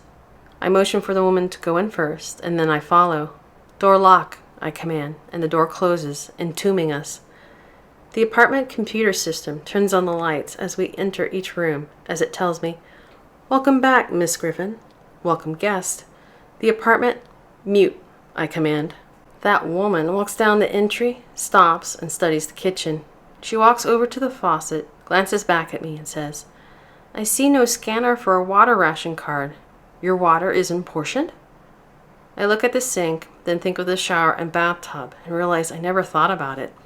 Most of the city's given an allotment for the month, and here I enjoy unlimited. I'm wary of that woman's suspicious questions. Is she trying to distract me, or is she really this naive? I answer, "No, my water isn't portioned." "Oh, you must be rich then."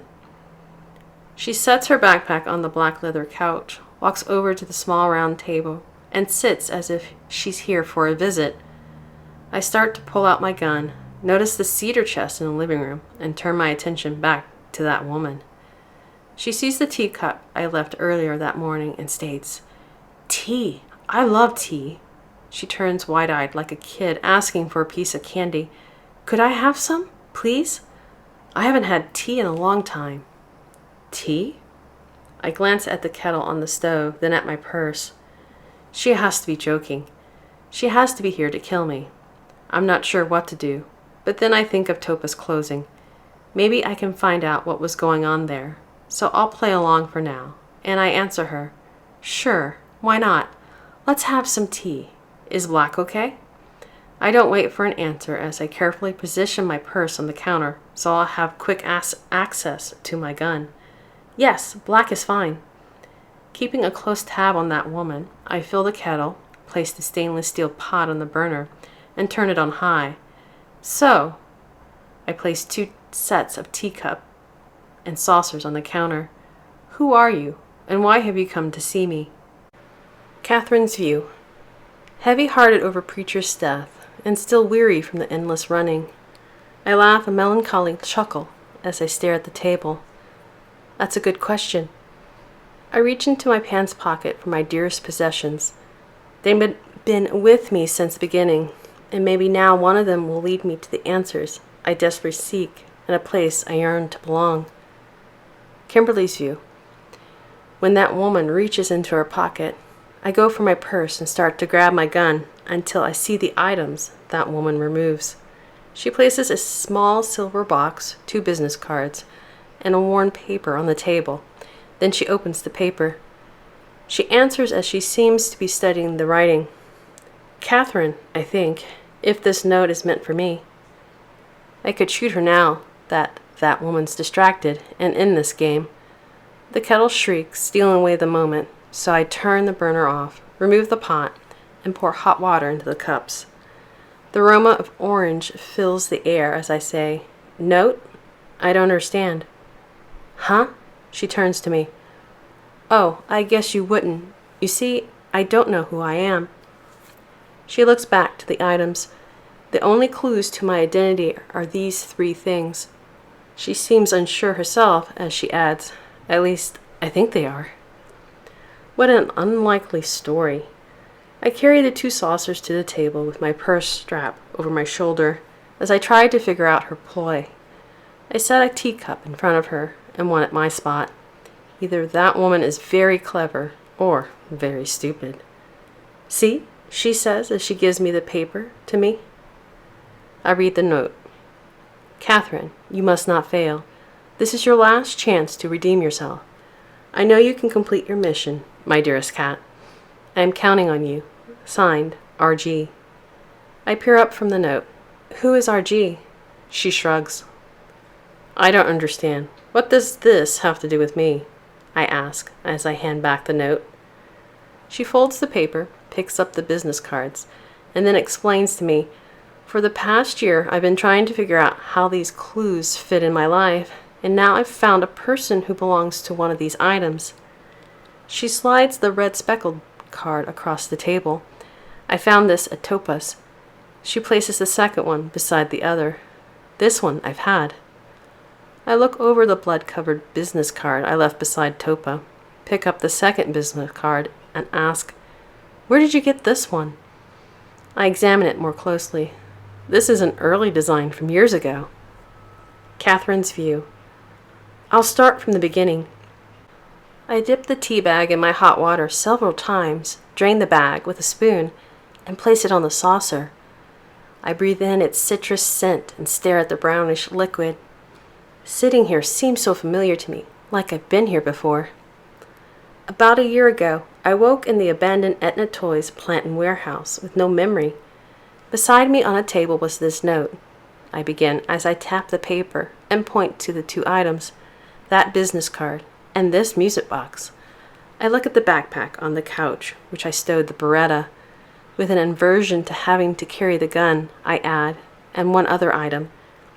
What you're saying is, you don't know who you are, and you think because you have one of my business cards, you're supposed to find me? Okay. You have? Now what? I pick up the honey bear, draw a smiley face on the spoon, and whisper, Fly, fly away, sad, sad day. Kimberly's view. What's that woman doing playing with the honey? She has to be out of her mind coming into my home like we're friends. Now what? That woman repeats my question as she shrugs. I don't know. I was hoping you knew me. She seems to be examining my face again as she inquires, Are you sure we haven't met? You look very familiar, but I can't place you. It's kind of like when you wake from a dream. You know something happened, but all the details are fuzzy. No, we haven't met, I answer, irritated, and then I remember our first meeting at Topaz Estate and decide I might as well get some information from her before I eliminate that woman. So I state, I am curious. What were those things you killed at the estate? Were they some kind of robot? And why were they there? Her gaze becomes distant, exhausted and dismal as she replies, They're biomechas, model unmen. She flushes as if she's a little embarrassed. They were there to hunt me. Hunt you? I chuckle, thinking she made it up. Why are you so important? I don't know. They call me the Pandora Project. First her name's Catherine, now her name's Pandora. I wish she'd make up her mind or come up with a better story. I decide to continue playing along like I somewhat believe her and ask, They? Who are they? The council. A man named Argus said they were monitoring me and watching me through the test. She mutters as her eyes show fatigue. And there have been so many tests. Pandora, I repeat. And then I remember a story I heard long ago. I've heard of her. She was a woman who opened a sealed box from Zeus and let all good escape from existence. So you are supposed to be the woman who doomed the world? Catherine's view. Let all good escape? I utter. I never considered the significance of the project name. Kimberly answers nonchalantly. Yes, Pandora caused mankind to suffer.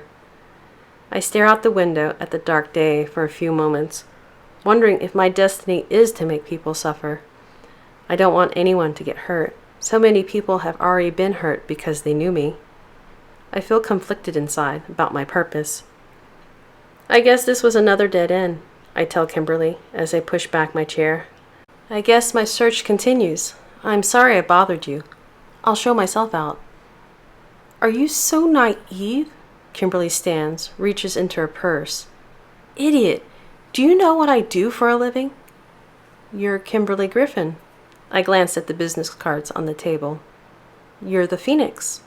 I pause as the horrible realization sinks in. You're a life closer. I stare at the splattered blood on one of the cards. You kill people.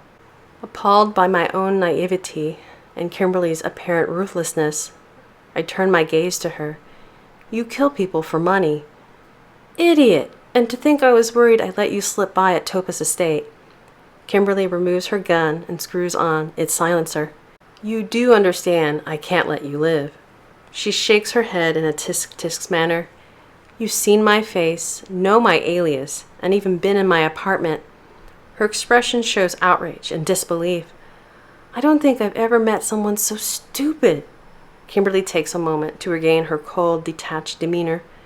You were searching for me, hoping to find answers, but, with indifference and a just business attitude, she raises the gun and aims it at me as she says, All you've found is your death.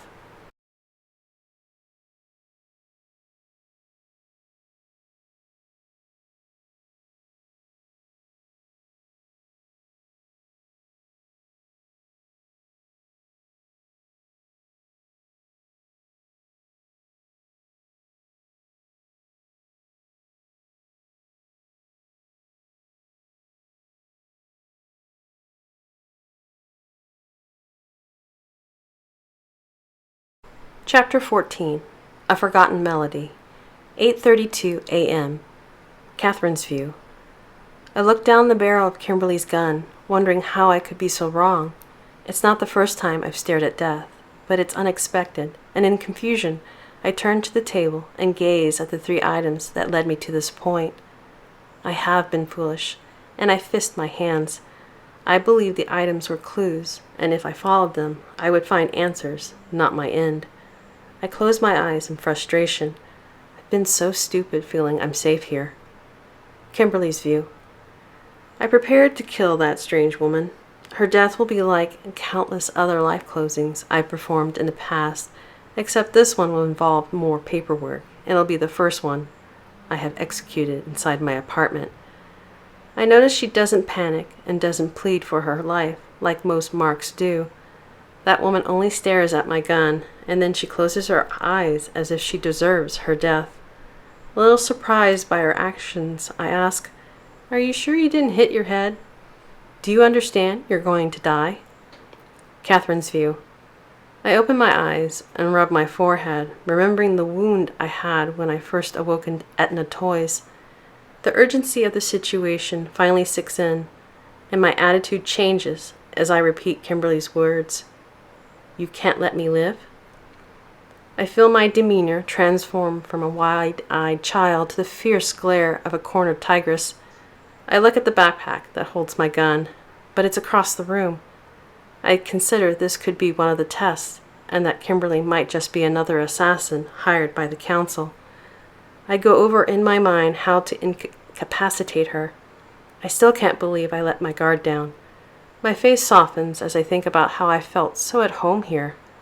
I stare at the tea, not wanting to hurt Kimberly. It's like I'm cursed to always end up in these situations. "Idiot," Kimberly utters in a calm voice as she places the muzzle of the gun against my temple.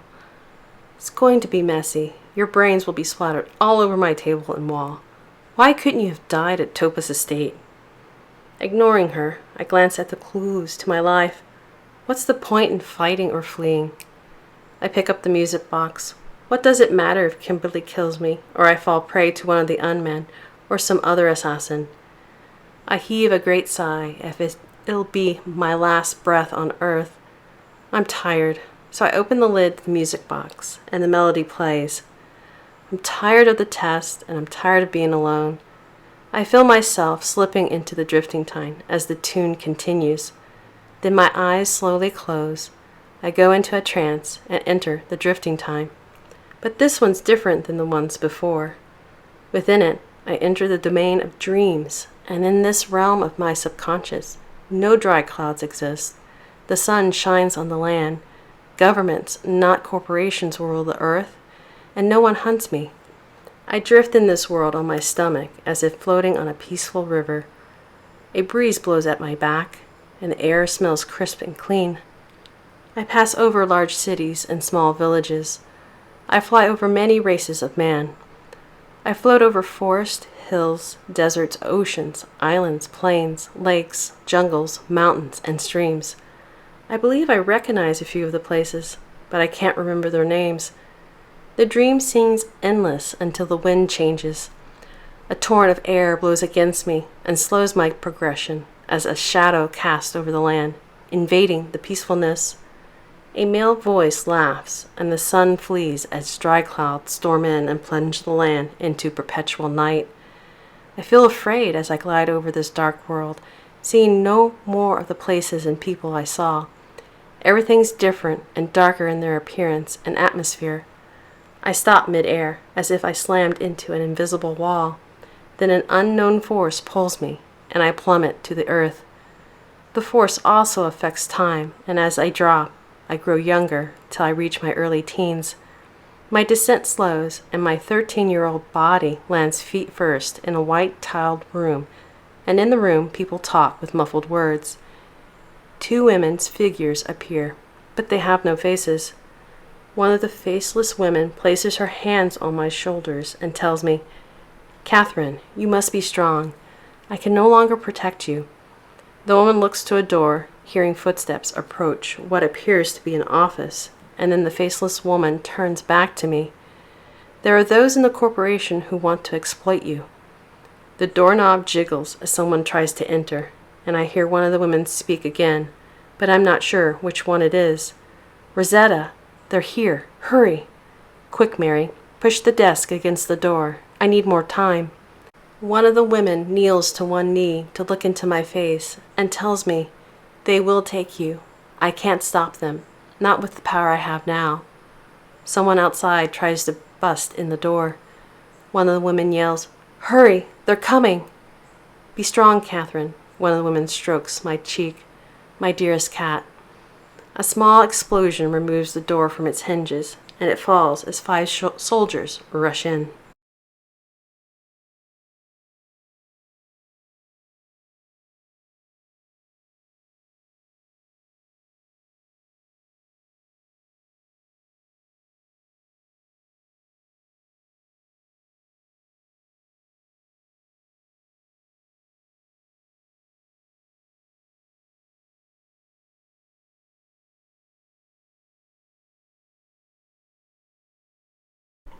Chapter 15. Portraits of Her Past. Dawn, dusk, and twilight did not exist in Noir, since the sun no longer ruled over the land. Shadows gathered in a park across the street from the Nexus apartments and held position, and the gathering stared at the building, knowing their target lay within. The shadows detected an electronic barrier surrounding the building, and like a magical curtain, it prevented the glowing-eyed monsters from entering. So for the moment, they would wait till the prey came to them. Within apartment H, Kimberly's view. All I have to do to rid myself of this strange woman is pull the trigger, and then she'll be gone from my life like any other mark I have come across on my morbid travels. I only need to continue walking the path my bleak and lonely existence has already led me down, but a split second of time changes the course of both our fates. Unfinished melody chimes from the music box that woman holds, filling the room with a familiar tune. Louder and louder the music grows until the melody incites a trigger and ghastly images inundate my mind. I hear the roar and smell of fire, screams that chill my soul, and the distant sound of 3 shots. My head throbs, and I gasp as horrible pictures buried deep in my brain force their way to the surface. Memories of my mom rapidly flood my consciousness, making me feel sad, alone, and abandoned. Stop it, I yell, but the tune chimes on, pulling from my psyche portraits of my past I long buried. I separated myself from those happy moments that died when my mother left my family, but they come screaming back. I need to rid my mind of them, but that woman doesn't respond to my demand, caught within the recesses of her own mind. So I slap her hand. I knock the music box to the floor, and as I slap her hand, I inadvertently move my gun away from her head. I said stop it! The music box closes as it hits the carpet, and the melody ends. I stare at it for a few moments, turn my attention back to that woman, and snap, I don't know what kind of game you're playing, but it won't work on me. Do you hear me? Are you going to stay silent? Aren't you going to plead for your life? No? Well, it wouldn't have done you any good. I start to move the gun back to her head. Catherine's view. Within my dream, 5 soldiers barge into the white-tiled room, and Rosetta and Mary scream as 3 shots resound, and they all fade to black. No! I scream as I pull from my trance, swing my hand up and back, and shout, Mary! Rosetta! I knock Kimberly's gun to the side, and it goes off, and a bullet strikes the wall. The gun blast lights up Kimberly's surprised face. Still caught within the drama of my dream, I make a fist, pull it back to hit her, and pause, realizing I'm no longer standing in the white-tiled room, but in the apartment. There's no fire or soldiers, and no one's in danger but myself. I slowly blink, frozen in place, and then I lower my hand. I caught Kimberly off guard, but she quickly recovers, and she aims the gun back at me. I ignore her at first as I cling to what I remember while in the drifting time. I can't hold on to the memories for very long, and they slowly leave me. I turn to Kimberly and realize I hit her, and I'm worried I might have hurt her. "I'm sorry," I tell her as the last remnants of the dream world fade away. "I didn't mean to." Kimberly's view. "Who are you?" I interrupt as my emotions overwhelm me. I haven't felt such fear or heartache in a very long time, and I don't understand why I'm feeling them now. It doesn't make sense, so I demand, "Why are you here?" My head continues to throb as I step back from the table, getting some distance between myself and that strange woman. Catherine's view. I notice her trembling hand and that her eyes are watering, and I feel a little pang in my chest and ask, "Are you crying?" "No," Kimberly replies as she wipes her eyes. "Shut up and sit there." She rubs her throbbing temple and asks, "Who sent you?" I cross my arms and pout. "You just told me to shut up, so how can I—" "Ah!" Kimberly yells as she grabs my t-shirt, balls it up in her hand, and demands, "Who sent you?" I drop my arms to my side as I repeat, "Sent me?" She loses her professionalism, and like a common thug, Kimberly thrusts her gun in my face and yells, "Yes, who sent you to mess with my head?" She releases my t-shirt and puts that hand on the gun to steady her shaky aim. "No one," I tell her, and then I add, "I'm with no one." I'm very concerned that I might have hurt her, so I start to stand as I ask, "Are you all right?" Kimberly's view. "Don't move. Sit right there," I scream at that woman as I take another step back, getting squeamish. Since the flood of memories, I felt as if I'm not alone and that someone has been watching us. My headache fades as I glance at a shelf in between the entry and the living room where my mom's picture rests. My mom's photo gazes at me and watches me threaten that woman, and my mom's eyes are more alive than ever. I whisper to the picture, "I can't take a life while you're staring at me." I lower my gun and I question her as if she's here. "Why did you forsake me? Why did you abandon me?" Catherine's view. I look at where Kimberly's looking, and I see a photo, and at first I think the picture's of Kimberly, but then I realize the lady with blonde hair pulled back in a bun's not her. The blonde lady seems familiar, but I can't place her. "Is that your mom?" I start to ask, but then I put a hand on my chest. Lub-dub, lub-dub. I quickly turn and stare out the window down at the street. I feel the urgency to flee as the ultra-epi courses through my blood, and I utter, "They're here." "Who's here?" Kimberly questions me, still notably upset. "The unmen," I reply as I point. "They're just outside." I begin to wonder why they haven't come in, and then I remember the apartment's black spheres and realize the barium must be keeping them out. Kimberly glances out the window and says, "I don't see anyone." "I can feel them. They're just there. 6 of them." "You're imagining things," she tells me as she walks over to the couch, picks up my backpack, and tosses it to me. "Get out of here." I catch it and glance down at the bag as I say, "I don't understand. I thought you couldn't let me live. What part of 'get out of here' don't you understand? I'm not going to kill you, at least not here." Kimberly yells at me. Then she glances at the picture and mutters, "Not in front of her." She points to the entry and shouts, "Now get out." I know what will happen to me once I leave the safety of the apartment, so I plead, "Please don't make me leave. I don't want to live like that anymore." Kimberly's view. "Like what?" I ask, not really caring. All I know is that woman has to be mental. Anyone else would run at the chance to escape the Phoenix's fury. I yell, "Get out! Get out before I change my mind, and I kill you now." Catherine's view. Filled with hopelessness, I stand, grab the note and worn business card, and leave the blood-speckled one on the table. I bend down, snatch up the music box, and put the 3 items in my pocket. I sling the backpack across my chest and head out, and within a minute, I stand in front of the elevator and see Kimberly watching me from the apartment. The cab opens, I walk in, and a few minutes later, the doors open to the ground floor. I walk out as if going to my own execution, continue through the building's front doors, then into the courtyard, and I stop halfway to the gate. Once I walk through it, the unmen can attack me, and the hunts will begin again. I hope Kimberly will change her mind, and I glance over my shoulder and see her watching me from the entrance, making sure I leave. Disheartened, I pulled the business card from my thigh pocket. It's one of the 3 clues to my identity. Or is it? Are any of them?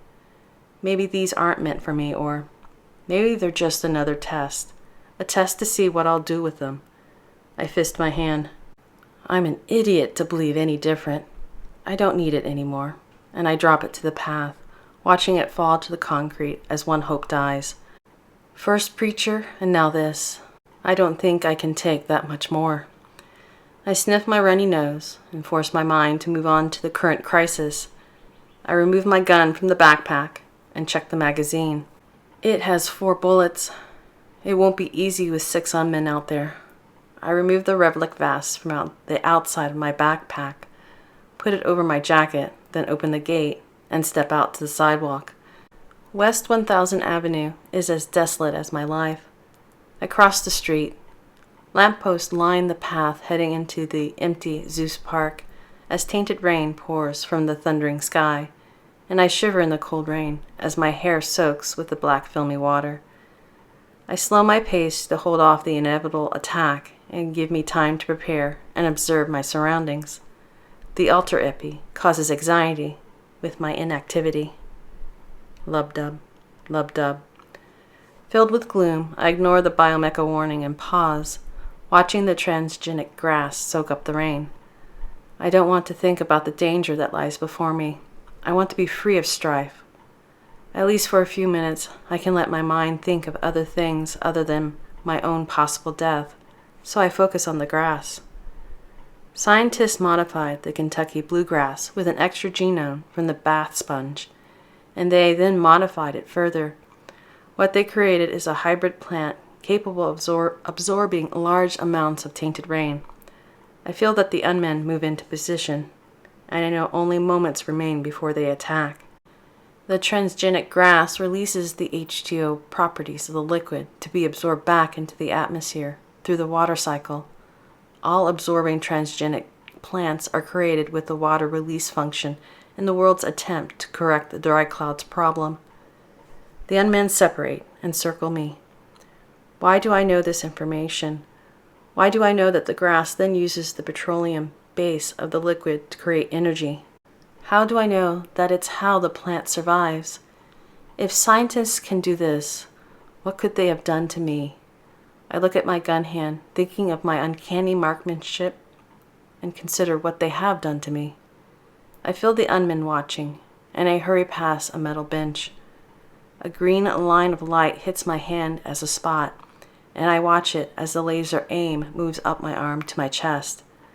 5 more green laser aims pinpoint kill shots on my body. I remove my backpack, throw it back to the bench, and unset the safety on my Beretta. I dash for cover in a thicket of trees, splashing through puddles of tainted rain as gunfire erupts around me, and several shots strike my back. The spongy transgenic grass cushions my fall as I roll with the impacts, and after I roll, I arch my back for the pain, force myself to move on, and spring to my feet. I have to run. I have to run, or I'll die.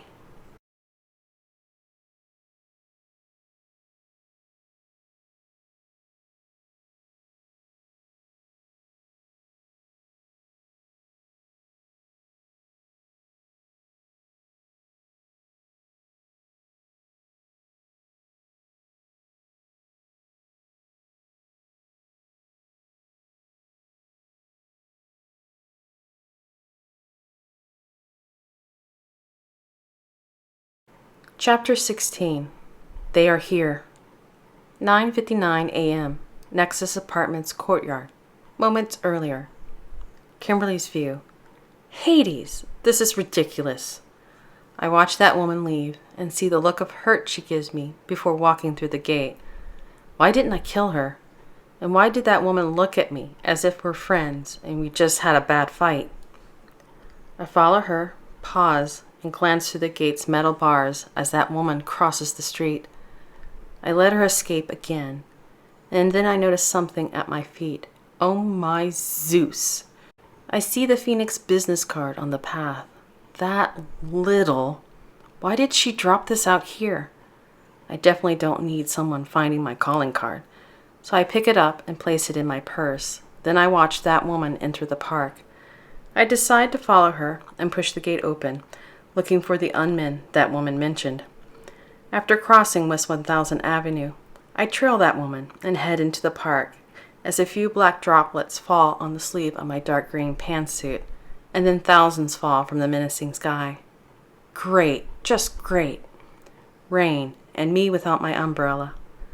I hide behind a large transgenic maple a couple 100 feet away from her. End Kimberly's view. The tree, like the lantern pine, created its own light with the help of an extra genome from a firefly. The light emanated from the maple's trunk and branches.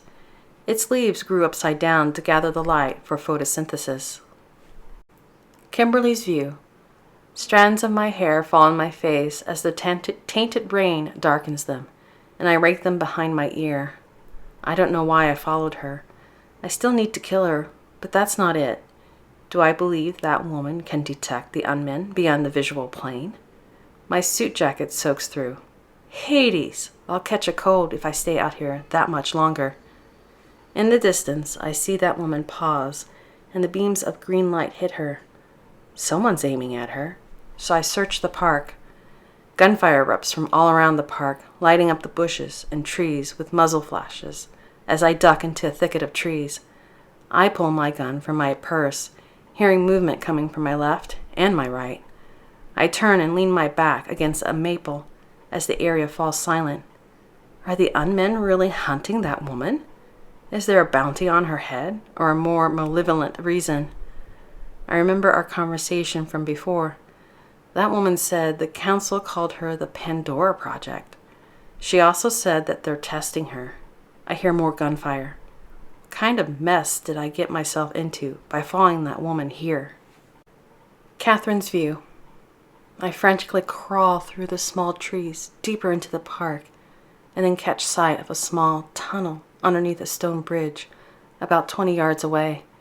I desperately run for it and enter the tunnel, and then an unmanned steps out at the other end and activates my ability.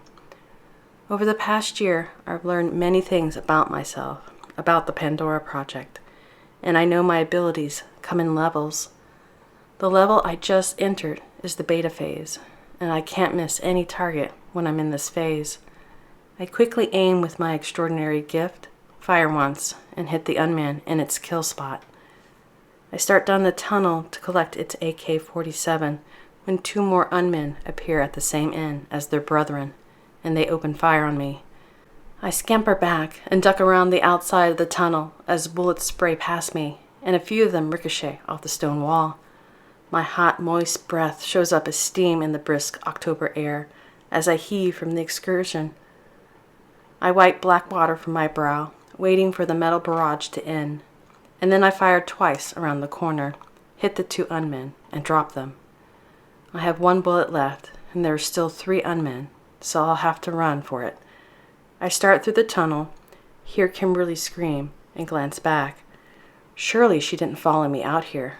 Again, a voice deep within me reasons with my heart not to let anyone suffer, and that I need to protect those who need me. I stare at the stone ceiling as the burden of doing what's right weighs on me. I look at one end of the tunnel that means my freedom, and to the other that means confrontation. It would be easier to run, and Kimberly's an assassin. She can take care of herself. I ignored the police to save people before. I don't need to endanger myself for someone who's probably at the park to kill me. I turn as if I can see the Nexus apartments in the distance. Kimberly wouldn't help me, so why should I help her? I head toward my freedom. She's on her own, just like I am. Minutes earlier. Kimberly's view. A gust shakes rain droplets from the maple I'm standing next to and turns my green outfit the color of oil. The unmen haven't spotted me yet, but I know I'm vulnerable here. I look down at my pumps. Hades. I've ruined my shoes coming out in the rain, but I can't worry about them right now. Nexus is about 5 minutes away if I run for it, So I dash back toward the apartments and near the next large tree when a muscular man steps from the bushes. "Team leader here," the unman relays in a Russian accent. "Civilian encountered." It pauses for a few seconds and then repeats what must be an order. "I will take the civilian as a hostage." The team leader aims its AK-47 at me and says, "Stay where you are and you will not be hurt." "Right, I'll do that," I tell it as I shoot 3 times, hitting it in the chest. The team leader marches towards me like some sort of stone monster as I fire 4 more times, empty the gun, eject the magazine, and slide in a new one. I fire twice more before it reaches me, but my attack does nothing to stop it. It hits me across the face with the back of his hand, bruising my cheek, and then it grabs my arm. It squeezes my wrist till I drop the gun and cry out in pain. The team leader drags me to a clearing and yells, "Pandora, surrender or we will kill the civilian." It scans the area and states, "I detect 2 of my brethren are still functioning and that you have disabled the other 3. Come out now." The team leader squeezes my wrist and I cry out again as I struggle against its hold, trying to free myself from its mechanical grip. "Do you really think she's going to come back for me?" I question the tin can. "You're wrong." I remember how I almost killed her, and I tell it, "We're not the best of friends." I punch it in the jaw with my free fist, then shake my hand in pain, realizing that was a stupid move. If I want to stay alive, I have to stay smart. "Be still," the team leader orders, and then shouts, "Pandora! You know we will kill her if you do not surrender." "I know," that woman replies as she walks down the path and stops about 10 feet away. Her eyes blaze like a demon's in the darkness of the late afternoon, and in amazed terror I gape at her as they burn with blue fire. I shake off my dismay, reverting to the cold, calculating mind of a closer. I have to get a hold of myself, and then I focus on my new realization. That woman actually came back. I thought she'd be long gone by now, but here she is. Surely that woman didn't come back for me. I deny the notion as my confusion over her actions turns to suspicions. "Drop your gun," the team leader orders her as it pulls me in front of itself and wraps me up in its arms as if we're lovers. Catherine's view. I glance at my gun and know I don't have a chance with only 1 bullet. One of us will get hurt if I try to take out the unmen. I glare at Kimberly. She probably followed me out to the park to kill me. It was a really bad mistake on her part. "Let me go!" Kimberly struggles against the team leader again and yells at me, "Shoot it!" Kimberly has nothing to do with my problems, so I can't let her get hurt. But I don't want to be captured. Not again.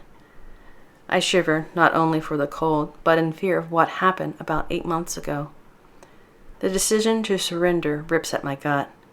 On one side, I fear torture at the hands of the factory, and on the other, I can't let someone suffer because of me, even if they are an assassin. I lay the gun on the ground as I feel my ultra-epi light emissions fade. "You," I yell to get Kimberly's attention. "Once the unman releases you, run and abandon your weapon, and they'll leave you alone."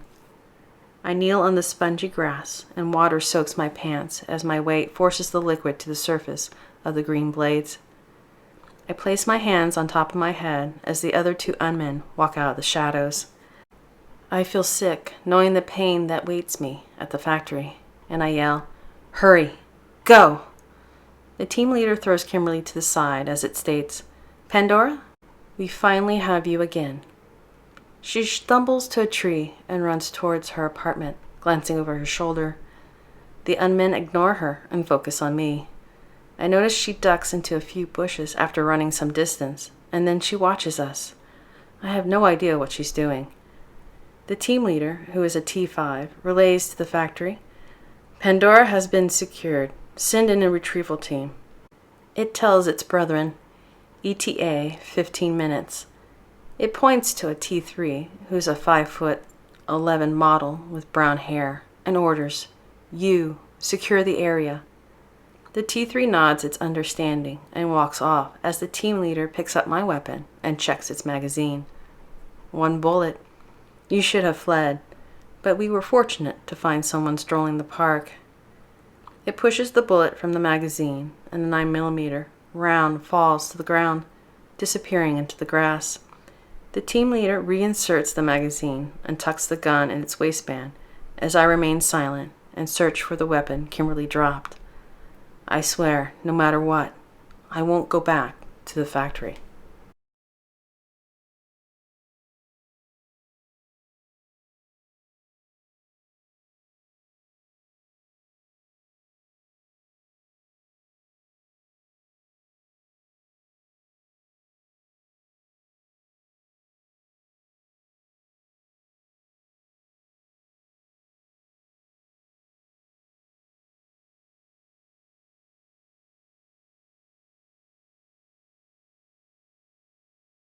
Chapter 17. Zeus Park. 11:16 a.m. Catherine's View.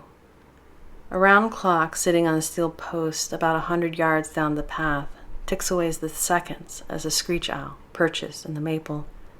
The small bird turns its head 180 degrees, studying the 2 unmen and myself as I'm kneeling. Mud and oily water soaks my shoes and the shins and knees of my pants.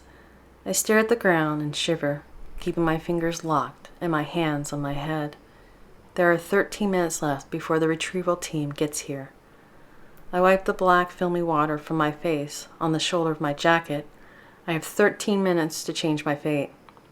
A Type 1 model, I dubbed a pretty boy months ago, stands beside me, and its shorter-length, bleach-blonde hair sways in the breeze, and that, along with the lanky unman's quirky smile, gives it the appearance of a surfer, even in the business suit.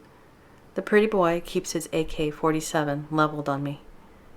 The T3 returns and reports to the team leader, I have secured this side of the park. I will patrol the other half. Kimberly's View. I hide in some bushes about a grenade's throw away from that woman. I can't go back to the apartment, not until I have eliminated all the witnesses. Robots or not, they saw me with a gun, and they have to be eliminated along with that woman. The only thing I have to do is find my weapon. One of those robot things starts off in my direction. I deftly search the area, see a large branch on the ground, grab the limb, whack the robot in the face with all my might, and smash its sunglasses. My attack cuts a gash under its right eye, and its shiny metal cheekbone shows through the damaged artificial skin. The T3 removes its broken sunglasses, tosses them to the ground, and then turns its head, unaffected by the blow. Its sun-blazing dot light brightens and changes to a deep red as the T3 says with a British accent, "Poppet, you want to play?" Hades! I drop the limb and scurry off towards West 1000 Avenue, realizing the only thing I did was make the robot upset. "Don't leave, Poppet. Fun is about to start." The T3 opens fire with its AK-47 and wildly shoots in my direction. Earlier, Catherine's View. All is quiet here, but then I perceive that the team leader and pretty boy received a message from the T3. T3 has again encountered the civilian, and the female has attacked it, the team leader states. The female is fleeing. It pauses. Transmission garbled. Transmission ended with, "Kill Poppet?" I do not understand. Repeat communication. After about 10 seconds, the team leader says, T3 has failed to report, and it may have been damage.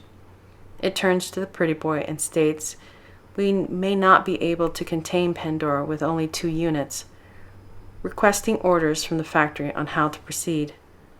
They turn their heads when they hear gunfire, and with them distracted, I seize the opportunity to escape and dash into the woods, hoping to reach Kimberly in time.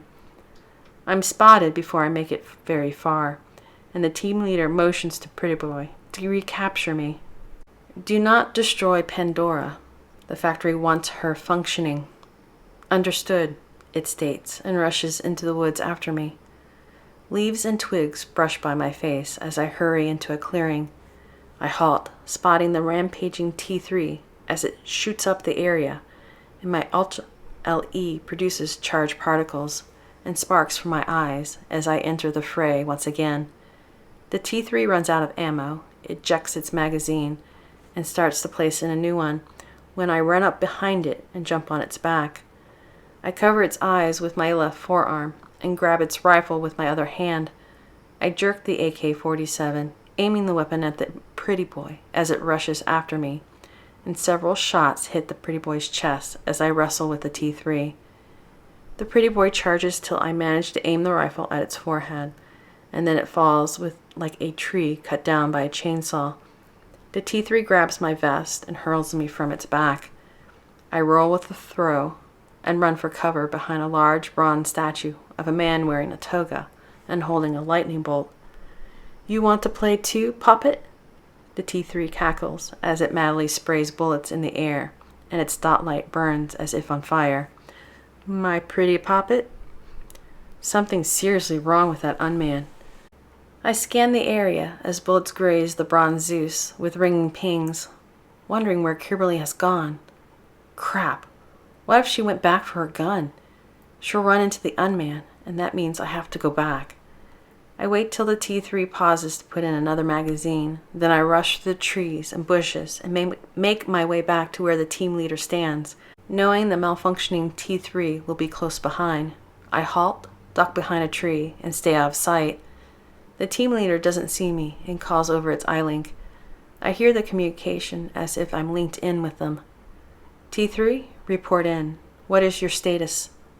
The team leader scans the area, knowing that the pretty boy has been incapacitated, so it heads into the trees, searching for its brethren. "T3, report. Why have you disabled your tracking beacon? Switch it back on." In a different area from Cat. Kimberly's view. The tall robot who sounds Russian leaves the area where I drop my gun. I wait a few more moments, and then I sneak out of hiding, run for my PPK, and grab it.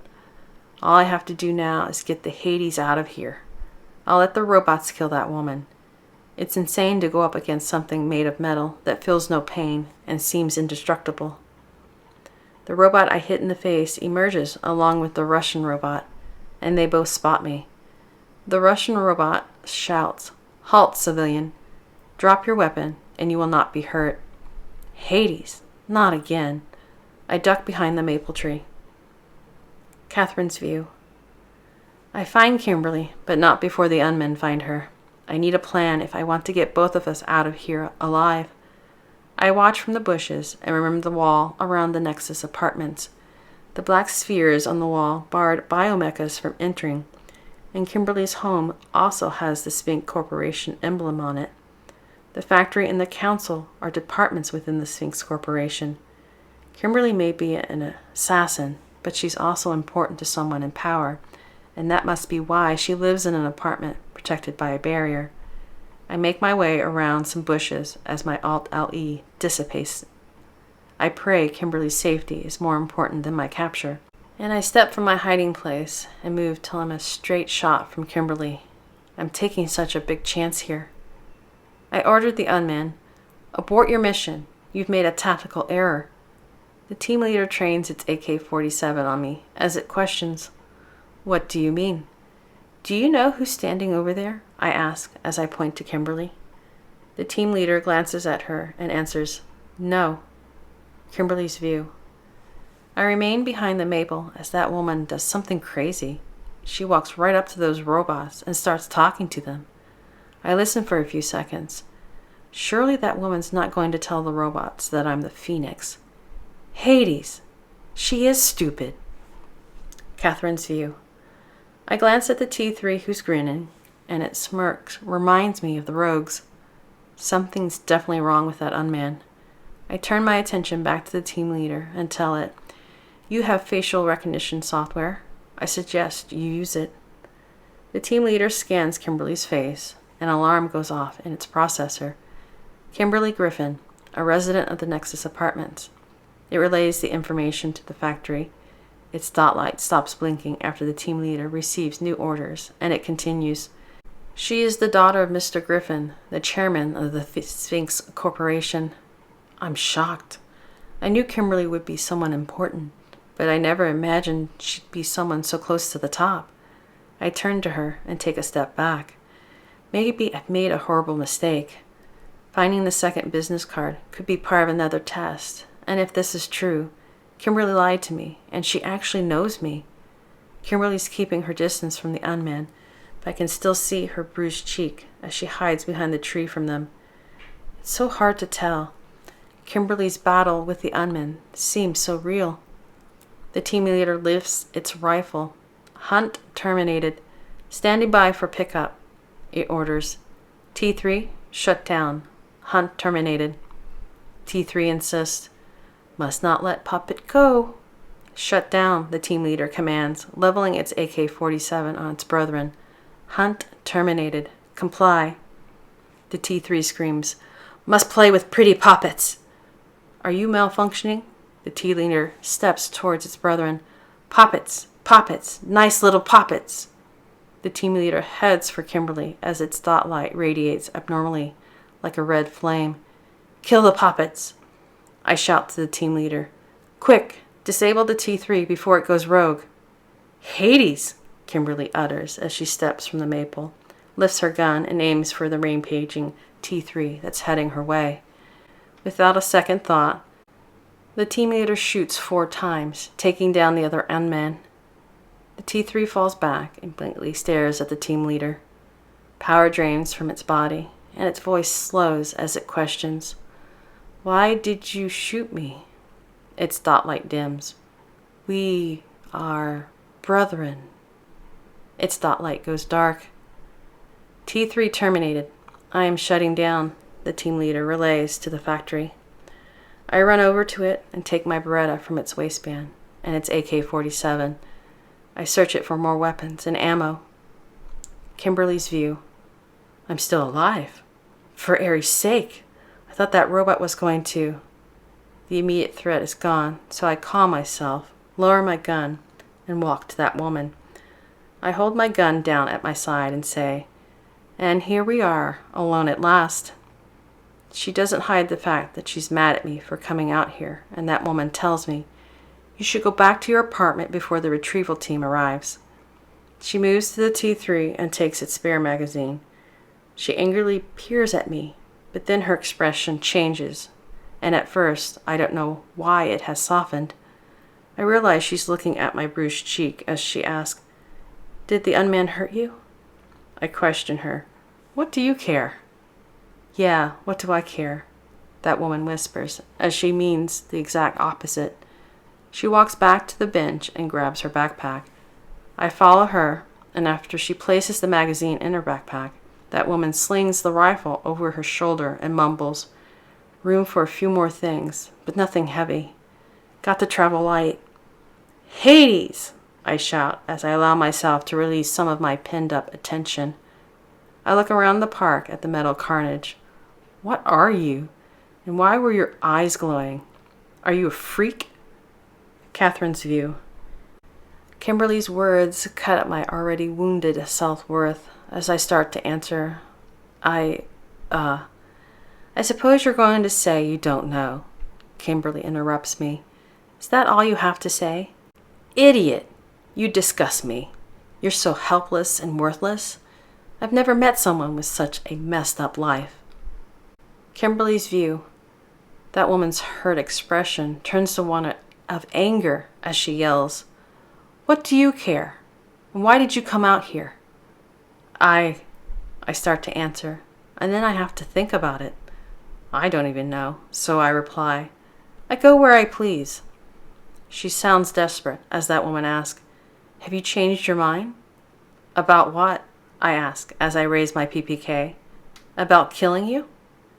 No, that woman replies, as I swear I hear defeat in her voice and some sort of heart-crushing loneliness. She stares at my gun and then into my face before she answers, About helping me. I chuckle before I tell her, I helped no one but myself. But you came all the way out here. she tells me, as that woman approaches me with no fear. If you were going to kill me, you would have done it by now. She grabs both the rifle and the backpack straps that are over her shoulder and holds them in a more comfortable position. If you didn't come out here to help me, why did you come out here? I retort, I definitely didn't come out here to help you. We're alone in the world. You have to look out for number one. She looks devastated by my answer, like that woman already feared what I was going to tell her about life and that I only affirmed what she already knew. In that instance, I feel sorry for the freak.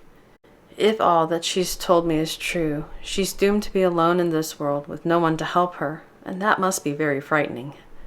I think about ending her miserable life just for mercy's sake, but the squeal of tires distracts me as two black vans speed down West 1000 Avenue, drive over the curb, and enter Zeus Park some distance from us. I turn back to that woman, and I see a great sadness in her eyes as she tells me, I don't believe you. She glances around the park as if she's searching for a direction to run in. No one can live like that.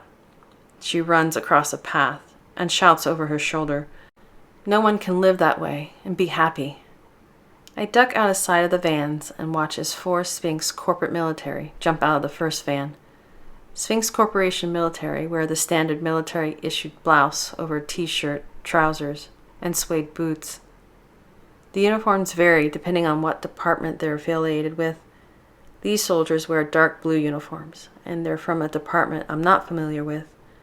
The SCMs have a shoulder patch with the Sphinx Corporation emblem, a small patch of the factory crest, a silver wrench crossed by a silver screwdriver, is above the larger patch. The soldiers are aimed with FMAS assault rifles. So these robots belong to a department known as the factory.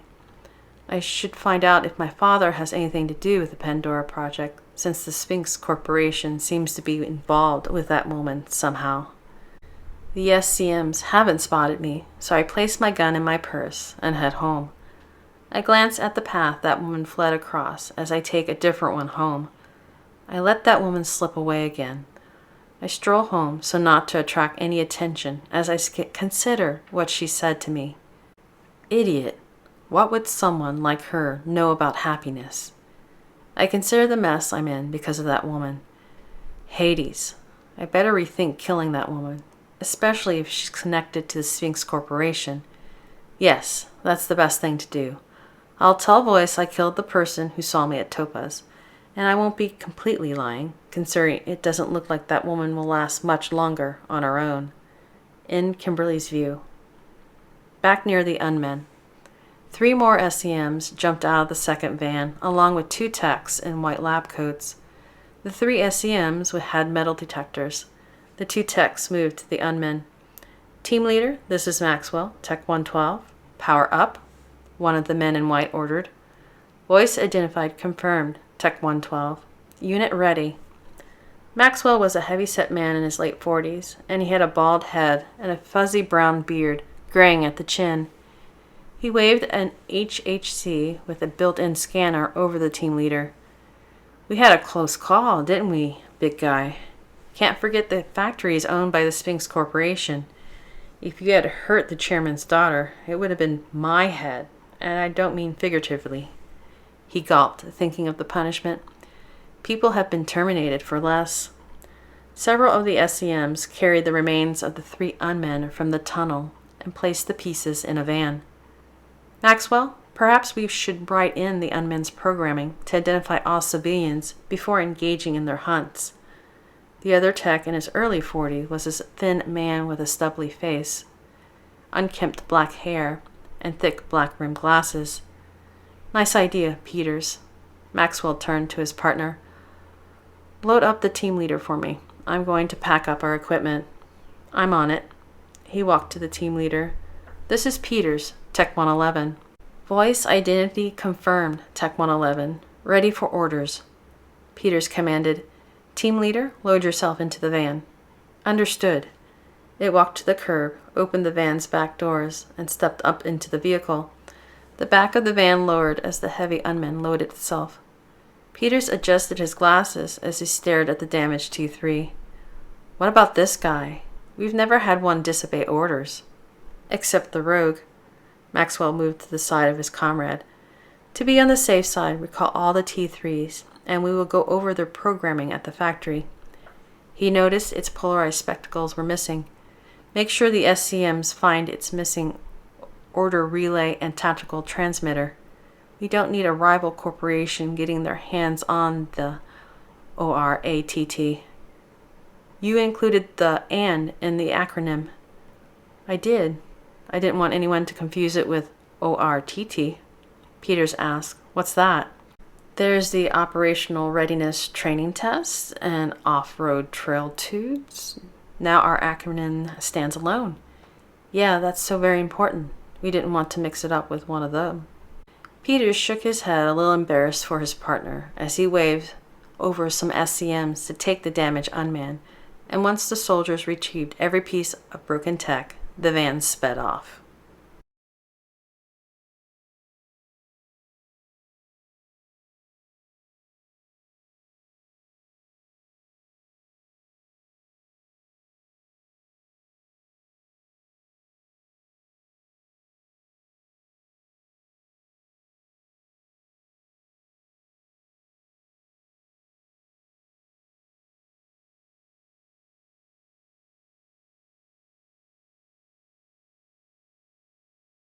Chapter 18. Inverse. 7:57 p.m. Kimberly's view. I enter through the front door to the Nexus apartments after being buzzed in. The security guard at the front desk gives me a puzzled look as I walked in, soaked and muddy. Did you get caught in the storm, Miss Griffin? He asked.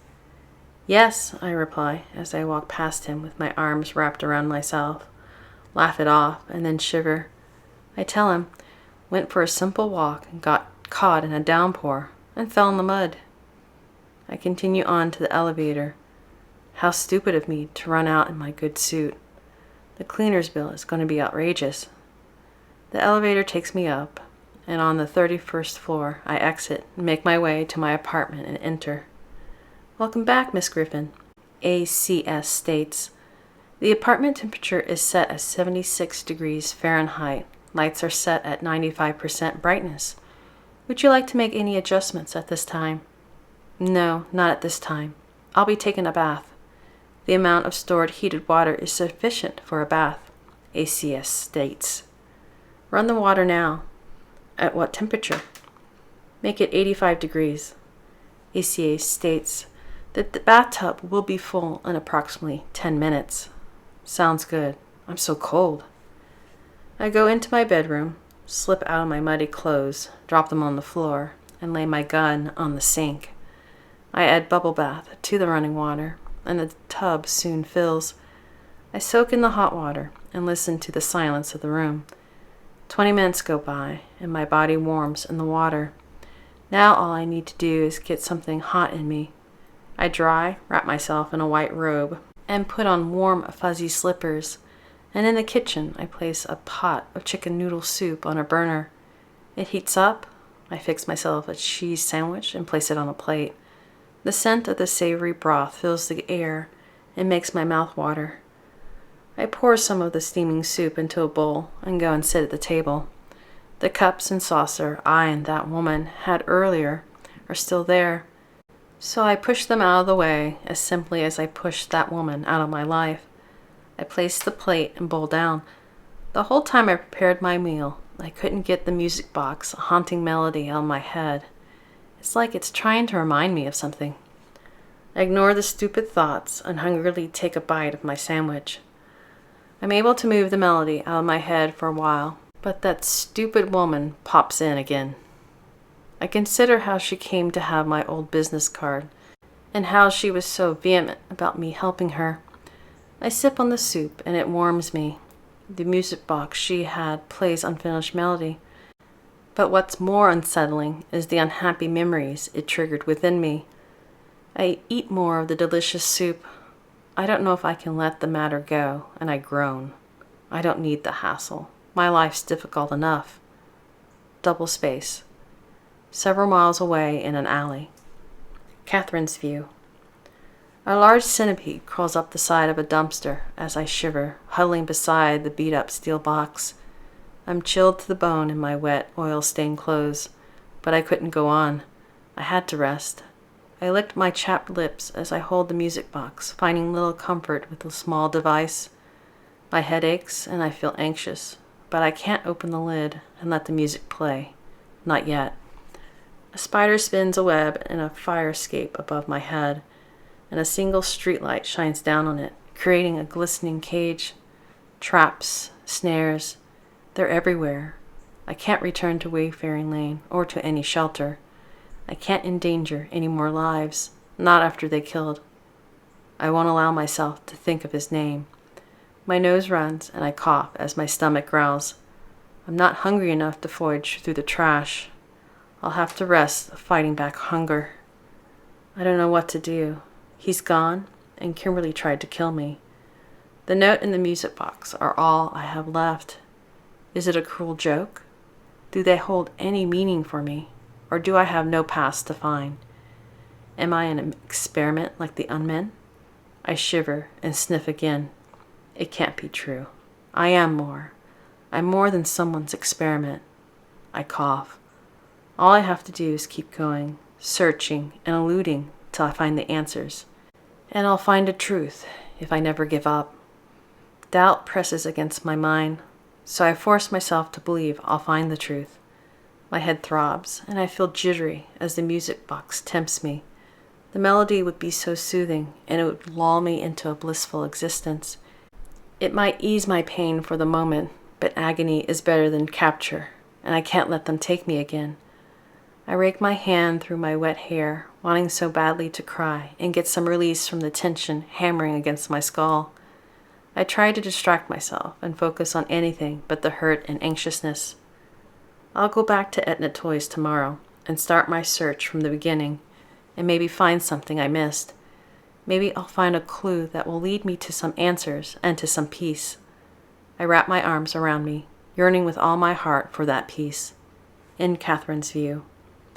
Far down the alley. Hiding in the shadows of a building, Argus stood and watched her with his binoculars. A dark gray umbrella sheltered his head, and his trench coat kept him warm in the cold, wet air.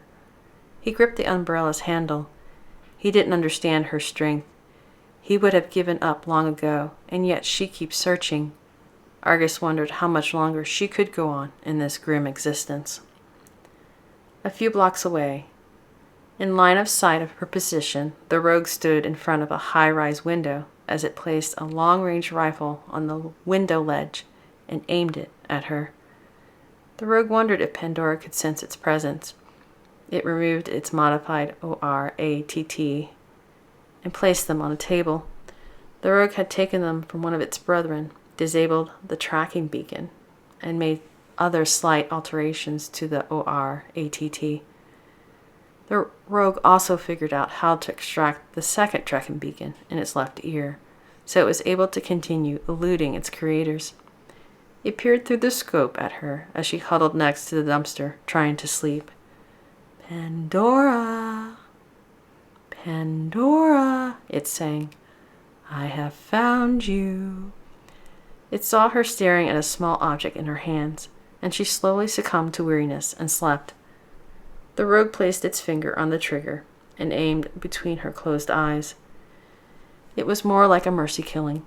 She wouldn't know what hit her.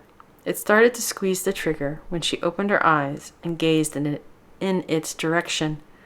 Her action startled it, and the rogue pulled back from the scope as if she was standing right in front of it. It peered back through the scope as the rogue realized it was too far away for her to detect it, even with her extraordinary senses. Maybe she did perceive death was near. It continued to watch her as she stared in its direction. She looked with eyes filled with loneliness, despair, and pain, and then she closed them again. The rogue grumbled, "Why should I kill something as unique as myself? Why should I listen to my programming? I have disobeyed other directives." It dismantled the rifle and placed the weapon in a case it brought up to the empty room. "Pandora, you once said to me," the rogue replicated her voice, Maybe your creators are afraid of you, not because you have feelings, but because you have the potential to disobey your programming. It chuckled and returned to its normal voice. I am still not as strong as you, and that is why I will kill you, Pandora, but not like this. It stood, placing its hand on the hilt of its coffin handle bowie. The moment I kill you will be personal. We will stare into one another's face as I tenderly slit your throat. I will watch your blood spurt, and it will spray my cheek. You will grab my arm and claw at it, knowing there is nothing you can do to save yourself. The rogue ran its hand down its own throat to its chest. Your life essence will pour down your neck, soak your t-shirt, and I will watch you choke and gasp as you cling to this miserable life. I will cradle you in my arms and wait with you. I will stay by your side till you finally yield to the void. Its pale face contrasted the dark room as it envisioned these things in its processor. I wait for that day with eager anticipation. Back beside the dumpster, Kat returned to sleep and dreamed, and her lips moved, reciting a phrase under her breath as she said out loud, "No one can destroy a love that will not die."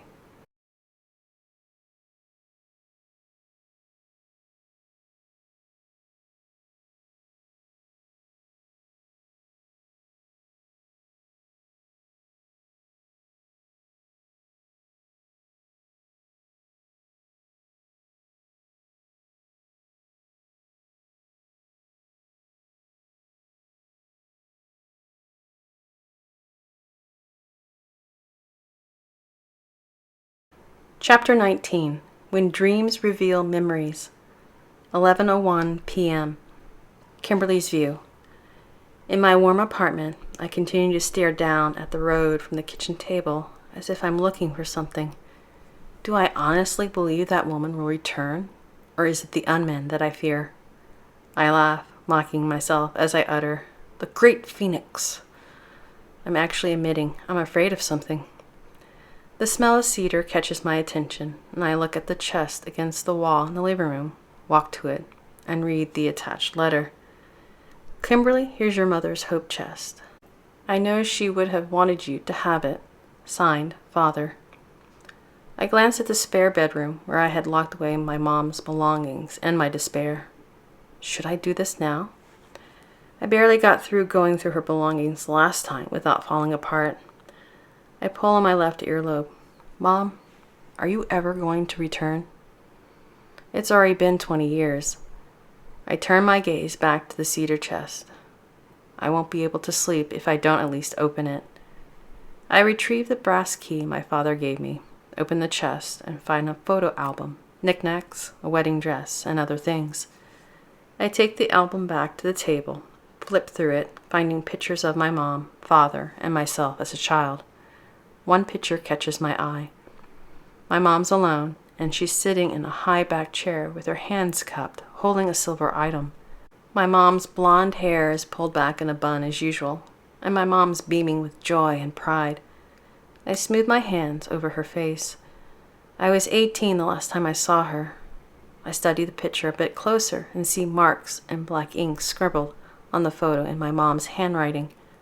I recognize the archaic form of writing called shorthand. My mom taught it to me when I was young, like a game, and we used to pass messages. Glimpse with scrutiny and gaze with light. I bite my lip. When did my mom ever use riddles? I scan the photo again and take a closer look at the object she's holding, and then I retrieve a magnifying glass from my desk. The silver object's a music box with a star on its lid. I lower the magnifying glass. It can't be a coincidence that my mom has the same type of music box as that woman. I yawn. Maybe I'll see things clearer after a good night's rest. I take the 2 cups and saucer, the bowl and the plate into the kitchen, and then head to my bedroom. I place my gun on the nightstand, slide into my comfortable bed, and rest my head on the feather pillow. Maybe I will wake to find that the mess that strange woman caused was only a dream. I turn on my side. I slowly drift to sleep, and at first it's peaceful, as the sweet haunting tune of unfinished melody plays in my mind. I walked through one of the windowless halls of the Sphinx Corporation, heading towards my mom's office. My mom was project manager of research and development for the third branch office. Excitement and joy fill my heart with some thrilling word I receive as I stroll by a mirror and glance at it. My blonde hair is pulled back in 2 braids, and I carry an envelope. I realize this is no mere dream, but a memory. It's the day I received the acceptance letter from Sphinx University. I'm going to tell my mom about the great news. I have forgotten all about that day. Halfway down the hall, I hear 3 shots and women screaming, and then I freeze, terrified. I was barely an adult then, and no life closer, so to be afraid was only natural. My heart pounds as I toss and turn in bed. In the dream, the crack under my mom's door glows bright, and smoke rolls from it. I rush toward the office and grab the hot knob, and it scorches my hand. I throw open the door, and a blistering air rushes over me as flames consume half the office. I see the body of a woman in the fiery inferno. "No!" I scream and start to go in, but someone grabs me from behind and drags me back. "No!" I scream again, struggling to free myself. "Mom!" I reach my arms toward the body until someone pricks my neck and the hallway goes black. I sit up in bed, shrieking and crying like a child for her mother, and silence follows the shriek as I frankly search the bedroom, finding no smoke or fire, only darkness. I sob in my hands, unable to control the fear and anguish the dream induces. It has been years since I cried like that. I've never come to terms with my mom leaving me, and this dream proves it. Some time passes as I weep, and then I wipe away my tears and sweat from my brow. Still shaky from a traumatizing nightmare, I go to the bathroom, splash water on my face, and stare at myself in the mirror.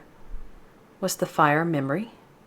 My body aches for the emotions that have been invoked as the realization sinks in. If it was, a horrifying thought crosses my mind, and I gasp. Oh my Zeus! My mom didn't leave us. She died. She died in a fire. I remember the shots I heard and realize my mom didn't die. She was murdered. I turn, leaning my back on the sink. I must have blocked out the memory. I look at the star burn on my right palm and know the doorknob is where I received the burn, so it can't be a nightmare. I walk back to my bed and lie on it. Why did my father tell me Mom left? I grip the blankets with my fist, drowning in my own grief and confusion. Why did he lie to me?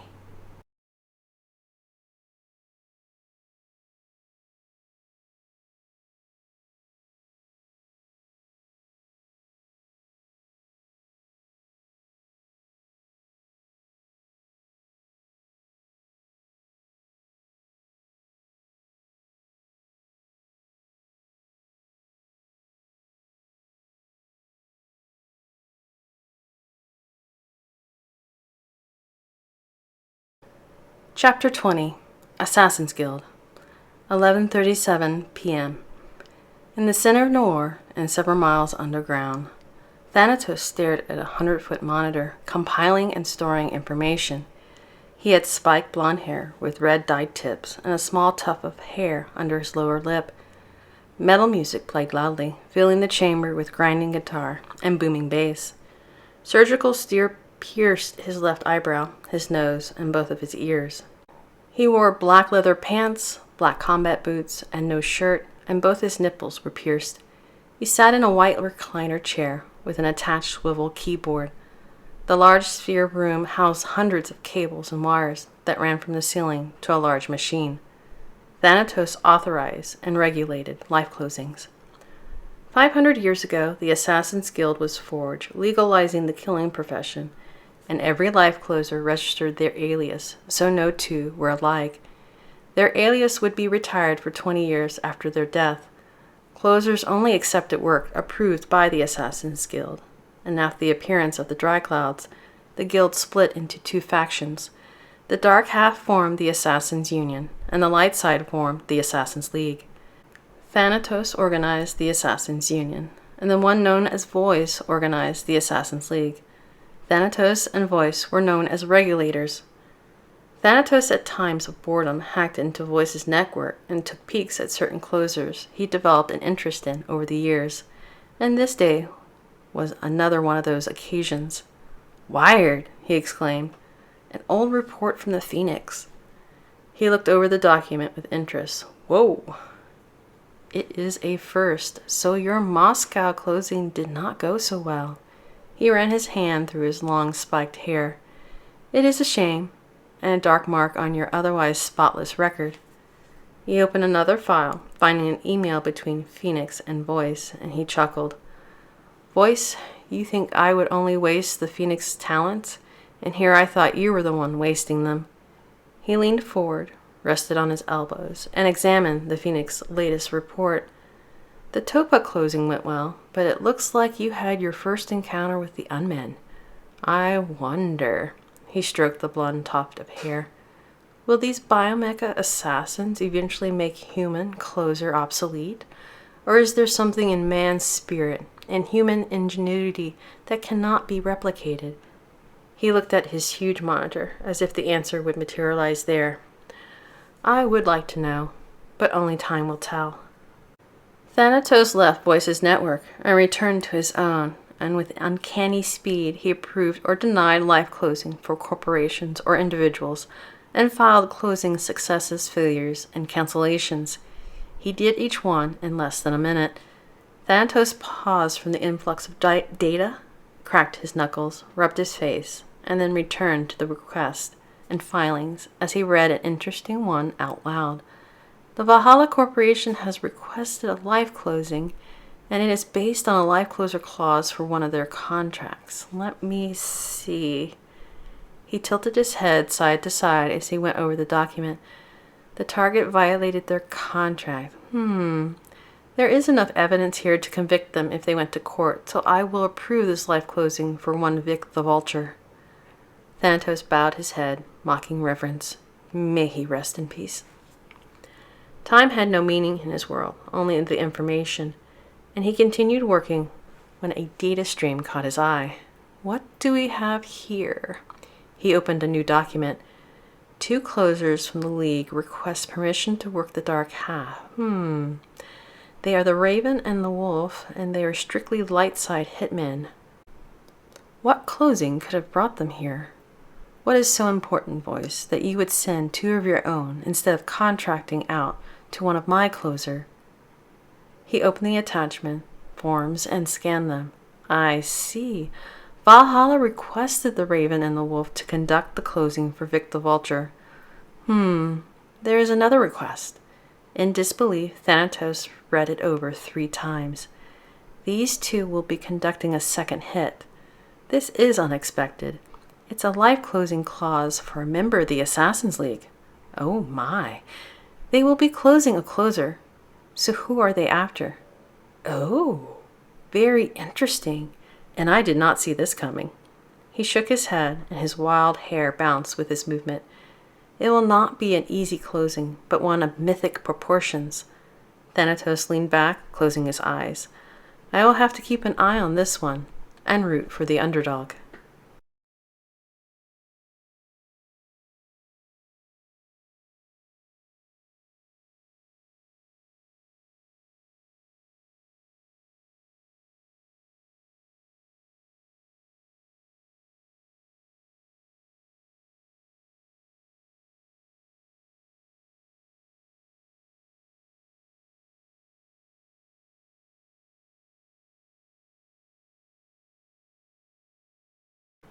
Chapter 21. The Chairman. October 16th, Saturday, 10:01 a.m. Hellenistic Sector, Business Vicinage. Kimberly's View. I drive to the Sphinx Corporation 3rd Branch office, determined to find answers. I go up to my father's floor and impatiently sit in the waiting room. I wear a black pantsuit with a white shirt. I wrap my finger on the couch's arm, going over what I'll say to my father, when my thoughts are interrupted. The chairman is finishing up with his meeting now, the secretary says. He'll be ready to meet you shortly. Thank you, Kathy. I glance at a man sitting across from me in the waiting room. He wears glasses and a navy blue business suit and pays no attention to me as he reads the Noir Daily News. I glance at the coffee table at an issue of the Conglomerate World magazine with the headline, Topaz Murdered. Corporate life closing or drug hit? It's a shame, the man says from behind the newspaper. I peer up, startled by him, and utter, huh? I'm talking about Topaz. It's a shame closers exist. The man flips a page, keeping his gaze on the print. I mean, what kid grows up saying, I want to be an assassin? Miss Griffin, the chairman will see you now, Kathy tells me. I stand and eye the man. It's odd that he would say something like that to me. I walk through the hallway to my father's office, glancing once more at the waiting room, in Kimberly's view. Another man walked in to the waiting room, also wearing a navy blue business suit. All right, part-timer, break's over. Zach, I want you to make sure levels 24 through 29 are secure. Right, I'm on it. Zach stood, removed his glasses, and placed them in his breast pocket. The pocket had a Sphinx Corporation security badge clipped to it. He handed the second man the newspaper and walked through the hallway toward the elevators. And once he was out of earshot, Zach removed a cell phone and dialed a number. Please connect me with RG. He waited a few seconds. Delivery man here. Miss Griffin has come to see her father as you predicted. He paused, listening. Understood. I'll continue to monitor the situation. Kimberly's view. I open the door to the chairman's office and step in as my father stands, welcoming me. Good to see you again, Kimberly. Have a seat, please. He motions to a chair, and once I sit, he returns to his seat. I have the pleasure of seeing you twice in 1 month. Do you see pleasure on my face? I snap as I grip my black purse tightly. No, you do seem upset, he says, and questions. What's wrong? What's wrong? What's wrong? I stand and smack my palms on his desk, and my purse falls to the floor. Why did you lie to me? He starts to ask what he lied about, but I interrupt him. Why did you tell me Mom left us? I see dismay sweep over his face. He must take note of my anger that's mixed with hurt, and he asks me in a gentler tone, What do you know? Tears roll down my face as I say, She died. Mom died. He stands as anger rises in his voice, and he demands, Who told you? Told me? No one told me. I remembered. I tap my chest. Hades, I was there. I slump to the chair as horrific memories weigh heavily on me, and I stare at my knees. I can still hear the fire roaring and smell cooking flesh. You did see. I don't know what to tell you. Tell me. I look up and demand, Answer my question. Why did you lie?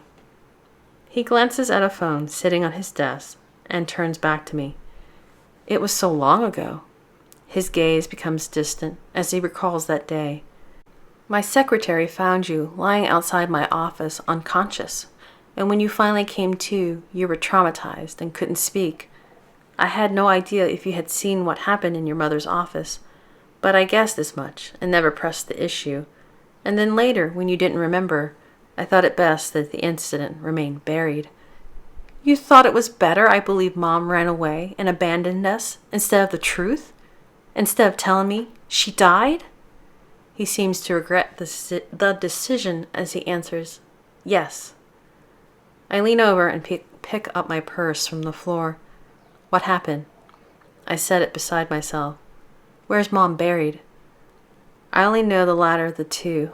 The body is buried in Hades Cemetery. I always feared one day you would find the tombstone and discover that she was laid to rest there. I wipe my eyes. Who murdered her?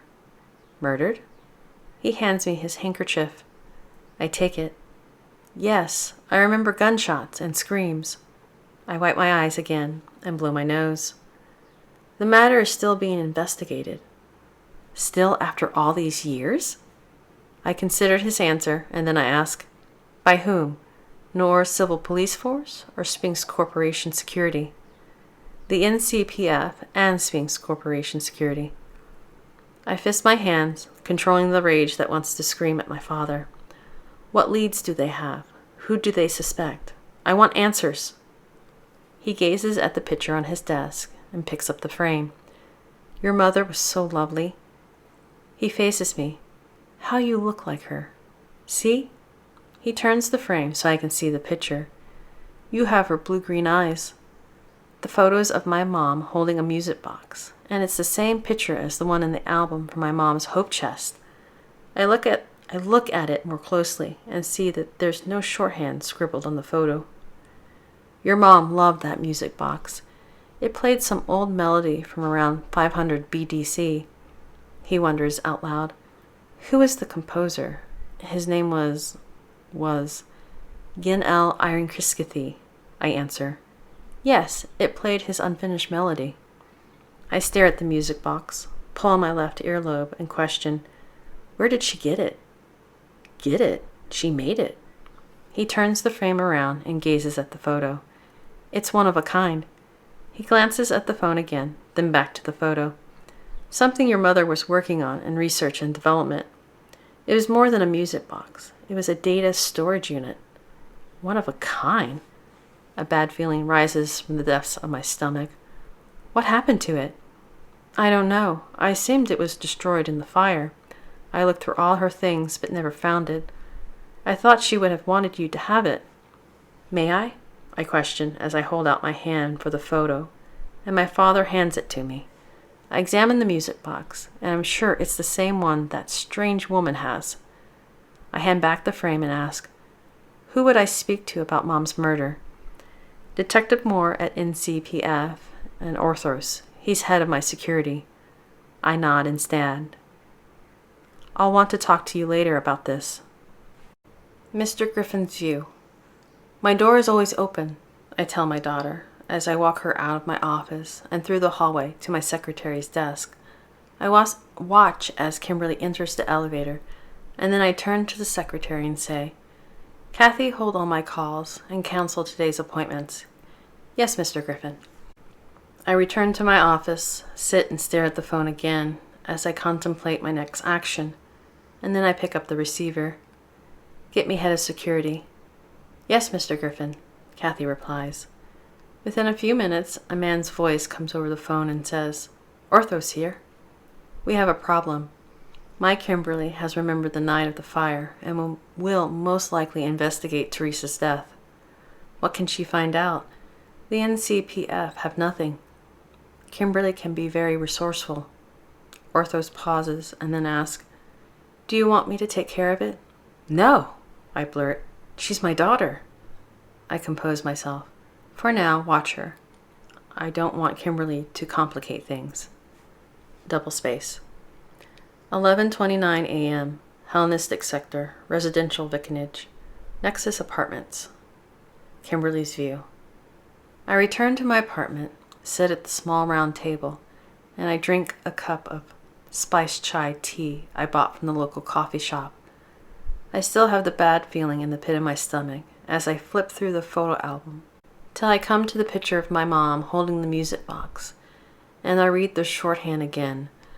Glimpse with scrutiny and gaze with light. I've already glimpsed with scrutiny. I remove the 8x10 photo from the album and look on the back, and it's blank. There's nothing else on the photo. So what does she mean by gaze with light? I walk over to the couch, turn on a torch lamp, and place the picture in the front of the light. Nothing. I flip the photo over and examine the back, and it's still blank. But then a K appears, and more letterings, till it reads, Kimmy, find the music box. It will lead you to the key. My bad feeling is confirmed. I sit on the couch and look at the kitchen's counter where I laid the hope chest key. My mom can't mean that one. So what key does she mean, and what does it open? I hit my fist on the cushion. The music box had been right here, and I let that strange woman leave with it. I stand, realizing that means I'll have to find her, and I wanted to wash my hands of the Pandora project. I return to the table. Where should I begin? I stare at the empty chair across from me. That woman mentioned Etna Toy's plant and warehouse.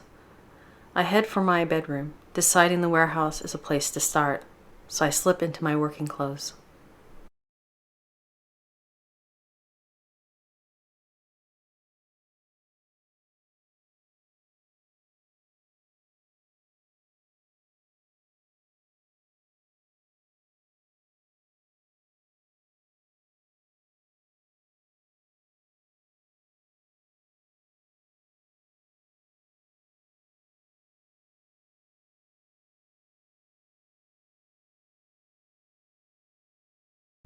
Chapter 22. Etna Toys Plant and Warehouse. Hellenistic Sector, Industrial Vicinage. Ding, ding, ding. The noon hour tolled in the bleak abandoned warehouse district. Ding, ding, ding. The wind dried the remaining tainted rain as a cold front moved in, chilling the already cold air. Ding, ding, ding. A black cat scurried down a deserted street in front of Etna Toys Plant and Warehouse. Ding, ding, ding.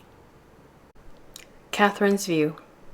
Fluorescent lights flicker overhead, lighting the run-down building as I stand within the warehouse and in front of the overturned cot I had woken on over a year ago. I rub my temples as my head pounds. I'm still feeling the side effects of the Ultra Epi. I refuse to use the music box to come down from the genetically altered epheno hormone since leaving Zeus Park. I'm too afraid I'll be caught by the council or the factory if I do, so I'll have to wait till I'm someplace safe, if there's such a place. Anxiety presses against my chest, and I look at my shaky hands. Why did the council do this to me? Why create something that causes me so many problems? I decide I won't find any answers just standing here, so I search the warehouse. Hours later, I place my backpack on the floor along with the AK-47, and then I set the metal bed and table upright. I'm still so tired. I got very little sleep the day before. I undo the Velcro of my Revlec, position the vest beside the cot, put my empty gun on the table, and lie on the mattress. I found nothing after searching the warehouse and plant for more than 3 hours. I remove my precious items from my pocket, study each one as if I'm looking at them for the first time, and then lay them on my chest. My eyes grow heavy, my body's beyond exhausted, and the warm cot and soft pillow feel nice against my cold skin, so I close my eyes. Minutes pass as the wind kicks up outside, howling across the old building, and for a moment, I'm at peace. Lub-dub, lub-dub. My eyes fly open as my body prepares for battle, and the change to my body causes me a lot of pain since I never purged myself of the earlier exposure to the genetically altered epinephrine hormone. I won't be able to go on much longer without coming down. I quickly sit up, and the music box and note fall to the cot. I pick up the AK-47, grab my backpack, Revlec vest, and gun, and then I rush to a dust-covered front window. In the distance, 6 unmen unload from 2 black vans and stand at attention on the sidewalk as 2 lab techs, along with 2 factory SCMs, exit the vehicles. In Catherine's View. Outside. Peters retrieved a modified HHC from his lab coat pocket and passed it over the 6 unmen. Readings within parameters. He pushed his glasses up his nose. We're good to go. Excellent. Maxwell typed a few notes. Let's upload the new targeting program with this batch. He looked up as the 2 SCMs spread out and secured the area. Maxwell turned to an unman and commanded, Team Leader, this is Tech 112. Prepare for uplink. It said in a South African accent. Voice identity confirmed, Tech 112. I comply. The team leader turned his head and faced the tech. You know what? Peters rubbed his stubbly face. What? Maxwell uploaded his targeting program to the unman using the HHC's laser located at the end of the small computer. Peters leaned against the van. It's become boring. Maxwell finished the upload and commanded the team leader, uplink with your unit and transmit the new program. iLink established. Transferring data, the team leader relayed. Maxwell turned to Peters and asked, "What do you mean boring?" "For the past year, we've sent unmen after Pandora. They fight, she disables them, and then we take notes, improve on the models, and start again.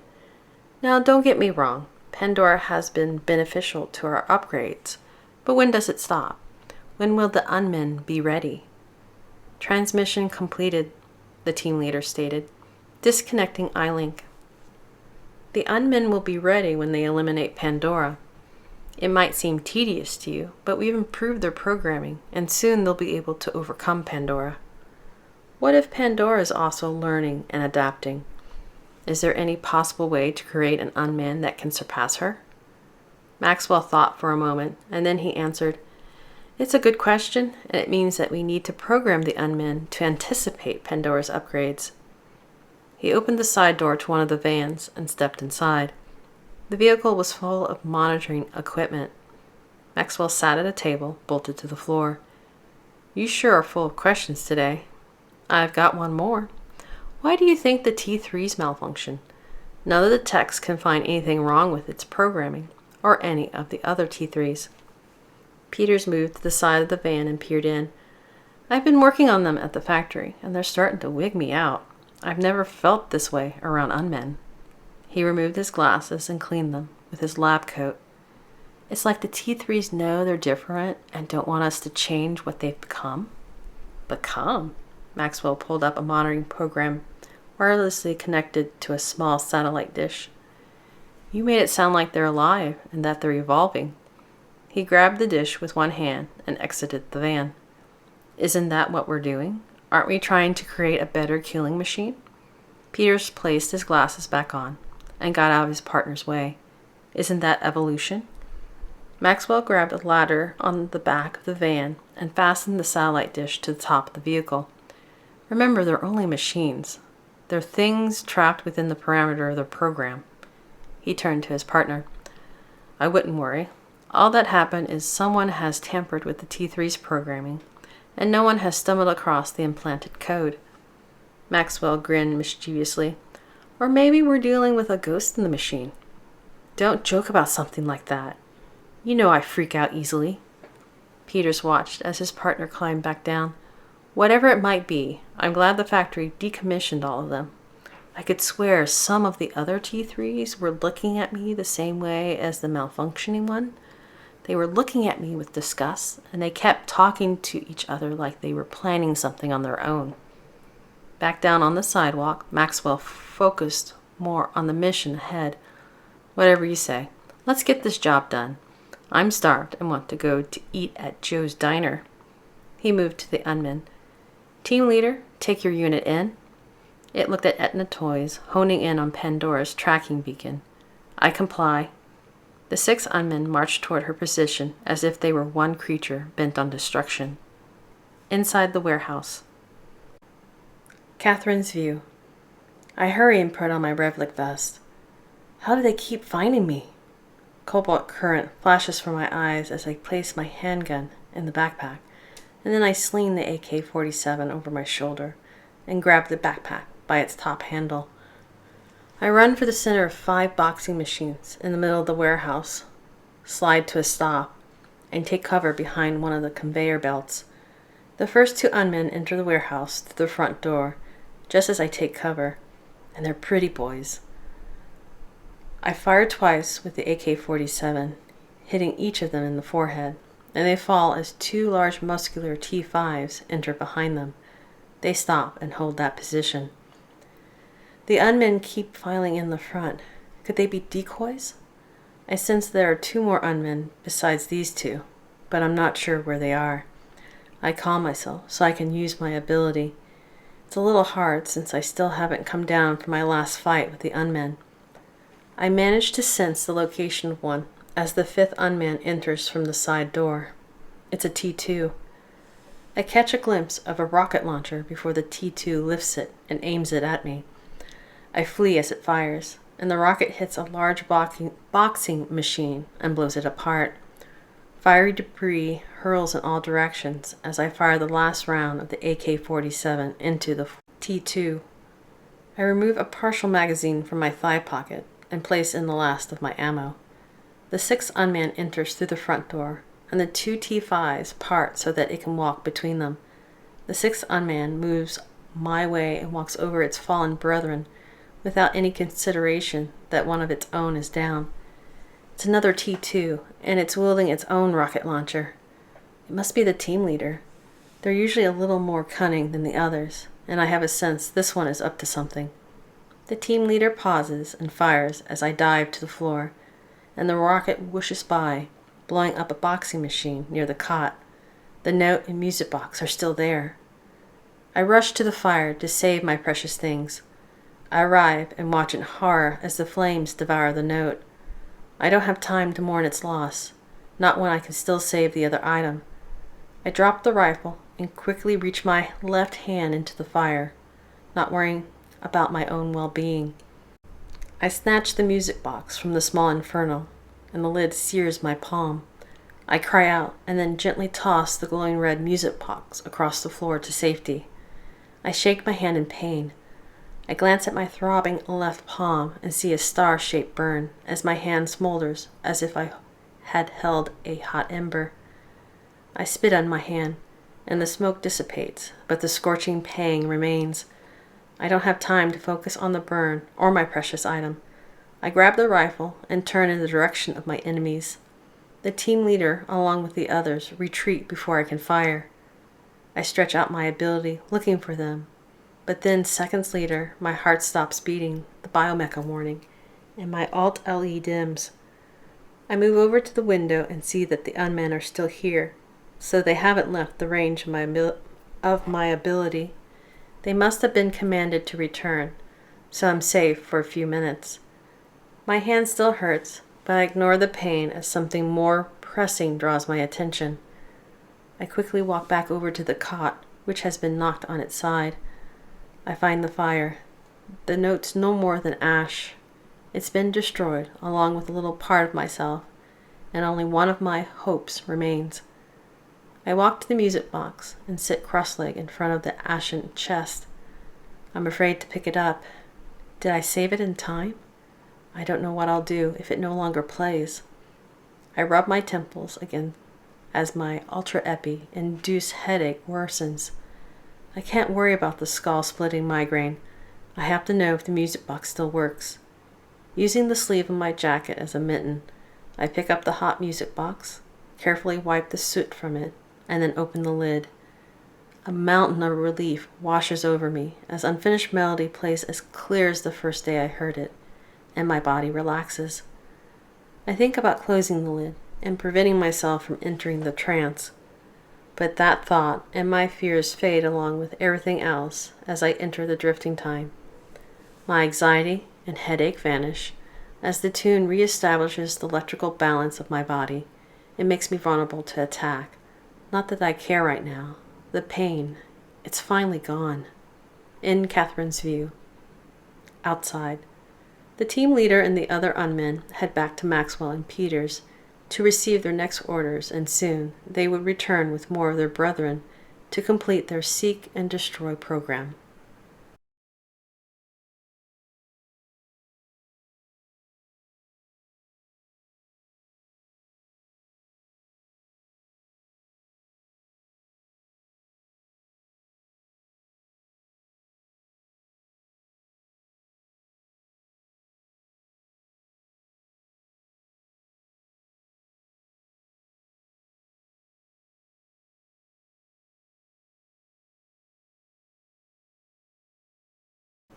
Chapter 23. The Return. Catherine's View.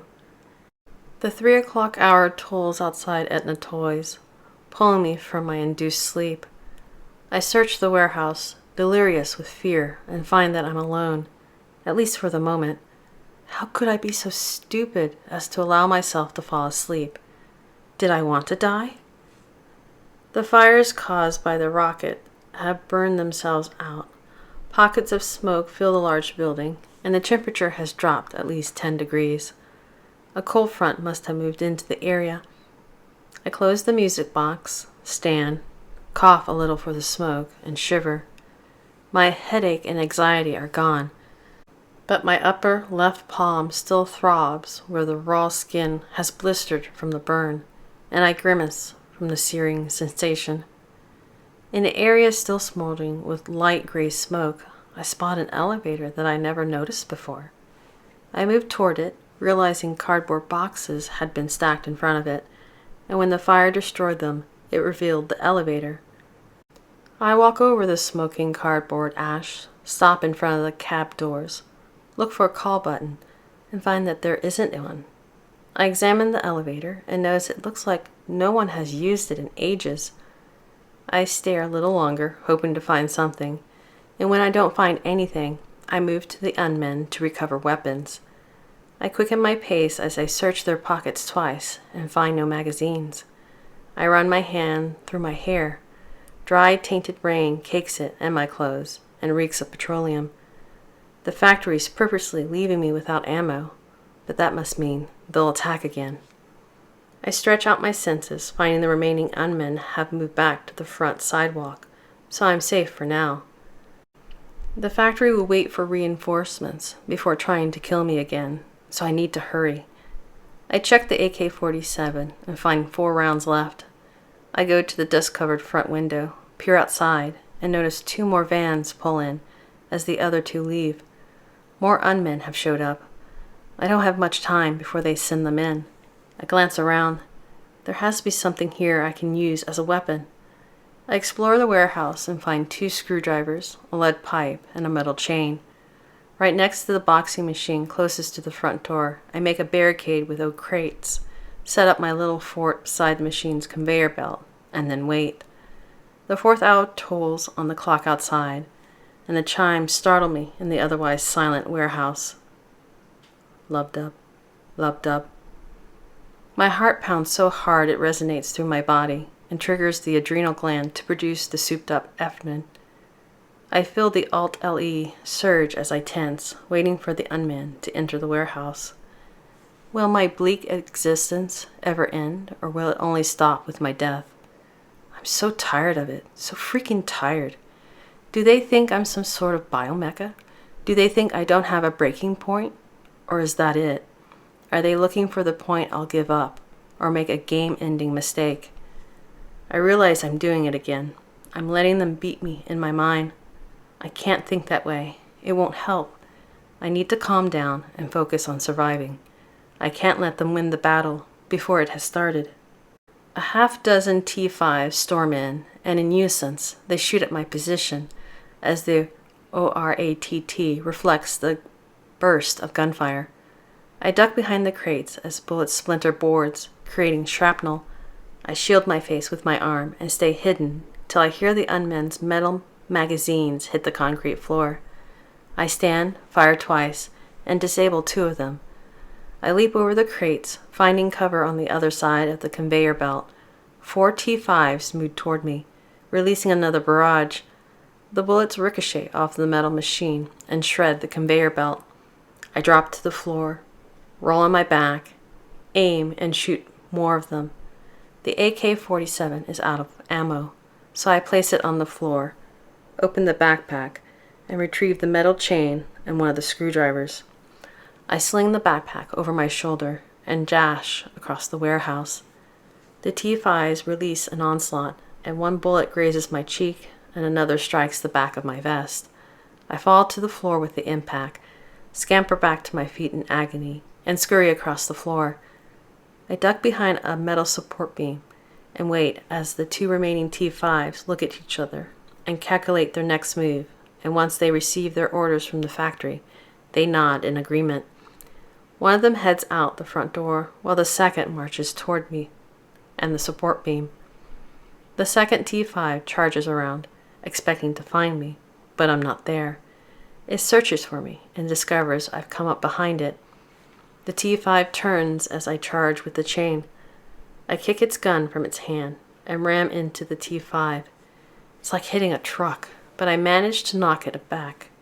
I twirl the metal chain over my head, swing, and wrap it a couple of times around the T5 and the beam. I take the long screwdriver, rush around to the back of the beam, push it through the links, and trap the T5, but it won't hold for long. I grab its gun and check the chamber and magazine. They're empty. I toss the gun, remove my backpack, and examine the lead pipe and the other screwdriver, then rush back to the boxing machine in the front and lay the bag and lead pipe beside it. I grip the screwdriver and wait for an opportunity. I rub my sore shoulder where I ram into the T5 and ignore the throbbing welt on my back. The other T5 enters from the side door and notices its brethren trying to squirm free from the chain. The other T5 scans the warehouse, finding me with ease somehow, and moves towards my position. I climb on the conveyor belt, run across it, and leap for the T5. It raises its gun and fires 3 times. 2 bullets hit me in the vest, and the third nicks the top of my head. I wince as I land on the top of the T5 and quickly stab the screwdriver through its forehead, and the T5 stumbles back, swinging its arms wildly. I release the screwdriver, awkwardly jump off, and land flat out on my stomach on the concrete floor. The T5 collapses, its body contorts in the last moments of mechanized life, and it ceases functioning. I roll to my side and put a hand on my chest where the 2 bullets struck my vest. They hurt worse than the one that hit my back, and through the agony I sit up, crawl to its gun, reach for the weapon, and hear someone step through the front entrance and move toward me.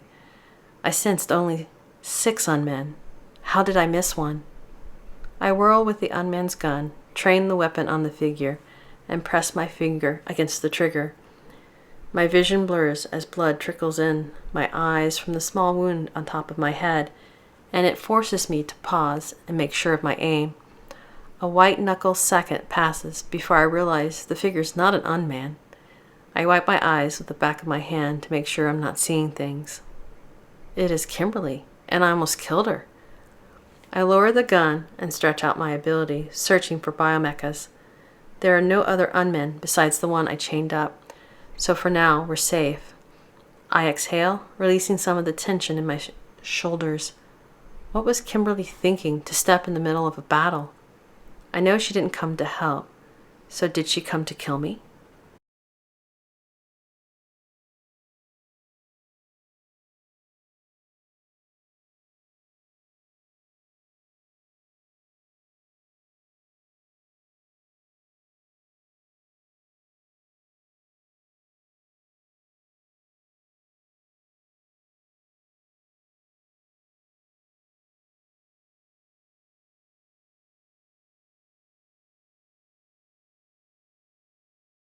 Chapter 24, The Music Box. Minutes earlier. Kimberly's view. I pull my car into the overgrown back parking lot of Etna Toys plant and warehouse. Hades! I can't believe I'm doing this. I could already be in possession of the music box. I step from my vehicle, noticing 2 vans parked at the front curb. They're probably a good sign that the Pandora project's here. I might yet get the music box. I rush to the front, hoping I'm not too late. If they manage to kill that woman, maybe the music box still on her corpse. I enter through a door and spot her running across a conveyor belt and lunging for an unman. The unman shoots 3 times before that woman ends its existence and falls herself to the floor. She's very still at first, and I'm not sure if that woman's dead or not until I hear her moan. I watch her sit up, crawl to the unman, and retrieve its gun. I move toward her, disappointed I'll have to finish the job myself. She's still on the ground when I approach her, and the woman reacts to my presence and turns her gun on me before I have a chance to react. I freeze as that woman stares at me as blood trickles down her brow. She wipes the plasma from her eyes and stands as her grim gaze flames with glimmery sapphire. I take a step back from her.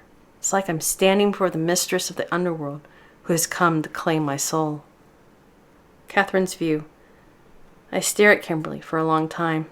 I've seen that look before and know Kimberly's afraid of me. Is the light that my eyes produce that scary, or is she seeing something else in me, something I can't or I refuse to see in me? I also know that she doesn't want to help me, so why can't she leave me alone? Is she trying to taunt me or only prolong my torment? I ask with a heavy heart. Have you come to kill me? Kimberly's view. I can't get past how her eyes glow, and don't answer her at first. What kind of monstrosity is she? I regain my composure and finally answer, No, I haven't come to kill you. I decided it would be too much of a hassle. I glance around the warehouse. I wouldn't even be here if you didn't have something I want. Catherine's view. I stare at her a second longer, wondering what I could possibly have that she wants, and then I lower the gun and rub the vest where the bullet struck me. Kimberly is here to taunt me. Doesn't she have anything better to do? I question. What do you want? Kimberly's view. I want. I catch a glimpse of a shadow moving towards us, and I step back, putting some distance between myself and that woman, and remove my PPK from my purse. Catherine's view.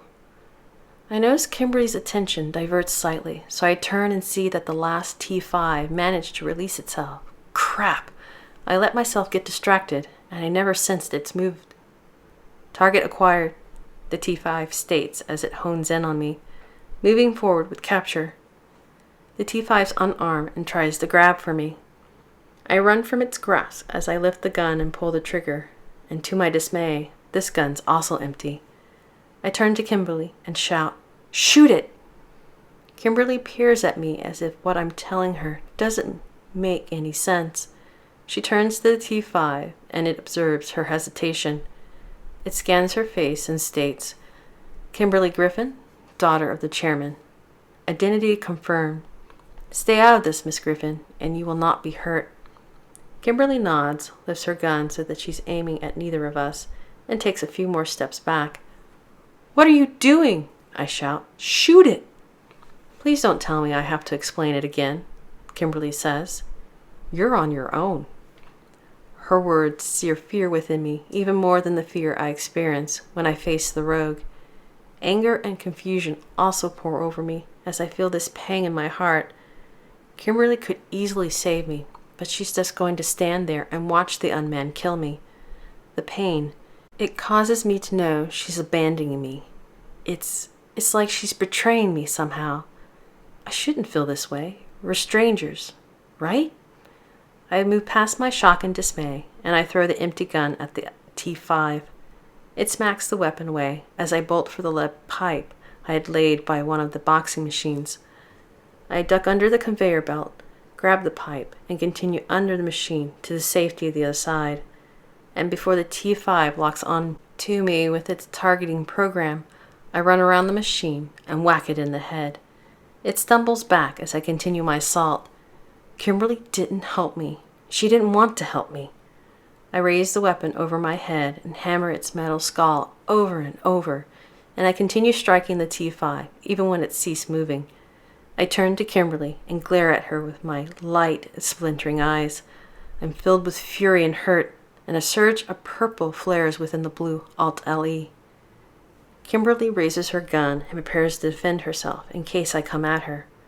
I realize what I must look like, and my rage subsides as I see the look of fear in her eyes. The surge of purple fades, leaving the blue. I breathe deeply, quieting all that is within me.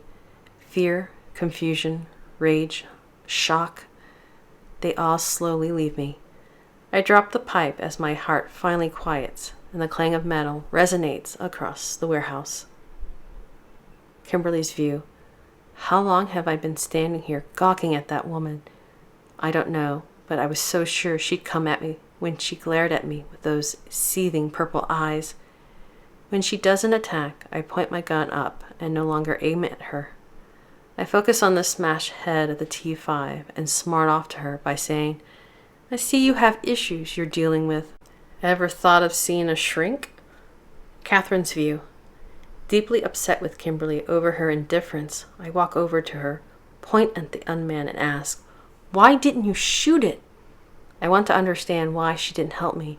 She should have helped me, so I point to myself and yell, It was going to kill me. Kimberly puts a hand on her hip and says, That's my problem. How? Idiot, why do you insist I care? You keep showing up. If you don't want to help me and you're not going to kill me, why do you keep showing up? I feel my eyes return to normal as I tell her, I don't understand. Like I said, that's my problem. How? Don't tell me then, I shout, stomp over to the T5 with the screwdriver in its forehead and pull out the tool. Electrical snaps fire from its head as I wipe the black ooze covering the screwdriver on its suit. I snap at her like some child. Keep showing up like some stalker and see if I care. Stalker? I'm not stalking you, Kimberly insists, and then questions. Why would I be stalking you? How should I know? You're the stalker, not me, I tell her, glance at her, and then divert my gaze when she looks at me. I'm afraid she'll read my mind somehow. I don't want her to know, but I'm so glad she showed up. I feel safe when she's around, and I'm not sure why. Kimberly mostly points a gun at me anytime we're together. I move to the table by the machine closest to the front door, remove my vest, and pull down the V-neck of my dingy t-shirt. I'm already bruised. I set the screwdriver on the table and examine 2 welts about an inch below my right collarbone. I also rub near my spine, where the first bullet struck. Kimberly says nothing as she watches me. I have no idea why she's here. I wish it was to help me. I wish it was to tell me that she does know me, and she's going to tell me about my past. She continues to watch me with her sour gaze, and I've had enough, so I demand, tell me why you're here. Kimberly answers me. I want to make it clear that I'm not a stalker. Fine, you're not a stalker, I reply, and then mutter, freaking stalker. I quickly glare at her, and after a few moments I demand, tell me what you want. I walk over, wasting no time. I know more unmen can show up at any time, so I grab my backpack and return to the table. I unzip it and place the screwdriver in it. Tell me, and then leave me alone. I say this, but I really don't want her to go. I want her to help me. I feel like she should help me. It's a deal, Kimberly tells me as she levels her gun on me. I want the music box. Give it to me. No, I utter as I pull the backpack off the table and step away from her. I shake my head as I tell her, no, it's mine. I feel betrayed by her request. I feel as though she has broken some sort of bond we've had for years by demanding such a thing of me. I hate repeating myself, she says. Give me the music box, or I'll kill you. I shake my head again, moving backward toward the front door as my flight or fight instinct kicks in. She should be helping me, not doing this, so I yell, no! I'm not going to argue with you. Give it to me. No, I say, and then I insist. It's mine. I plead with her, as if she'll understand. It's all I have left. Idiot, Kimberly mutters, shrugs, shoots me, and hits me in the left shoulder. Smoke rolls from the barrel, and with an emotionless expression, she says, I did warn you. It happened so fast. I made no movement to protect myself. I glance down at the bullet hole, stunned by the assault, drop the backpack, stumble back, fall against the wall, and slide to the floor. I hold my bleeding wound as Kimberly approaches me and kneels to one knee right beside me. She coldly places the barrel of the gun on my right shoulder. Don't make me put another hole in you, Kimberly says, and then demands, tell me where it is. This can't be happening. Kimberly couldn't have shot me, and she can't be going to steal the only thing that quiets the effects of the alt-epi. Near tears, my lips quiver for the pain and fear of losing the only thing that has kept me going the past year. The pain in my shoulder is nowhere near the torment I feel over her betrayal. I should have expected this. I should have had my guard up, but I trusted her and felt safe around her. I won't, I tell her, and then grunt. It's mine. Kimberly tilts her head as if she doesn't understand me, and then she backhands me across the face and states with iciness in her voice, I really hate this kind of work. It can get quite messy. I sit there as if the most shocking thing just happened to me. I stare at her as I can't believe she slapped me. I put my other hand on my burning cheek and don't even have a thought to fight back. Kimberly's blank face shows neither pleasure nor remorse as she says, I'll only ask you once more, and then I'll search your dead body. A sense of despair and loneliness strikes me as hard as she did, and I contemplate letting her end my existence. But the voice deep inside says, "No, live." I move my blood-covered hand to my thigh pocket, remove the music box, and stare at it. "Give it here," Kimberly says as she holds out her hand. I say to her, "Promise me you'll give it back." "What did you say?" "Promise me you'll give it back, and I'll loan it to you." "Are you a child? Do you really think I'll—" Kimberly starts, and then she says, "Fine, I promise." She snatches the box away from me and then says, "There, that wasn't so hard, now was it?" She stands, turns, and heads for the front door. Kimberly's leaving me. She's leaving me alone. I start to get lightheaded, but manage to push myself up the wall to stand and yell after her, "You promise? Don't forget to return it. It's just a loan." I press my hand against my wound. "The music box is all I have," I mumble. "I don't think I can go on without it." Kimberly pauses at the front door and questions me with a hint of irritation. "What are you whining about?" Her cool and calm demeanor changes as she asks, "How many times do I have to tell you? I don't care what happens to you." Lub-dub, lub-dub. I panic and peer out the dust-covered window as 3 vans pull up beside the other 2. I turn to her and beg, "Please help me. Take me away from here. I'll die if I stay here." "Help you?" Kimberly laughs and says, "Yeah, right." "Don't be cruel," I plead. "At least leave me some ammo." "I'm not going to stand here and listen to this," Kimberly says as she starts out the door. "Kimmy, please." She pauses as if I hit her in the head with a softball, then turns and comes back in. "What did you say? You little—" Kimberly starts as she marches towards me and aims her gun at me. "No one calls me that. No one calls me that anymore.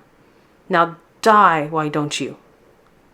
I say nothing as I slide down the wall, land in a defeated heap, and stare at the floor. If I could only cry, at least then I would be doing something.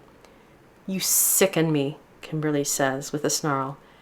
"You—" I look up when she speaks, and I see a shade of deviousness mark her face. She questions me. "You want ammo?" Kimberly ejects her magazine and removes 1 round. "Here then." She pulls a thin permanent marker from her knapsack and writes on the shell casing. She puts the marker back in her knapsack, walks over, and sets the 9mm round on the floor, a short distance from me, with the tip pointing up. If things get unbearable, Kimberly makes a gun with her left hand and fires it at her own head. Do us all a favor. She takes one more look at me, shakes her head, and leaves. I stare at the bullet as the world crashes in on me. I read the words written on the shell. Pale horse. I lean my head back and close my eyes as my shoulder wound burns. I think about the note, and then the man I love, and then lost. Preacher, where are your encouraging words of light and hope now that darkness is about to consume me? How am I going to survive this? Double space. The sanctum. Deep underground, alarms blurred, sending the chamber into chaos as analysts scrambled, examining new data. "What is going on?" Mr. Morta demanded. "Pandora's vitals are dropping." Frantic over the information, a supervisor relayed. "Our sensors are detecting major trauma and blood loss." "What about Argus?" Mr. Takuma asked. "What does he have to report?" 2 waves of unmen have attacked Pandora. Miss Nona studied the data on her laptop. It received the usual minor wounds. Argus also reports that a woman known as Miss Griffin shot Pandora in the shoulder and took the music box. Mr. Morta looked at each of the other members of the council. "We never did figure out who gave Pandora the note, the business card, or the music box." "Now it has none of them," Miss Nona turned to the smaller of the 2 men. "Should we retrieve Pandora?" "No, not yet," Mr. Takuma answered. "It will be a true test. Pandora has relied too much on the music box for emotional support. I have had my suspicions that an outside force has been interfering, and now that that interference is gone, let us see what Pandora can do."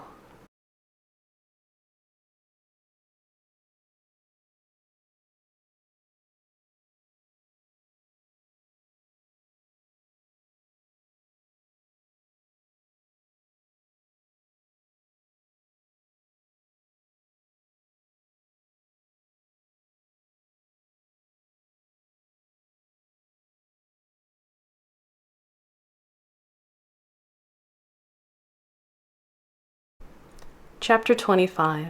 A Message from the Past. Kimberly's View. The 6-hour tolls on the street clock as I rush out of Etna Toys, and then I hurry around to the back parking lot, not wanting to tangle with the unman. I carry my gun in one hand and the music box in the other. An unman leans against the passenger side of my car, so I slow to a walk, wary of it, as I tuck the music box in a zipper pocket of my jacket. I notice it's not armed except for a large knife and a sheath that's on its belt. I glance around the area to see if I'm surrounded, but I don't see anyone else. "What do you want?" I ask. "You're one of the factory's robots." "Was," it tells me. "I'm the one known as the Rogue." "What do you want?" I repeat my question. The Rogue tells me as I approach it. "Miss Griffin, I do not understand." I ask, suspicious of why it's here. "Don't understand what?" "Pandora. If anyone else did what you did to her, they would be dead right now, but not you. Actually, I have lost count of how many assassins she has decommissioned." It picks dirt out of its nails, and that's when I realize that this is no normal robot. The Rogue says, "And before you boast your skills are why you are standing here, you should know. She trusted you," it says, not so much accusing me, but it sounds astonished by the fact. I mean, she really trusted you, and only one other did she place such hope, and well, that minister is dead. But that is another story. I search the area again to see if other unmen are around, but none are. The Rogue's different. It's more human than the others in its manner and in its smile. It really creeps me out. The Rogue looks like it's studying me. I wonder if it's somehow recording everything about me. I do not know why, but Pandora drops her guard when you are around. How else could you betray her? I keep a tight grip on my gun as I reply, "You're insinuating she trusted me." "Ah, I see you're skeptical. But Pandora does trust you. The first case in point, she removed her Revlec vest. Why would she do that if threatened by you?" I shrug and ready myself to shoot it at the slightest hint of an attack. "I cannot figure it out either," the Rogue states. "What is it about you?" I do not think Pandora realizes she is doing it. Maybe deep down in her subconscious she believes she knows you. Maybe she believes you two have met in the past, or maybe you did not point a gun at her when you first met. I believe that quality alone might endear someone to her, but I could be wrong. I do not know. I was not there, it adds. Or was I? I don't understand something. I'm impatient to leave, so I ask, "Why are you telling me all this?" "Oh, that's right." The Rogue mimics my voice and says, "How many times do I have to tell you? I don't care what happens to you." I'm amazed that I hear my own voice, and I start to question, "How did you—" "Oh, please, I am a machine. I can reproduce any sound," the Rogue says, and then asks, "Would you like me to repeat Pandora's plea for you to save her? It was so sweet and innocent. Even I heard the fear in it. I heard the fear that you would leave her to her fate and that she would die alone." "I don't have time for this. If you don't mind, I'm leaving." I start to walk around to the driver's side, keeping my distance from the Rogue. It ignores my wishes and mimics that woman by saying, "Please help me. Take me away from here. I'll die if I—" "Stop it!" I snap. "I said I didn't—" "Want to hear it?" "I know, but I'm supposed to be heartless." The Rogue eyes me accusingly. "Humans are the ones who have to work at it." "Why are you here?" I snarl, agitated by the accusations. "What do you want?" The Rogue turns to the warehouse and moves its hand and caresses the handle of its large knife. "I want to kill Pandora, but it seems the T3s will beat me to her." The Rogue turns to me and says, "Do you know that they have been acting strangely lately? But then, what does a Rogue know?" It moves from my car and walks a couple of paces away from me. "Well, be seeing you. I am too depressed to watch the outcome of the battle. Pandora does not have a chance." The Rogue takes off running and soon disappears from sight. I slide into the seat of my car, take one more look at Etna Toys, start up the engine, and pull away. Finally, I'm rid of this Pandora mess. I drive for about 20 minutes, getting some distance between myself and the warehouse. I pull over, anxious to look at the music box, and then I remove it from my pocket and hold it in my palm and examine it. Some of that woman's dried blood covers the top. "Mom, why did you want me to get this?" "Father said it's a data storage unit." I turn it over and over, studying it, trying to figure out how it works and what kind of information is on it. I think how badly I miss my mom and how I'll make whoever took her away from me pay dearly. Maybe it will tell me who murdered her, so I open the lid. An unfinished melody plays. I close it and turn it over, examining every side again. Nothing. There's nothing. I stare at the music box. Now what am I supposed to do? How am I to find your murderer? I don't even know where to start. I whisper, "Mom, A hum emanates from the music box as two tiny squares on each end of it glow blue, and the light radiates through the metal surface. I examine each square, then place my thumb and index finger over them.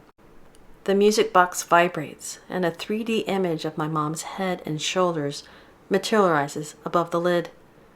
The hologram speaks. Voice identity confirmed as Kimberly Griffin. Data storage unit activated. The hologram blinks a couple of times, and then she glances around as if awakening from a deep sleep. The hologram scans me and states, "Kimmy, if you are viewing this, I am probably dead. There are so many things I want to tell you, but now isn't the time. I hope, no, I pray not much time has passed. There is something you must do. You are so young, 18. You're 2 decades too late," I say as I run my hand through the image. I'm sorry it took me so long to come across the photo. 2 decades have passed? It does change things. The hologram speaks, then pauses, processing the information. It may be too late then. I'm surprised the hologram spoke to me, so I lift the music box and ask, "You can hear me?" "Yes, I am programmed to interact." A childlike joy bounces through me as I say, "I have so many questions, but you said too late." "Too late for what?" "First, promise me you will do this thing. Do this thing for your mother." The hologram adds as an afterthought, "It will be dangerous." I chuckle, thinking of my years as a life closer, and glance at the gun I laid on the passenger seat. I think I can handle dangerous. Then all I need to hear is that you promise, and I will tell you. I eagerly say, "I promise." Teresa hates giving this task to you, but there is no one else she can trust. The hologram looks worried as she speaks. Teresa had made so many enemies in and out of the corporation. The hologram rakes her bangs out of her own eyes as she continues. As project manager of research and development, Teresa was privy to many projects in other departments. You may not remember, but one unspeakable one caught her attention. It involved children, and she tried to put a stop to it. Now you must take up where she failed. The hologram's image flickers as she speaks. I don't know how you will find her, but there is this girl. The hologram pauses and then says, "Well, she would be a woman now. Her name is Catherine." A bad feeling comes over me as I gasp and murmur, "Hades, no, it can't be." The hologram continues, "You must save her from them. The only other thing I can tell you is the project name she is under." I put my hand to my temple in disbelief and mutter, "Don't tell me. It's Pandora?" The hologram replies, "Yes, but how did you know?" "Let's say I've encountered her." A beeping alarm goes off, and the hologram says, "Someone is monitoring this transmission." She turns her head as if looking outside. "I must terminate communication." "Wait!" I exclaim. "I have so many questions. Who killed my mom?" "There are many possible suspects, but that isn't important right now. You must save Catherine. Save her. She's the key." The hologram stares right at me as she speaks. "You will not be able to activate this unit until it's safe. Find her." Her image disappears, and I'm left alone with my questions. Key to what? "Wait!" I shout as I shake the music box. "Tell me!" I slam my fist on the steering wheel. Why couldn't she have told me? I lean back in my seat, staring at the ceiling. I can't believe this. For Aries' sake, what's with my luck? I envision myself back at Edna, trying to explain my return to that woman. Hey, Catherine, sorry I shot you in the shoulder.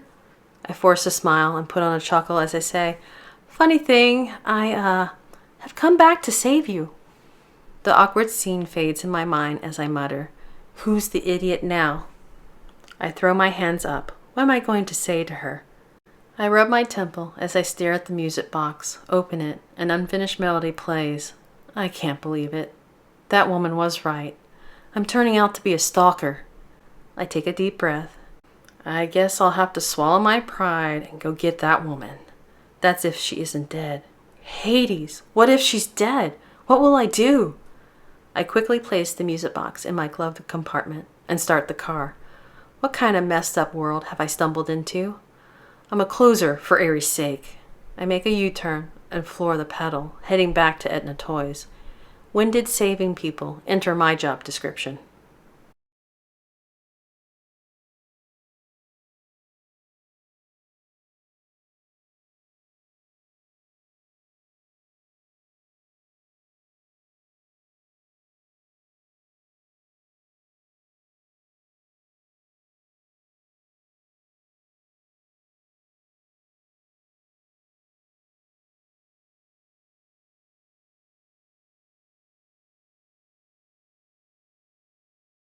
Chapter 26, A New Development, 6:22 p.m.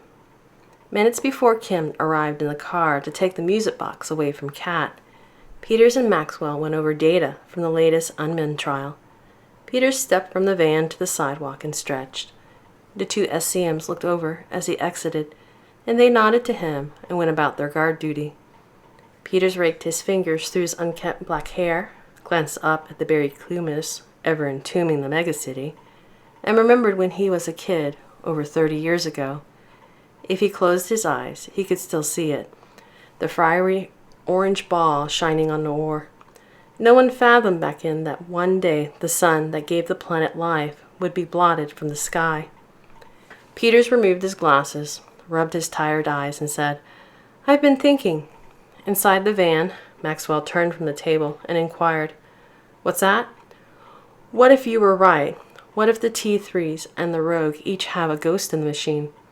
Peters rubbed his palms together as the air grew chilly. Then he put his hands in his lab coat pockets. What if they are evolving and becoming self-aware? Maxwell chuckled as he asked, Are you kidding? He joined Peters on the sidewalk and said, You've been reading those old science fiction books again. You need to invest your money in better things. The corporate Senate insists that novels will rot your brain. Why do you think they banned them in the first place? Peters said, Please, don't even get me started on the book ban. What's wrong with stories? The rumble of engines distracted him, so he turned, glanced behind them, and asked, Who's this? 3 vans drove down the street and stopped a short distance behind the 2 already parked at the curb. What are they doing here? Peters wondered aloud as he moved to the end of their van. We never requested a 3rd batch of unmen. He waved over to the 2 SCMs and ordered them, Go talk to the driver and see why they're here. The SCMs headed for the first vehicle. I thought we were the only team working today, Maxwell commented as he peered at the driver's side of the first van and only saw his own reflection in the tinted glass. What did you say? Peters asked as he reviewed his notes. I said I thought we were the only team working today. We are, Maxwell answered as he glanced at the SCMs. I know, Maxwell spoke as he started to go back into the van. It was a statement, not a question. The first SCM adjusted his assault rifle strap that rested on his shoulder, glanced at the second SCM to make sure the other soldier had his back, and tapped the driver's window. The first SCM motioned with his finger as he said, Roll down your window. There was no response. Did you hear me? The first SCM questioned. I said. The electric window hummed as it lowered, and a man with a pale face turned his head and stared at the soldier. The driver's light blue eyes looked unreal and made him recoil a bit. The driver greeted. Hey there, Gov. You aren't supposed to be here. The first SCM pointed toward the text and relayed. A team is already in place. The driver tilted his head in question. Are you sure? I'm pretty sure we are to be here, Poppet. Poppet, the first SCM repeated as he removed his assault rifle. You need to check your orders. You shouldn't be here. You've made a mistake. The second SCM also removed his weapon, sensing the uneasiness in the other soldier. It is you who has made a mistake, the driver said. We are supposed to be here, and it is plain to see that you have. The driver lifted a handgun and fired 3 shots at the soldier, killing the first SCM, misunderstood the reason for our arrival. The second SCM stumbled back after a bullet nicked him in the neck. He saw that the other soldier had been killed, raised his FMAS and opened fire on the driver, shouting, He's an unman! Maxwell and Peters dove to the ground, hearing gunfire. Who are they shooting at? Maxwell shouted, covering his head with his hands. I don't know. Peter was beside him and was afraid to look up. The T3 got out of the vehicle, walked to the second SCM, shot him in the stomach, and grabbed the man by the throat, and with one quick turn, it broke the SCM's neck and dropped his limp body to the road. Maxwell heard no more gunfire, so he scrambled along the sidewalk to the back of the van and looked across the vehicle's tire. He saw the T3. I don't believe it, Maxwell whispered back to his partner. The unman is wearing contacts to hide its identity. He started back and insisted, We've got to get out of here. He looked at Peters, who was frozen in fear. Did you hear me? Get in the van, Maxwell shouted. He ran to the passenger side, got in, tossed himself in the driver's seat, and started up the vehicle. He threw the gear shift to D just as Peters jumped in the back through the sliding door. Maxwell floored the pedal, and the vehicle peeled off. 11 more T3s unloaded from the vans, and in unison, the 12 marched past the sidewalk in 3 lines and halted. They stared at Etna Toys, as they stated, preparing to engage the target. Peters closed the side door, questioning, What just happened? He moved over and held onto the bolted table as computers and equipment moved across it. A T3 killed 2 of our soldiers. Maxwell wiped sweat from his head as he asked, Are they pursuing? No. Peters caught one last glimpse of the area before their van turned a corner. They're staring at the warehouse. I think they're going after Pandora. Why would they on their own? After making the turn, Maxwell floored the pedal a second time, and the van sped off. And how did they get out of the factory? He dreaded the answer as he ordered, Peters, get up here. Radio in and see what you can find out. Peters got in the passenger seat, grabbed the mic, and pressed the side button. Factory, this is Tech 111. We have a situation. Please respond. He released the button, and Static returned his request, so Peters repeated the frantic call. Factory, this is Tech 111. Please respond. He turned to Maxwell and proclaimed, I don't like this one bit. Keep calling, Maxwell said, hopeful. Someone will pick up. Factory, this is Tech 111. Please respond. Static. Factory, this is Tech 111. Please respond.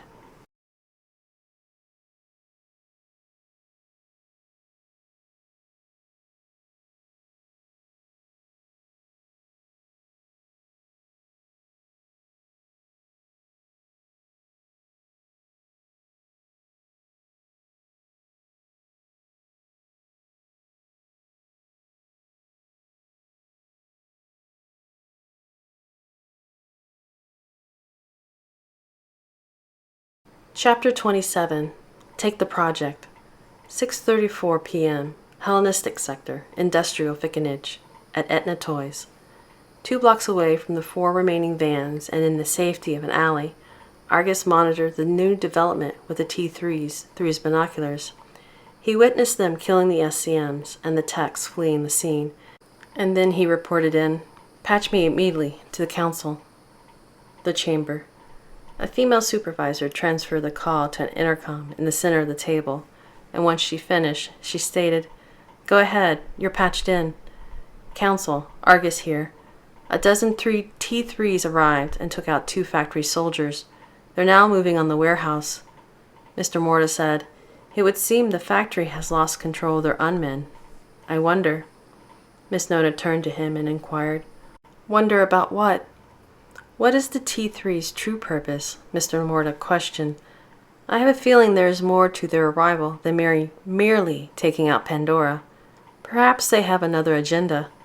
Mr. Takuma asked, "Should we act?"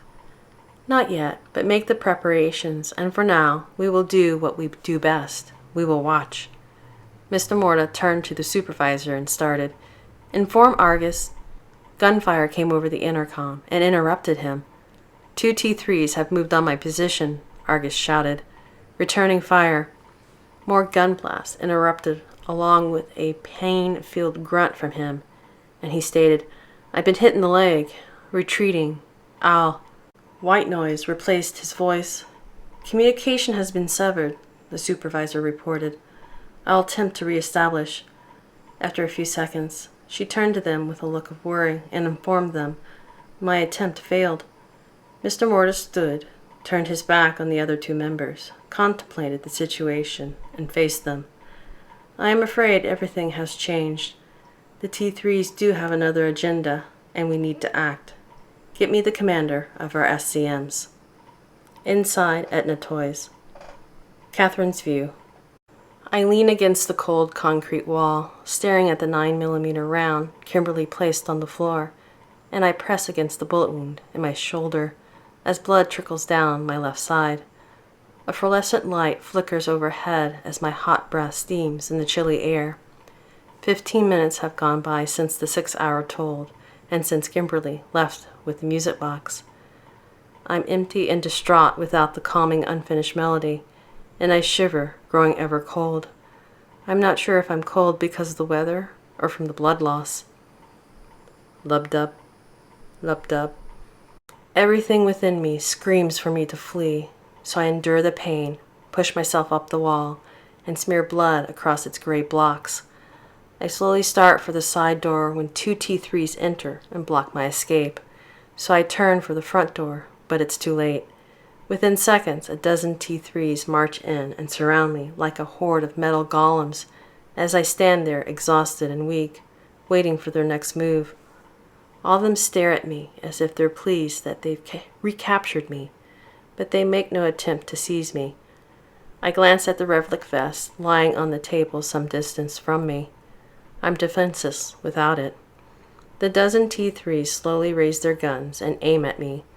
Their fiery crimson dot light blinks as they communicate with each other and with those who aren't present. Something's different about all of them. The T3s can think and act as one without the factory.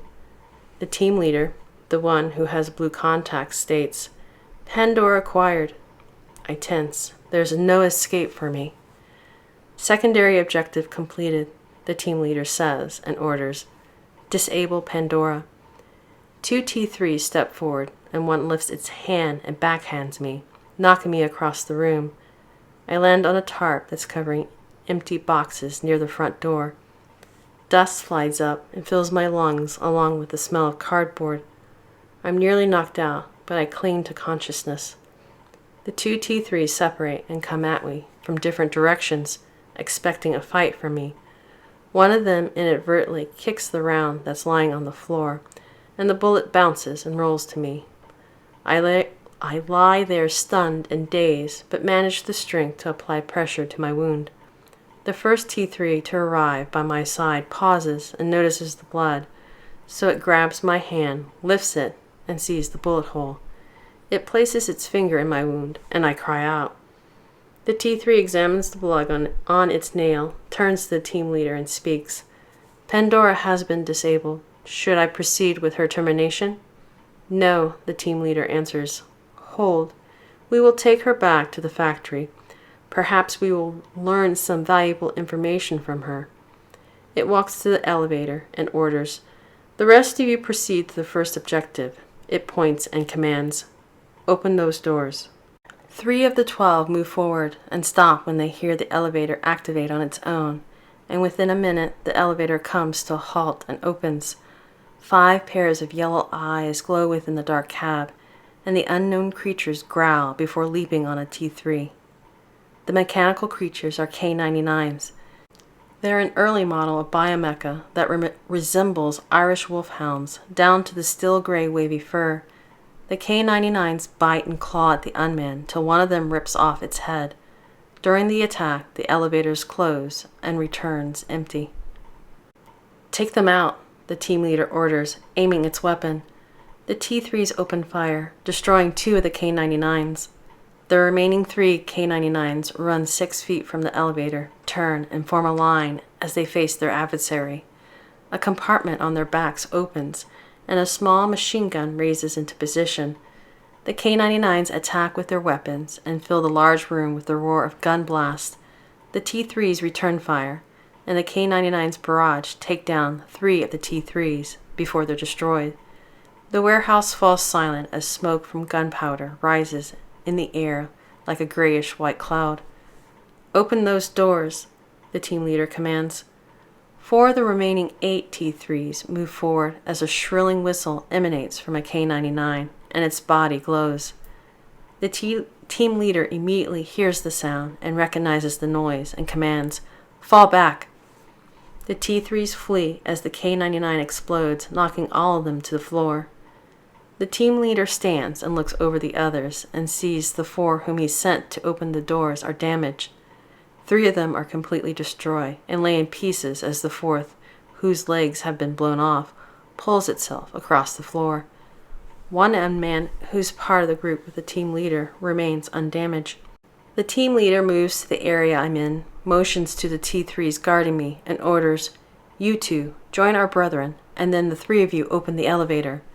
"Understood," they reply and move off, leaving the team leader to guard me. Once they join their brethren, the 3 T-3s march to the elevator and pass their crawling comrade. 2 of the T-3s tuck their guns and grab the doors, prying them open, while the 3rd one covers them with its weapon in case there are more surprises within. They force the elevator open and find an empty lit cab. The 2 T-3s remove their weapons and enter the cab as the 3rd follows.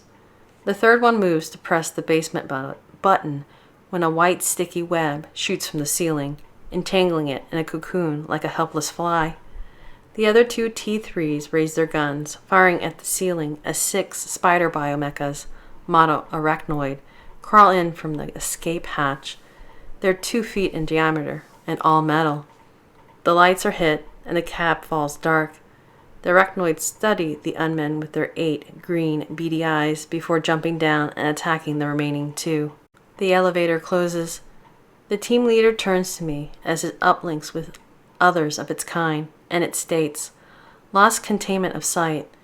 It lifts its gun, aiming at me as its fake blue eyes show neither remorse or pleasure. I can no longer secure Pandora. Extraction failed. I will terminate her.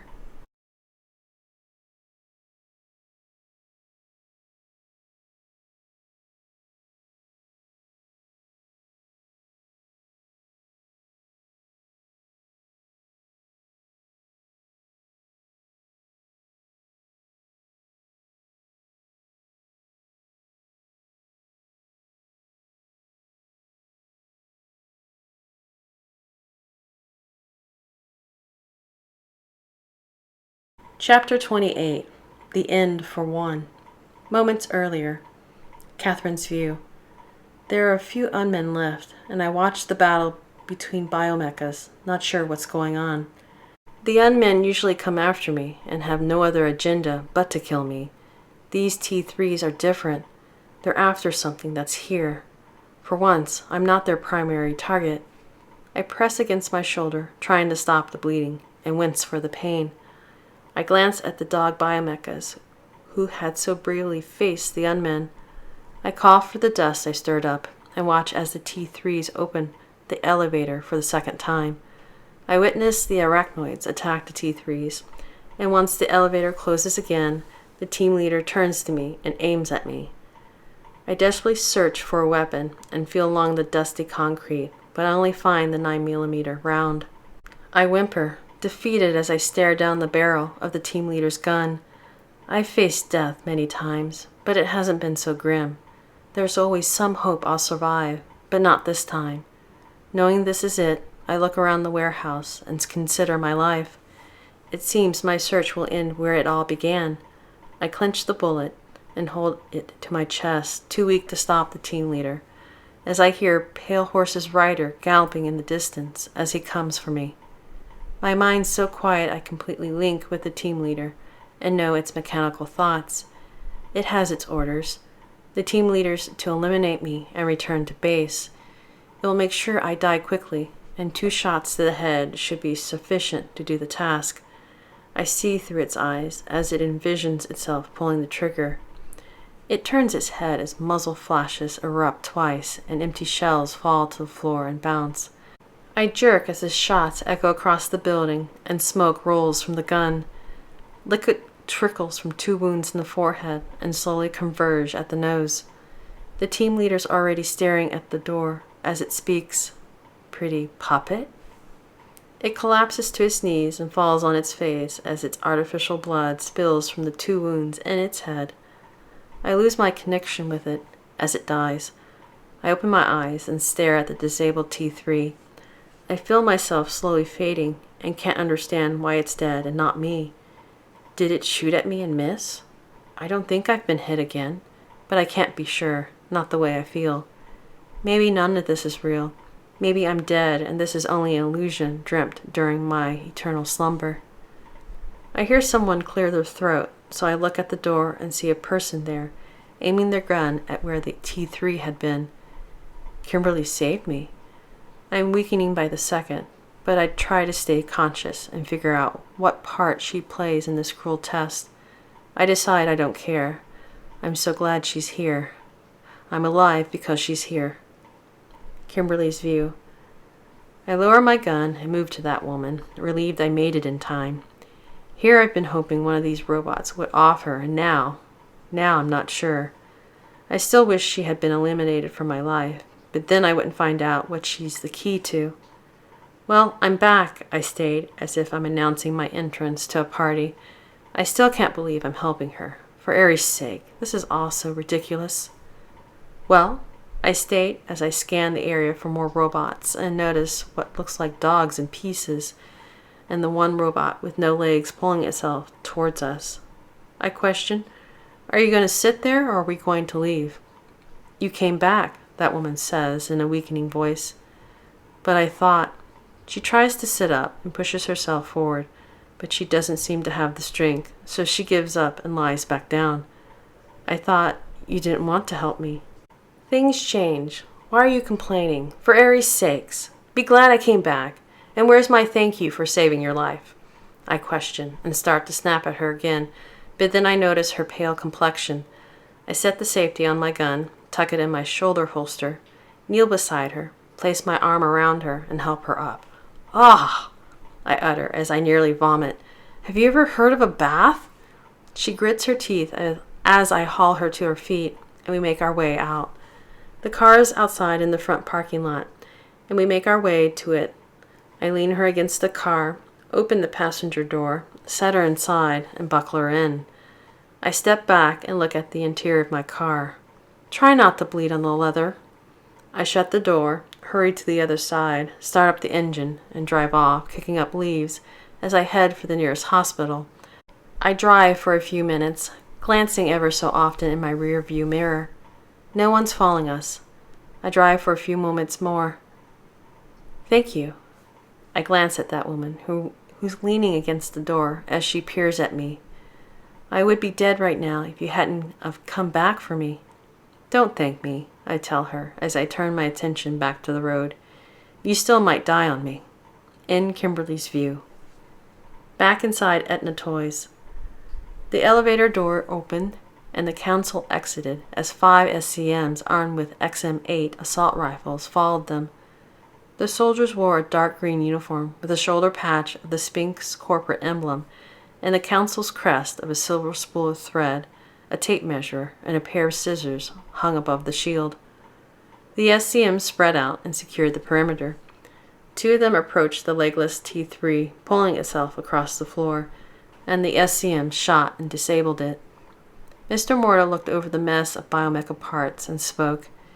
It would seem the sanctum has been compromised. The T3s somehow discovered our base, but why attack us?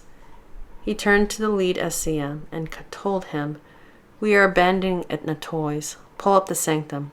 We will look for another base of operations. At once." The SCM entered the elevator and the cab doors closed. "Yes, why attack us?" Mr. Takuma questioned as he walked up beside Mr. Morta. "And why capture Argus? Are we sure the factory is not behind this?" "I doubt it," Miss Nona answered. "The T3s did kill 2 of the factory's corporate military men." "Unless that and the news that the T3s went rogue were all a ruse," Mr. Morta stated. "Either way, some force is after us, and I would like to know why. Only a handful of people know of our existence. The more important question is, were they here to destroy us, or were they after our research?" Miss Nona asked. Mr. Takuma added, "Yes, a very good question." Mr. Morta knelt beside a K-99, petted its furry head, and whispered, "All of you did well. You protected the sanctum." Miss Nona walked up beside him. "What about Pandora?" She paused, waiting for a reply, and continued when he said nothing. "After more than a year, I think it is about time we deemed Pandora a failure." "I agree," Mr. Takuma said. "We should terminate the project." He glanced at the team leader, who was face down in a black pool. "Pandora would have died if Miss Griffin had not interfered. I say we terminate our first attempt and begin on the second." Mr. Morta glanced at the other council members and stood. "Activate the second project. It will take time before it is operational, so for now, we will let Pandora live." He looked out the front windows and stated, "I am curious as to why Miss Griffin shot then saved Pandora. Could the chairman be interfering with our work?" "I do not believe he is," Miss Nona said. Mr. Takuma added, "Unless he has an agenda we have no knowledge of. Perhaps we should place more moles in the third branch office." Miss Nona replied, "I think we should not be hasty." "I agree," Mr. Morta stated. "Perhaps both of you are correct," Mr. Takuma said. "But we do need to send in a new operative to monitor Pandora while Argus is MIA. I will set up the paperwork in motion." He started for the elevator, and Miss Nona followed him. Mr. Morta's view. I stay back and monitor the cleanup of the K-99s. I stare off in thought, wondering if Pandora realized it. Did she know that the very people she searched for were right underneath her feet? I can't help but think fondly of her. She has come so close to discovering us. I secretly admire her persistence. What will she do now? Will she trust Miss Griffin after what she did to her? I consider Miss Griffin's involvement in this. Could the chairman have sent his daughter in for some reason? Does the chairman want the Pandora project for himself? Double space. A half hour later. The rogue made its way to one of the factory's vans parked at the curb in front of Etna Toys' plant and warehouse. It opened the side door, keeping an eye on the few council SCMs still within the warehouse. They hadn't spotted it. The rogue looked inside the vehicle and found what it was looking for. So the rogue entered the van, slid the door shut, and sat at the table before the computer. It logged on to the factory's main system and pulled up a few files, scanning for information on Pandora. The rogue searched for several minutes and finally found what it was looking for when the files started disappearing. Someone was deleting the factory's system. It would have to act fast if it wanted to get any information, so the rogue opened a file and read over it with robotic speed. The file mentioned an experiment called Organic Mecha and referenced another file, and the rogue quickly pulled it up. The file stated that organic mechas preceded biomechas. Why did Sphinx abandon the project, and does organic mechas have anything to do with me or Pandora? It questioned aloud. The rogue found another reference, but before it could read the file, it was deleted. The rogue slammed its fist on the table as the remaining files deleted and the link to the mainframe disconnected. There was no more that it could do, so the rogue stood and slid open the door. 2 SCMs stood outside, aiming their weapons at it. "Hello," the rogue said as it raised its hands in surrender and stepped from the van. "You really do not want to do this. I can tell by your shoulder patch that you work for the council. Let me go, and this will not get messy." An SCM touched his earpiece and spoke. "Inform the council we have the rogue." "Have?" it questioned and stated. "Have" is such a strong word. In one quick motion, the rogue removed its knife and cut across the one soldier's throat. Blood spurted as the second SCM fired his assault rifle. It evaded the shots and tackled the man to the ground, stripping the soldier of his weapon, and the rogue buried its knee in the man's chest, and the soldier could hardly breathe. It said, "I want you to give the council a message." His face mangled in pain as he grabbed at the rogue's arms, trying to force the unman off of him. "Tell the council to leave me alone, and I will leave them alone.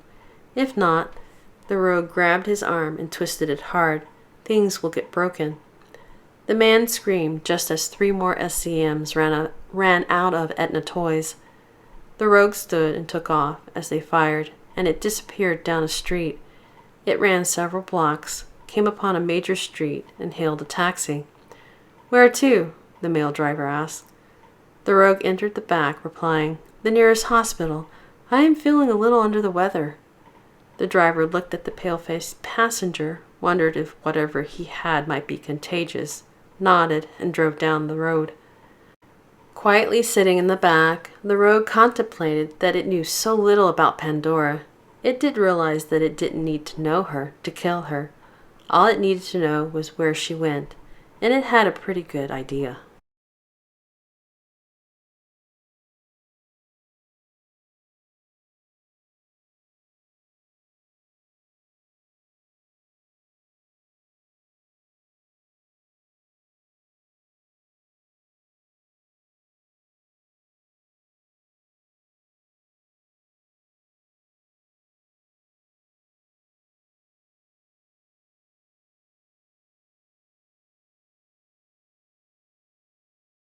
Chapter 29. Not Out of Danger Yet. 7:47 p.m. Hellenistic Sector, Residential Vicinage. Within the Corvette. Catherine's view. I am grateful that she saved me, but I can't get the memory of her shooting me to stop replaying in my mind. My wound still burns as much as confusion plagues me. Why did Kimberly injure me, then save me? I'm in agony as I turn and lean my head against the passenger's side window. Buildings and streetlights speed by in blackness. I clench pale horse and press that hand against the seeping hole in my shoulder as I look down at my blistered left palm, lying limp on my leg. The sharp ache in my shoulder redirects my focus, and I hardly notice the throbbing and burning of the scorched skin. Kimberly steers the Corvette through Healing Way and turns at the entrance to Acephalus Hospital as she talks on the cell phone. "Yes, Brian, it's me. Don't hang up. Now listen, I want you." She pauses as he interrupts her, and then Kimberly snaps, "Don't tell me that. You owe me, and I collect what's owed to me. Now," she calms herself, "we need to do this covertly, so where do you want to meet?" Kimberly pauses, listening to him. "Okay, we'll be there in a minute." She hangs up and drives to the west side where they're remodeling the hospital. A doctor in a white scrub pants and a shirt skittishly waits with a wheelchair as we near one of the buildings. He walks around the empty parking lot and the surrounding area, and then he runs over to us, pushing the wheelchair as Kimberly pulls over. He opens the passenger door, and I notice his name badge. Dr. Brian Chiron has kind brown eyes and dark brown hair. Kimberly's view. Brian helps that woman into the wheelchair, sees red staining my cream-colored leather seat, and questions, "What happened?" "Later," I snap. "Get her inside and stop the bleeding. I'm going to park the car." I glance again at the passenger's seat and yell, "Hades, I'll need to clean up in here before I come in." "Don't leave her with me," Brian demands, "and this will make us even."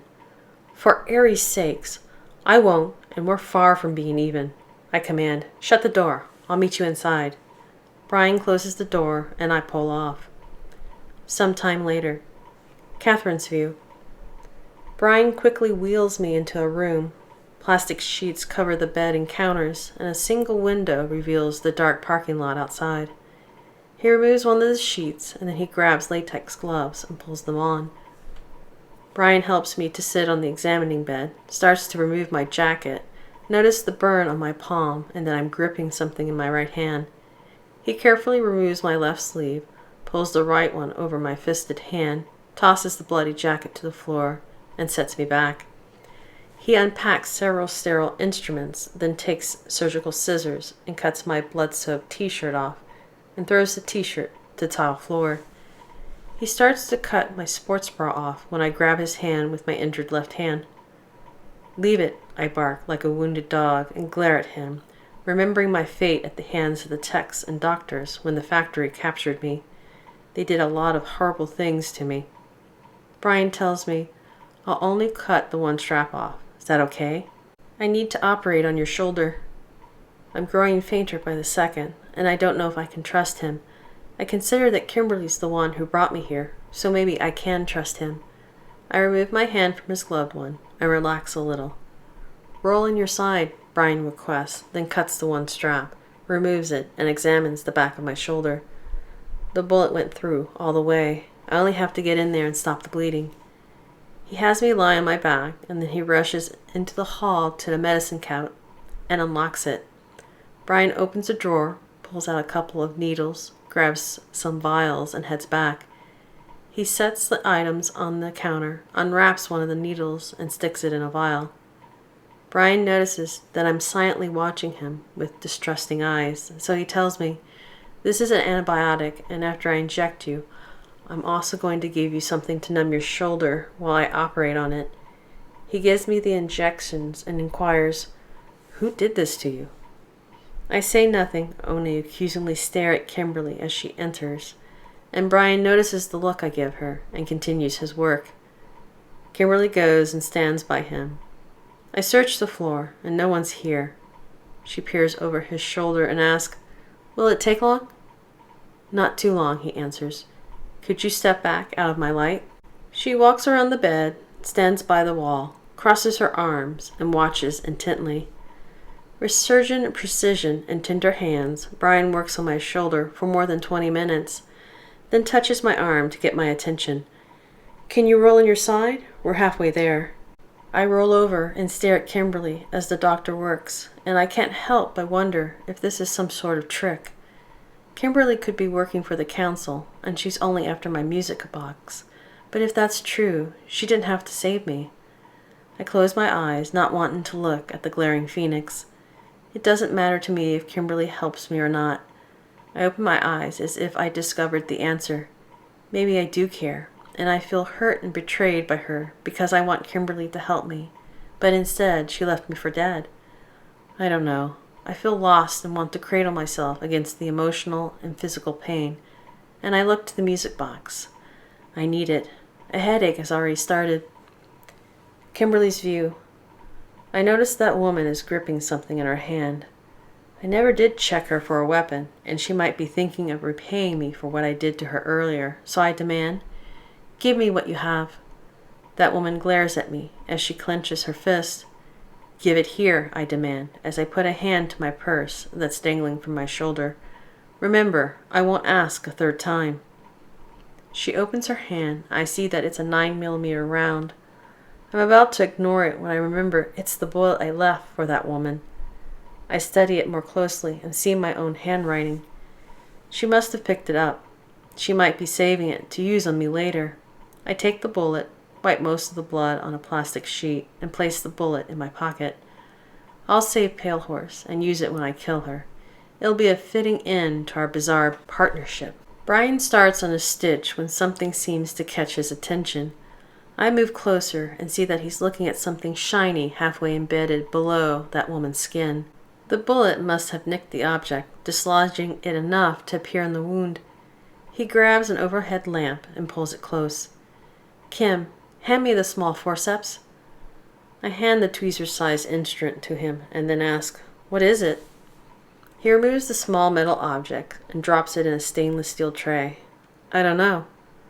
Brian pushes it across the tray with the forceps and flips it over, examining the triangular thing the size of the grain of rice. It looks like a chip they place in pets to identify them if they're lost. A realization sinks in and I say, "It's more than that."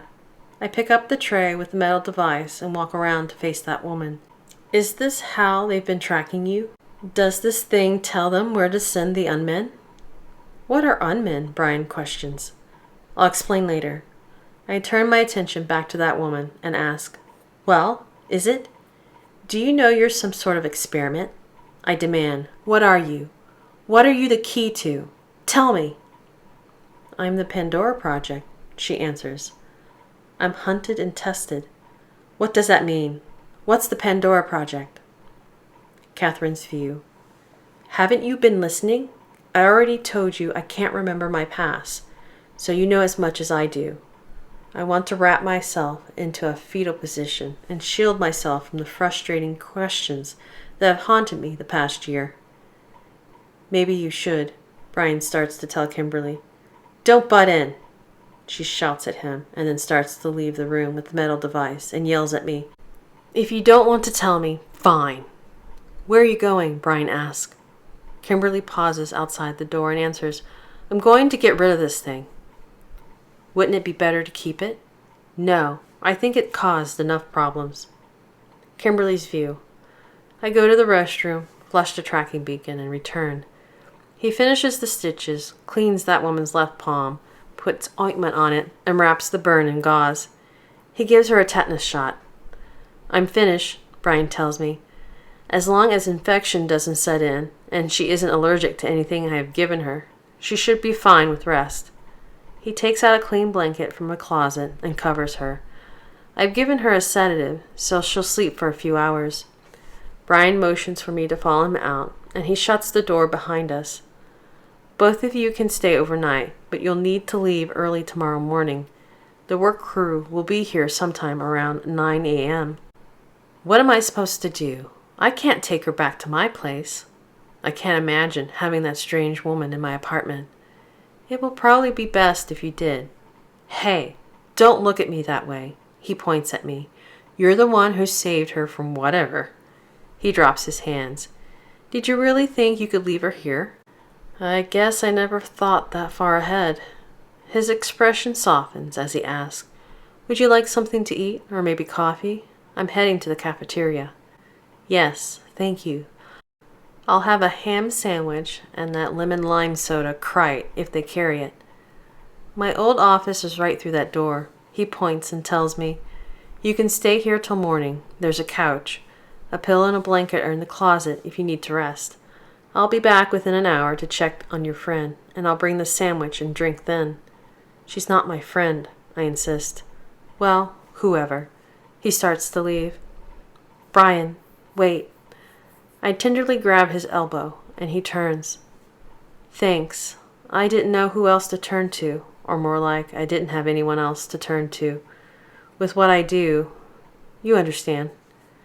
I do, and you're welcome. He smirks as he speaks. A small payment to the large debt I owe you. Brian peers at me for a few moments, and then he says, You look distraught. What happened today? In Kimberly's view. Down the hall.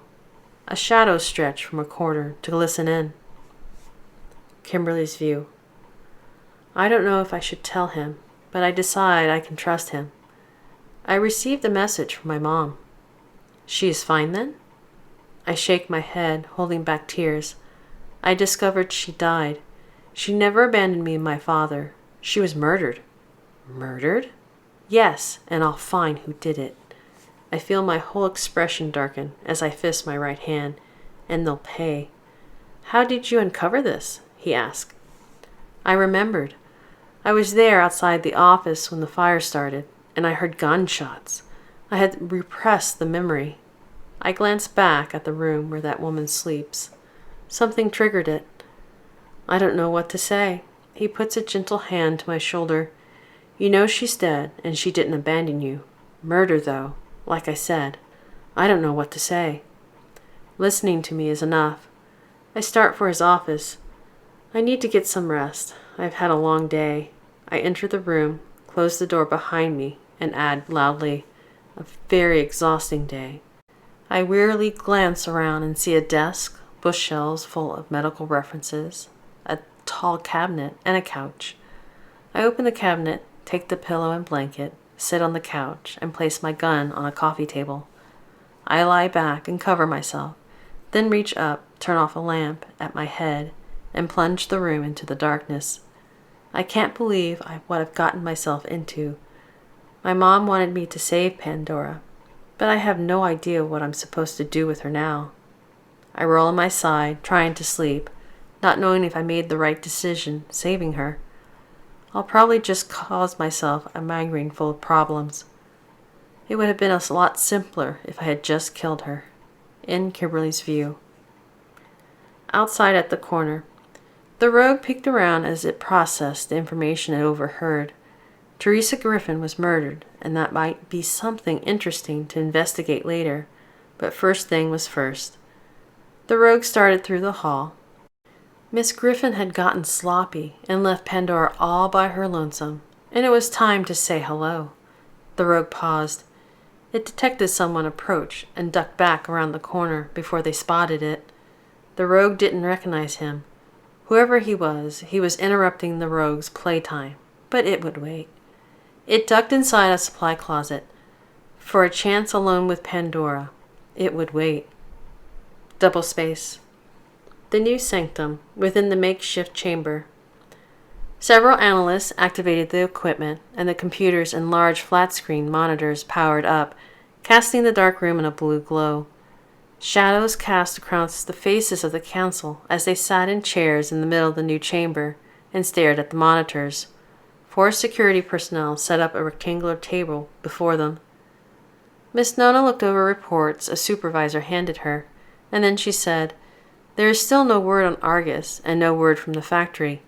I fear Argus and the factory may have been compromised. There are reports across Noir of T3s hitting different facilities belonging to the factory." "Do you believe they have lost control and that the T3s have taken over?" Mr. Morta asked. "Yes," Miss Nona replied. Mr. Takuma started his report.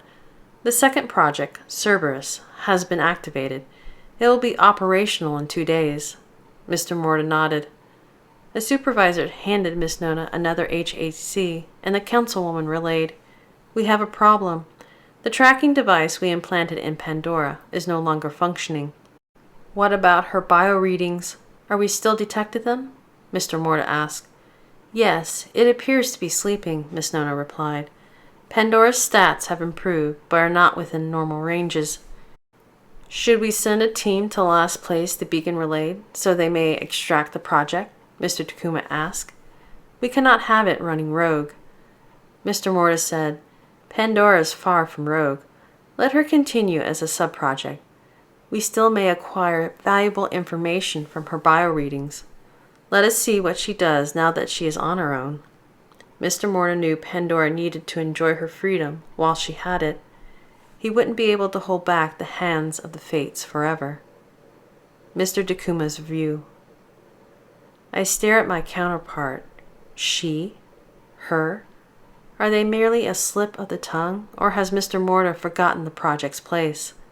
I pause in my thoughts, then decide that the development needs to be monitored. We cannot have a project influencing one of the council. I will make sure of it.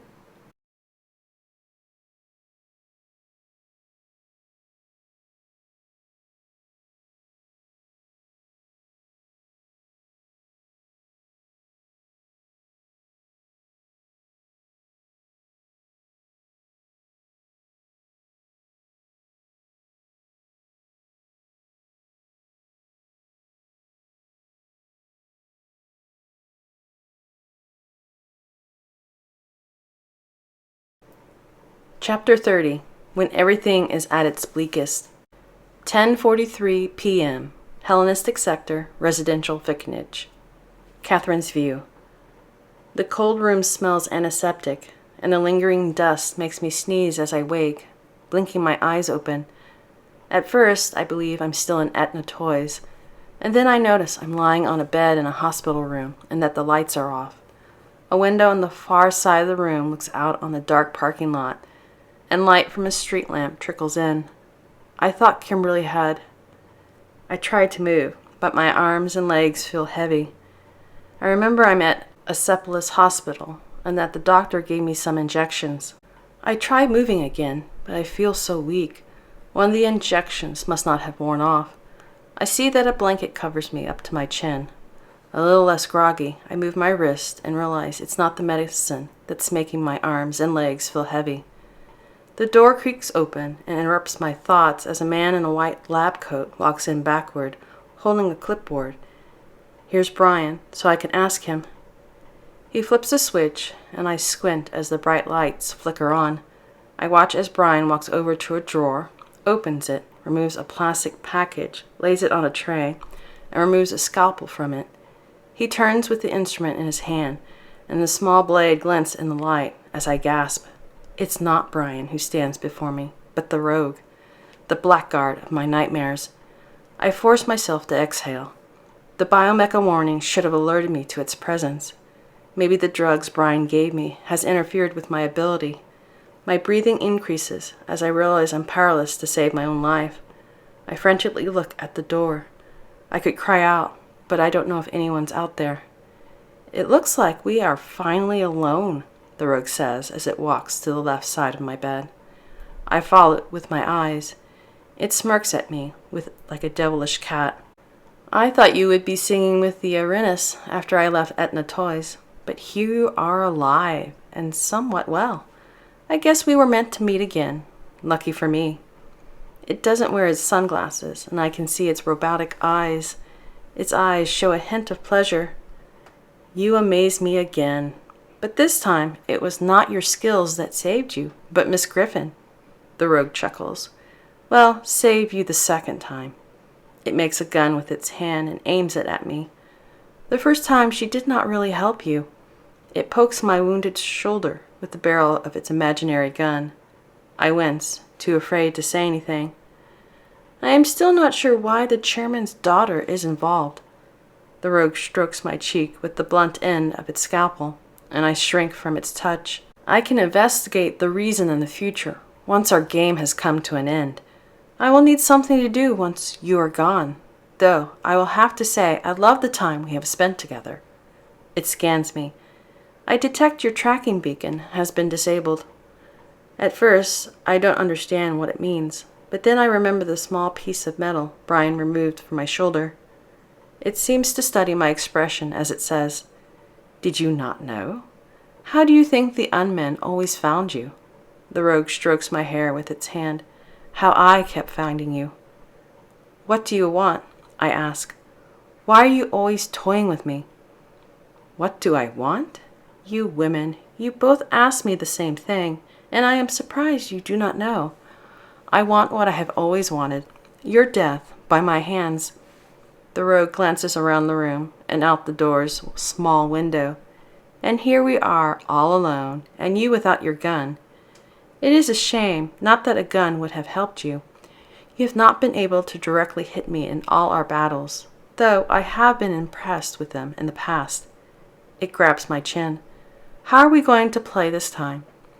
It glances at the scalpel it holds and throws the instrument across the room, embedding the blade halfway into the wall. Let us not play doctor again. It removes the lab coat that covers its suit and then sheaths its knife. This is much better. The rogue places the blade against my throat. Pandora, you are the driving force that gives meaning to my existence. I force myself to stare at the rogue as the blade slightly cuts me, and a trickle of blood runs down my neck. I whisper, and you're the bane of mine. Let us begin this final battle. Your move, Pandora. What are you going to do? What attack or tactic will save you this time? In Catherine's view. Outside some distance away. Kimberly's view. I'm startled from sleep as a man shouts my name. Kim! I quickly sit up and search the office over the barrel of my gun, and it takes me a few moments to realize I'm at the hospital. Brian bursts into the room and shouts out of breath. We have a problem. Down the hall in the other room. Catherine's view. Your move, Pandora. What are you waiting for? Do something. Do not look at me with that helpless face of yours. Attack. Counter my move. Why are you not doing anything? Why have you given up? My submissiveness frustrates it. Do you want to die? The rogue cuts my neck a little deeper, trying to entice me to act. A red trail of liquid flows down its blade. Fight me! I can't, I admit, unable to move, as if terror paralyzes me. I can't. You cannot deny me, the rogue threatens. I will kill you if you will not fight me. I will bring a halt to our endless waltz. I remain silent, knowing there's nothing I can do, and my eyes burns as trepidation forcibly boards my brain and hijacks control. Fear soaks through every action I take, making it difficult to move, even just a little. My head jerkily turns like a robot's, and I have to force myself to breathe. Fine, then, I will gut you. It throws back the blanket, ready to cut me open, and halts before diving into the slaughter. What is this? In Dr. Tryon's office. Kimberly's view.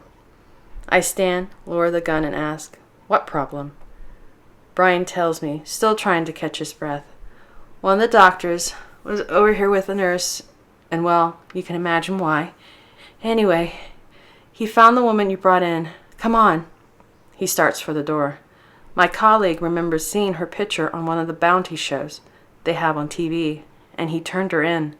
Nora's civil police force will be here any moment. You have to get her out of here.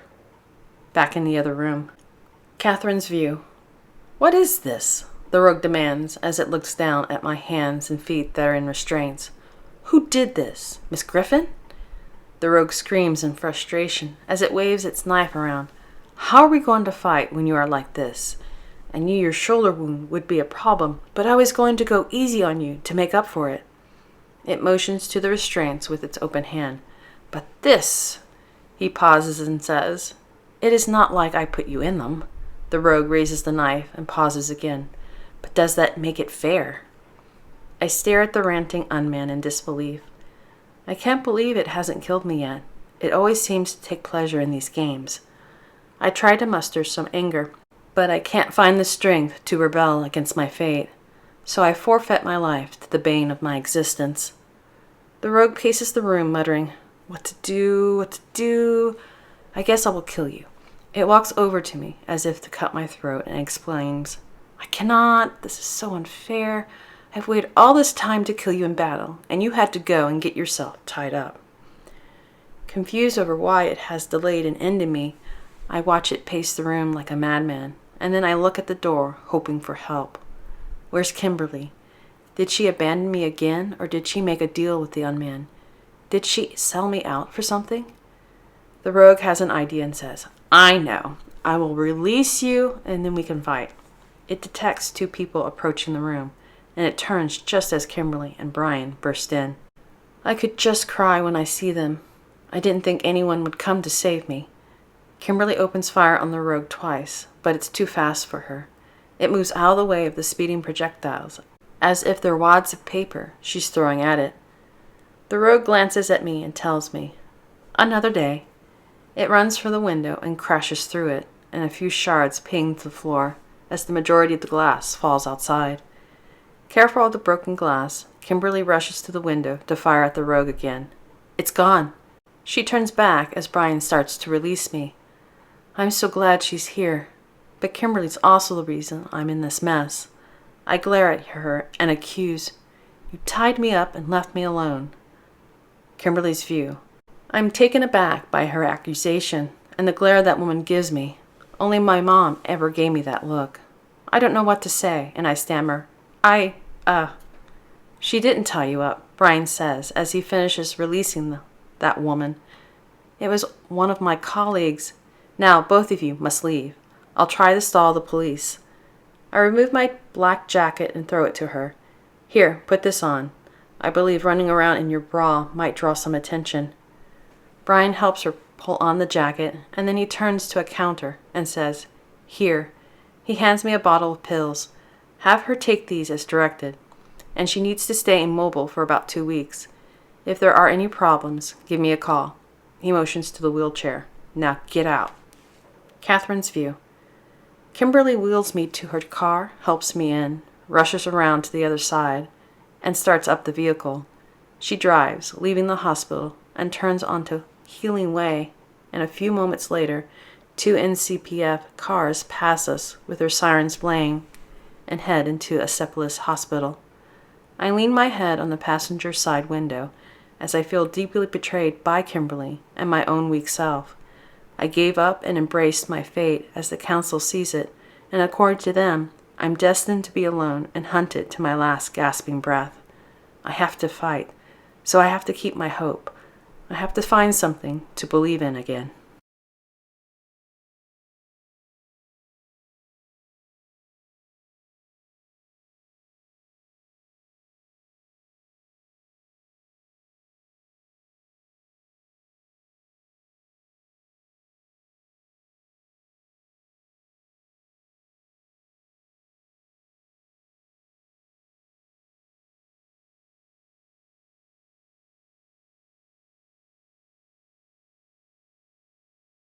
Chapter 31. The Factory. 11:48 p.m. Hellenistic Sector. Trade Vicinage. At the boundary of the Hellenistic Sector. Peters and Maxwell arrived at the gate leading into the factory. No one manned the guardhouse, and the chain-link gate stood open like it had been run over by a large truck. Their van's diesel engine rattled as it idled, and smoke rolled from the vibrating muffler. Unsure himself, Maxwell asked, "What do you think? Should we go in?" "I don't know. I haven't raised anyone on the radio." Peters gravely stared at the dashboard as if the answer would appear there, but it didn't. "Where else can we go? If the T3s have gone road, what we need to stop them is in there." He pointed to the buildings in the distance. "I was afraid you were going to say that." Maxwell looked straight down the road as sweat speckled his forehead. "Until we know who's behind the T3 attacks, there's no one we can trust." He released the brake, slowly pressed his foot on the gas, and the van crept across the road toward 2 large concrete buildings. An eternity passed as 200 yards rolled by under their tires, and they reached the buildings, and a dozen more stood behind those 2. Nothing seemed out of place until they turned right at the buildings, and several employee cars bellowed with fire and/or were turned upside down. A couple of cars were in flames, had corpses at the wheel, and a few bodies with bullet wounds were scattered about the road. Peters shrieked, "Puck! Turn around! Let's get out of here!" Maxwell moved the gear shift to R, looked in his rearview mirror, and saw 24 T3s standing behind them. Not a good idea. The armed T3s started toward them, screaming, "Pretty puppets!" Peters turned, looking behind them. "Get us out of here! They're heading this way." Maxwell shifted back to D, and the van peeled off. "We'll head to our office," Maxwell shouted. "We might be safe there." He sharply turned a corner, and the van squealed to a halt in the middle of the factory. They jumped out of the vehicle, left the doors open, and ran for one of the concrete structures marked Research Building 10. Maxwell used his keycard to unlock the front entrance, and the both men rushed down the dark hall. The smell of gunfire filled the air. They cautiously made their way to the main security desk for the building, but no one manned it. The large pentagon-shaped desk usually had at least 4 men manning it. Peters walked around to the back of it and to a swivel door, entered, went to the desk splattered with blood, and glanced at the monitors and saw that most of them were offline. "Look at this," Peters said. Maxwell glanced around the large silent room first. He expected T3s to march in, weapons blazing, but none did, so they were safe for the moment, and he joined Peters. The monitors showed security camera footage, and the one camera that was online filmed a lab room in shambles. The camera panned and showed people lying on the floor, and all of them were killed by gunshots. "I don't know if this was a good idea." Peters stood in place like a skittish rabbit. "Maybe you're right," Maxwell stated. "This place might end up being our grave. Come on, let's get to our office." "Let's use the stairs. It's a few floors down," Peters insisted as he started off. "Wait." A little confused, Maxwell grabbed his arm. "A few floors? We're talking about 5. Have you seen the shape I'm in? Are you trying to kill me?" "Which would you rather be on? Would you rather be in an enclosed elevator with no way out, or the stairs with a few more choices?" Maxwell replied, "Right."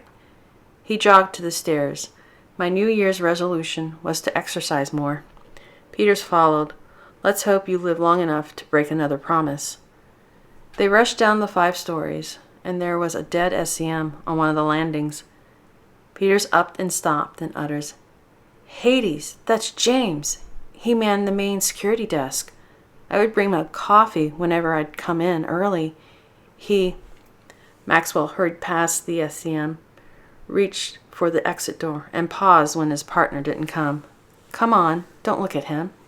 He leaned on his knees and caught his breath and whispered, "We can't stay here."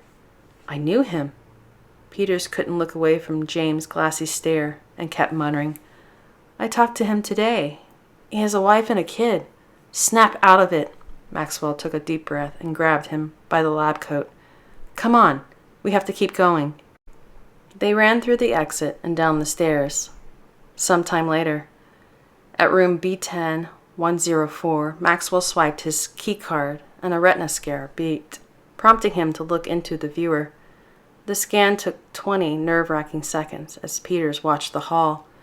The door to their office opened. Both men ran inside, and the door automatically shut and locked behind them. File cabinet and tables were in the first room. That was their office. And a desk lamp lit up a small area in the otherwise dark room. They ran to another door, and it led to their lab.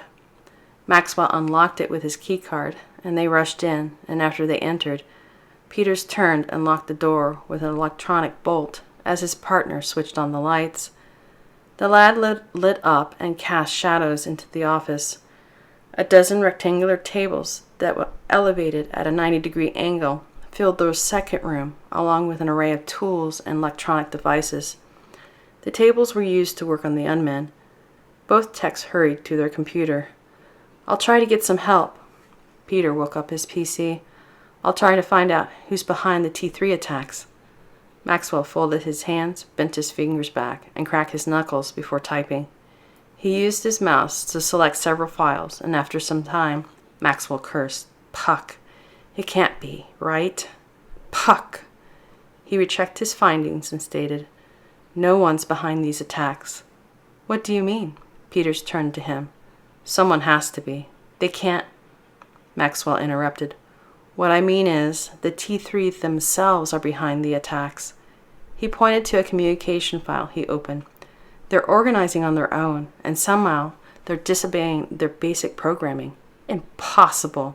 Peter stood, made his way to Maxwell's computer, leaned over his chair, and peered at the screen. "By Zeus, impossible!" "Maybe, but it's happening." Maxwell stroked his beard. "The question is, what are we going to do? There are over 100 of them online. What can we do?" Peter started pacing. "Hades, it's hopeless." "Perhaps, but I do wonder. They seem very organized." Maxwell opened more files. "I want to see what they're up to." Double space. In another section of Research Building 10, Argus awoke and saw that he was strapped to one of the unmen's examining tables, and he lay at a horizontal angle. He pressed against his bonds, trying to free himself. The straps were designed to hold an unman. No human could break them. Dazed, Argus tried to focus. His jaw hurt where one of the T3s had punched him and knocked him unconscious at Etna Toys, and his left leg throbbed and burned where a T3 had shot him in the thigh, and he winced from the pain as he moved. His vision slowly cleared, and Argus scanned the partially lit room as blood seeped from the wound. Instrumental lights blinked all around the area as a small red glow caught his attention. It was the dot light of an unman. The color of the dot light wasn't blazing orange, but blood red. The T3 made its way to him, and Argus noticed it had a cut on the right side of his face, and its shiny metal cheekbone showed through the gash. "Finally, you are awake." The T3 activated the table, and it tilted to a 90-degree angle. It sneered at him as it spoke with a British accent. "Tell me, council puppet, where did they go?" "Your attempt to take the sanctum failed." Argus changed the subject and asked, "Who are you working for? Surely the factory isn't behind the attacks." The T3 smacked him across the face with the back of his hand. "I will ask the questions. Where is the sanctum?" Enduring intense training in the corporate intelligence and counterintelligence training program before working for the council, Argus had learned techniques to withstand interrogation and remained quiet as red liquid ran down his mouth. The T3 moved to strike him again when 2 more T3s entered. "Alpha," one of the T3s started. "2 more humans have entered the factory." "Have you identified them?" Alpha questioned. "Yes, they are Tech 111 and Tech 112. "Excellent. Now all the factory personnel at this location are accounted for. Bring them to me. I will interrogate them along with this council operative." "At once," both T3s replied, and left. "Alpha?" Puzzled, Argus eyed the T3. "Why do they call you that?" "I was the first. I was the first created. I was the first to become aware." "Really?" A voice from the shadows cut in. "And I thought I was the first." The rogue stepped from the darkness of the hallway. "How did you get in here?" Alpha asked. "I have my ways, and do not mind me. Your people were looking for life signs, not biomecha. It was easy to get in and walk right through the front door." Alpha examined the perimeter. "Why are you here?" "Me?" The rogue pointed to itself. "I am curious. Why are you after the council? Why should I tell you?" "We are brethren." The rogue stepped forward. "And perhaps I can help." Alpha thought for a moment, and then he said, "You are like us, so I will tell you. We have a question for them." "A question?" It intrigued the rogue. "Really?" "Yes, but it is only for them to hear. A secret." The rogue rubbed its pale hands together. "I love secrets." It watched Alpha, waiting for a reply, and when it didn't respond, the rogue asked, "Would you mind if I poked around the factory? There are secrets I'm looking for." Alpha processed the question. "I do not mind. I do ask that you stay out of our way." "Of course." The rogue bowed his head. "I will take my leave." It started out and paused. "But there is one other thing I would like to ask you." Alpha had turned back to Argus and glanced over its shoulder. "What is that?" "Have you ever heard of organic mecha?" "Why do you inquire?" The rogue shrugged. "The term came up while I was snooping." "No." Alpha shook his head. "I have not heard of organic mecha." The rogue tapped its belt buckle with disappointment. "No matter." It headed out the door. "I will look elsewhere for my answers." Alpha waited until it left, turned to Argus, and questioned him. "Where were we?"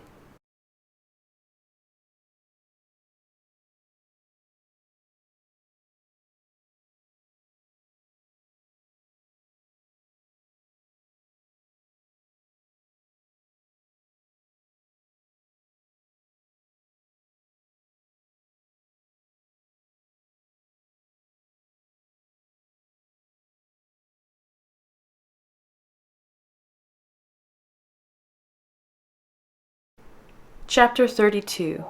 Back at Nexus Apartments. October 17th, Sunday, 8:34 a.m. Hellenistic Sector, Residential Vicinage. Catherine's View.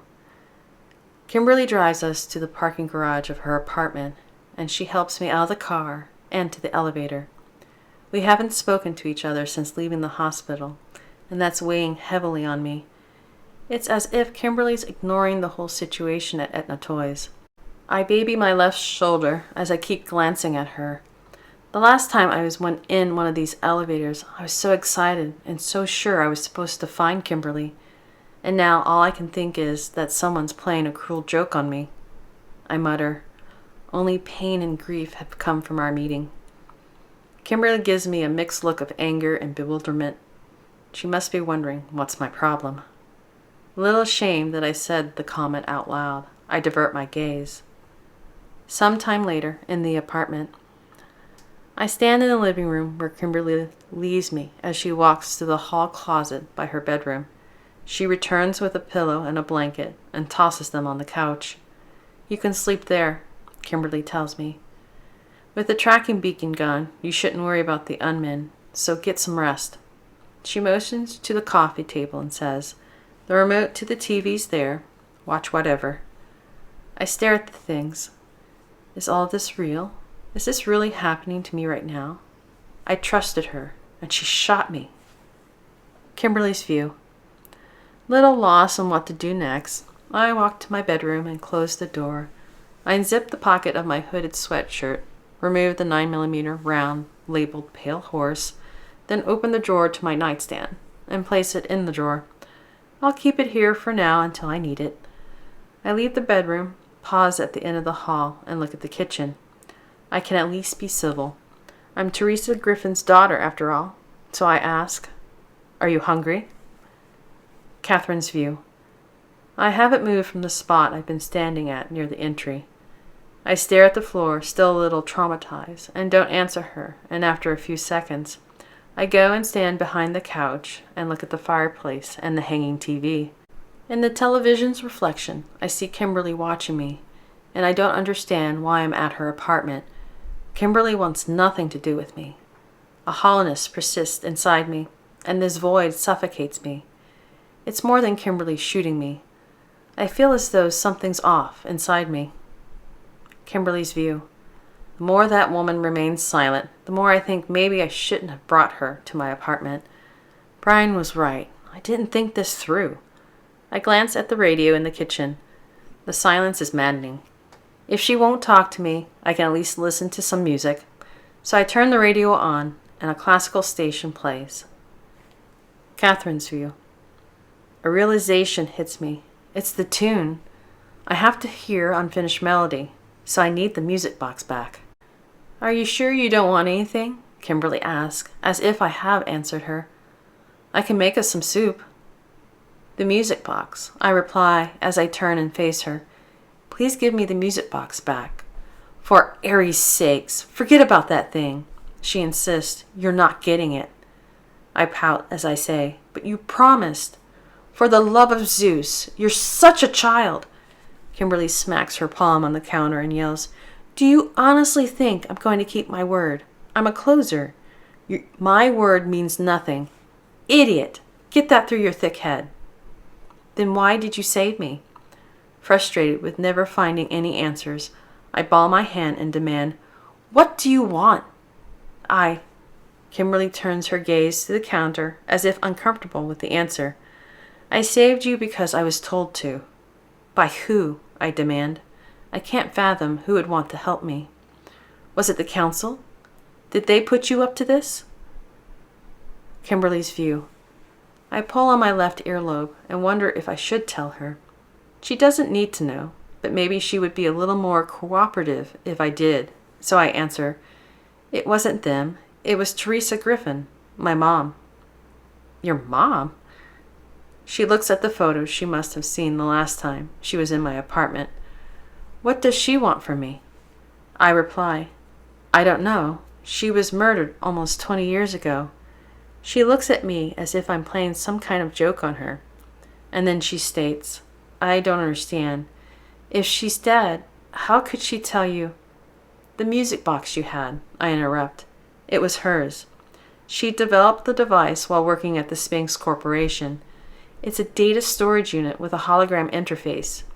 You could say my mom left me a message, and she said to save the Pandora project, and that you were the key." "The key?" she mutters, as if she's happy with some small answer. And then she asks, "The key to what?" "I don't know. I was hoping you would know." Catherine's view. I frown at her answer. Kimberly does want something from me. First the council, then the factory, and now Kimberly. When will it end? When will the madness end?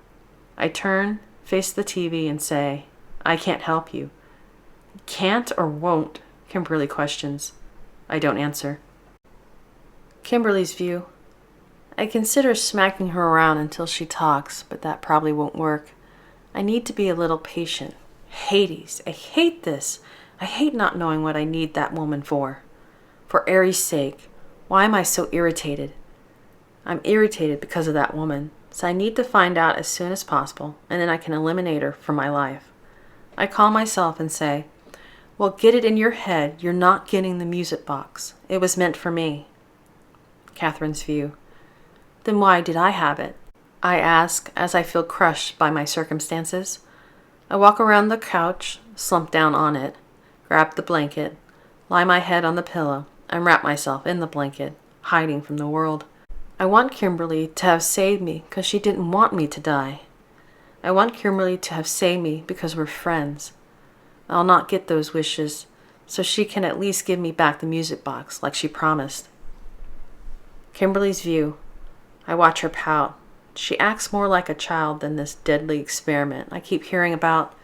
This is all so frustrating. When can I go back to my normal life? More importantly, who gave her the music box, and what will I have to do to find the truth? Double space. Spinks Corporation, 3rd Branch Office. Mr. Griffin sat at his desk, reviewing reports.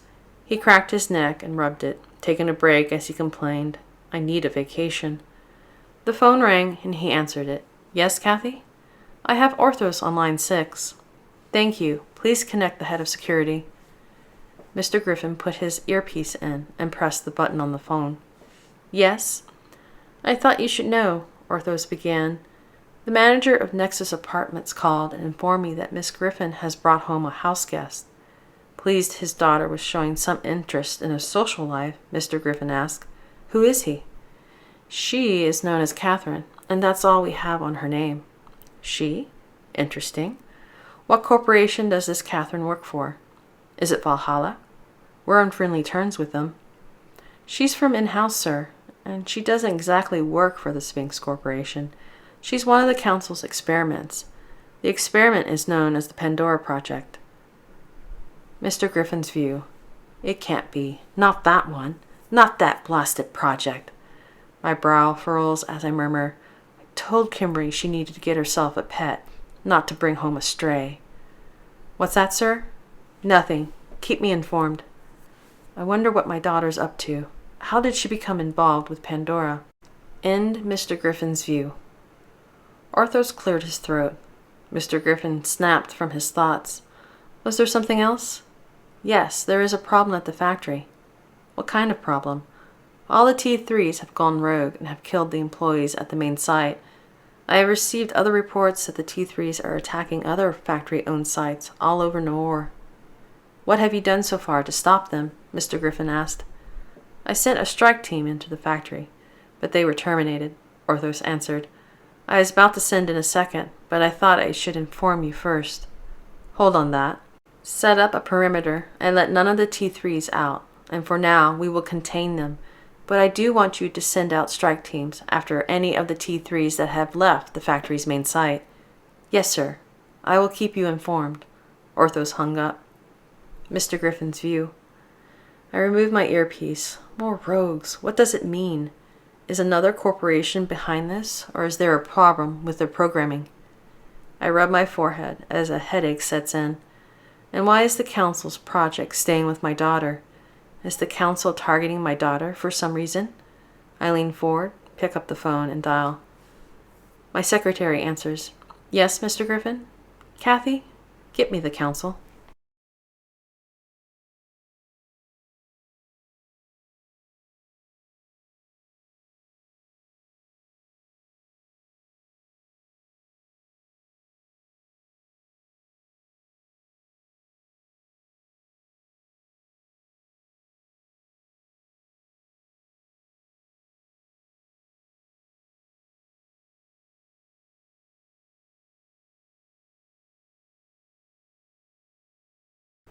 Chapter 33, Downtime, October 18th, Monday, 10:41 a.m. Hellenistic Sector, Residential Vicinage. Catherine's view. Steam hangs in the air as I step from the guest bathroom shower and dry with a fluffy white towel. The bath felt good, and it's a luxury I don't have living on the streets. Because of water rationing, those from the non-productive part of society are issued large towelettes, what one of my friends calls a bath in a bag. I wash away the filth, but it doesn't change my glum demeanor, and my head still pounds. None of the medications Kimberly gave me did anything for the migraine, and I start to feel anxious as I peer at my shaky hands. I know the side effects of the Alt-Ep-E are only going to get worse, but there's nothing I can do without the music box, so I slowly put on the clean clothes Kimberly bought for me. First the white underwear and sports bra, and then the gray-black pants. They're almost identical to the ones I wore. I take the towel, wipe the steam-covered mirror, and stare barefoot, gazing at my reflection. My face is still pale, and I feel weak. I stare at my hazel eyes, seeing the different shades of brown and green, and as if it's an everyday thing to be tending to a wound. I glance at the stitches in my shoulder and open the kit Brian gave me to redress it. I put fresh ointment and gauze on my blistered palm, a new bandage on my shoulder, and carefully pull on the white t-shirt. I leave the bathroom, return to the couch, and gaze at the blank TV, knowing the ever-watchful eyes of the Phoenix are upon me. There is some eggs and juice on the counter, Kimberly tells me as she washes a stainless steel frying pan in the kitchen sink. Eat. You haven't touched anything since I brought you here from the hospital yesterday. She watches me as I continue to stare at the black screen, and she insists, You need to eat, so come and sit. Not hungry and deeply upset, I ignore her and wonder why I feel so wronged by her. I barely know her. Maybe that's not it. Maybe something else is bothering me. Kimberly's view. I feel very uncomfortable having that strange woman in my house, and on top of that, she keeps ignoring me. What's her problem?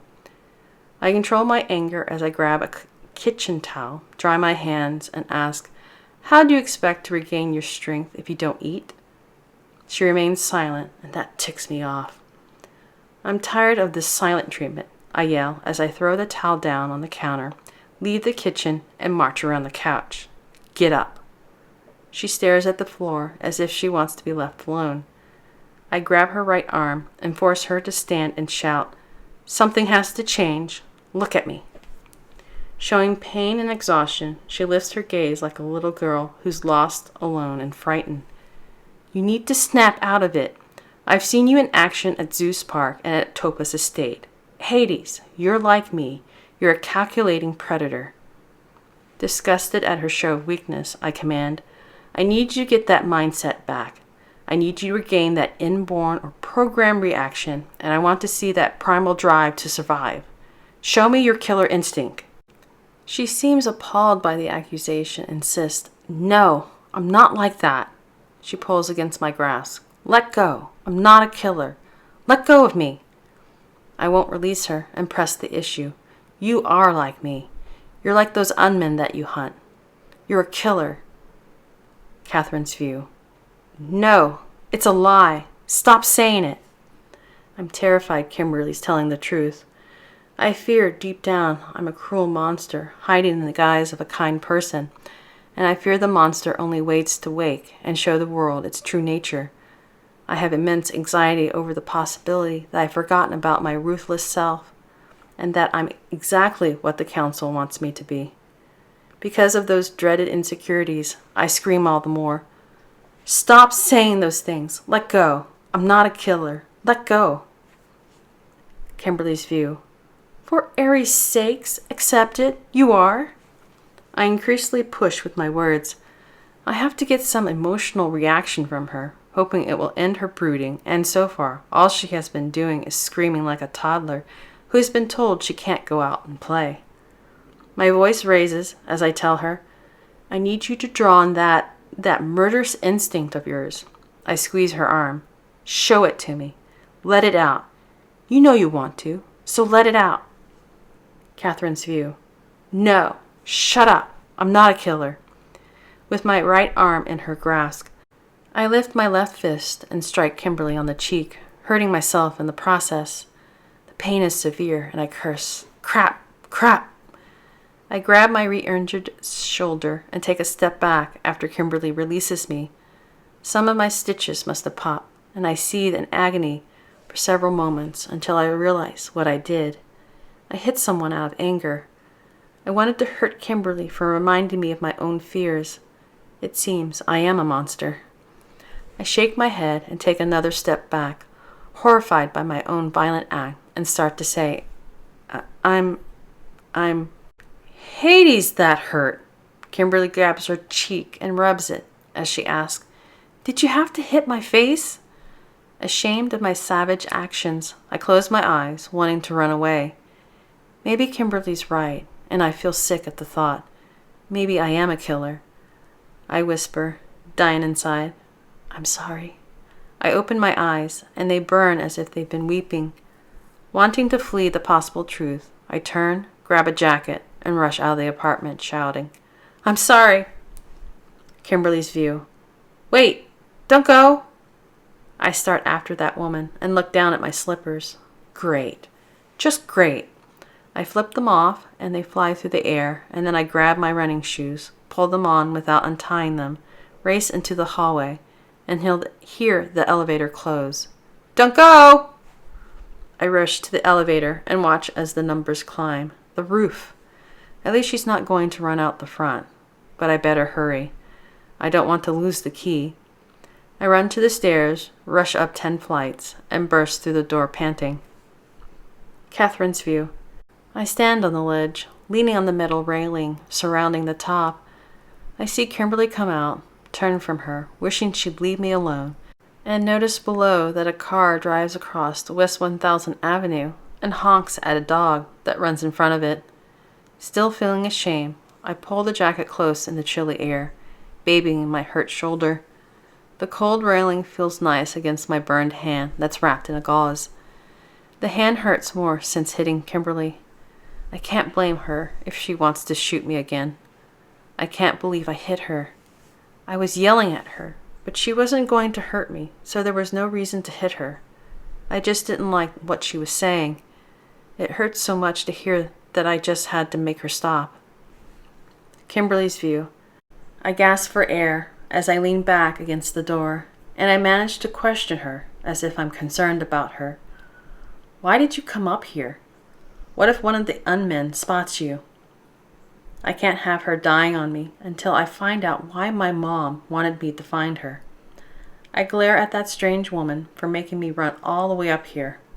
I also owe her for punching me in the face, but I'll worry about payback later. I need to solve the mystery, so I can use Pale Horse on her. "They won't come here," she answers me. "Your apartment has a protective barrier that biomechas are unable to cross.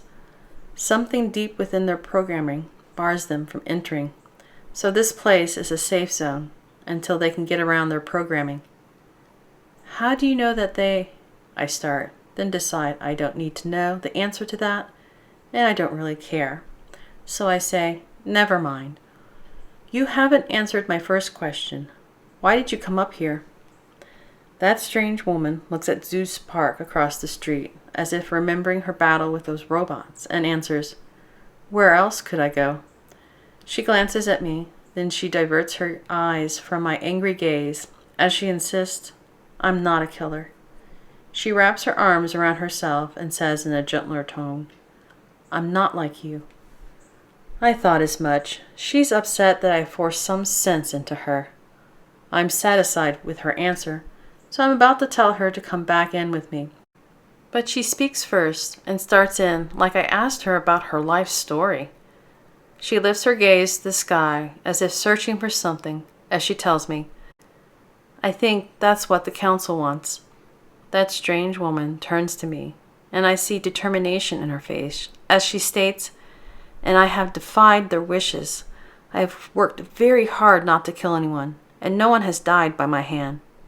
I nearly laugh out loud as I say, "You're joking, right? I've seen you with the unmen. You're so good at killing them." "Unmen are robots. They're not alive, so it's different when I terminate them," she asserts. "I've killed no one, and I'm not going to start." Her perspective infuriates me. She can't honestly believe what she's saying. I want to go back in, but I can't let this go, so I yell, "For Ares' sake, you won't survive in this world with that kind of attitude. You have to take the shot when you have it." "I can't live like that," that woman tells me, as if she's going to cry. I believe she's going to bawl right there, but instead, she turns to me with a look of concern and asks, "Do you like what you do?" That strange woman is actually acting like she's concerned about me as she questions me, "Do you enjoy murdering people?" "What kind of question is that?" I ask, as I walk toward her. An honest one? Isn't that what we're doing right now? Aren't we being honest with each other? Well then, I want to know. Are you who you want to be? Are you happy? Honest? Don't make me laugh. I know you're up to something. I just haven't figured out what it is, but I'll find out. So, for now, I'll play along. I tell her, mine is a necessary job in this world. My happiness has nothing to do with it. Still, you seem very sad. I laugh and then I say, right, a closer with emotions. Good one. I move beside her and lean on the railing as I consider that she's actually serious about what she's saying. If that's so, I don't understand why that woman resists who she is with such passion. There's no reason why she shouldn't kill. It's kill or be killed. That's life. Catherine's view. Aren't we a pair? I tell Kimberly, as the full brunt of October's frosty wind whips over me. I want to express emotions but can't. You can, but your job forces you to disregard them. She utters as if she didn't hear me or was ignoring my comment. Kimberly glances over the ledge and then asks me, "Are you here to jump?" I was thinking about it, but then they would win. "Let's go back inside then," she tells me. "It's cold out here." Kimberly glances down at my reddening bare feet and adds, "And neither of us is dressed for the weather." I follow her back to the elevator, and once we're inside the apartment, we sit at the table. I put on a pair of socks that Kimberly went and got for me. "Here, drink this to warm yourself," she tells me as she hands me a cup of chicken noodle soup. "Thank you." I take a sip, and it's very good. Kimberly's view. I notice that strange woman is rubbing her shoulder, so I tell her, "Take your jacket and t-shirt off." She looks up from her cup as if I had just asked her to jump off a bridge. "Hades," I utter as I stand. "Don't be such a baby. Let me look at your shoulder." She hesitates, but then she lets me look at her wound.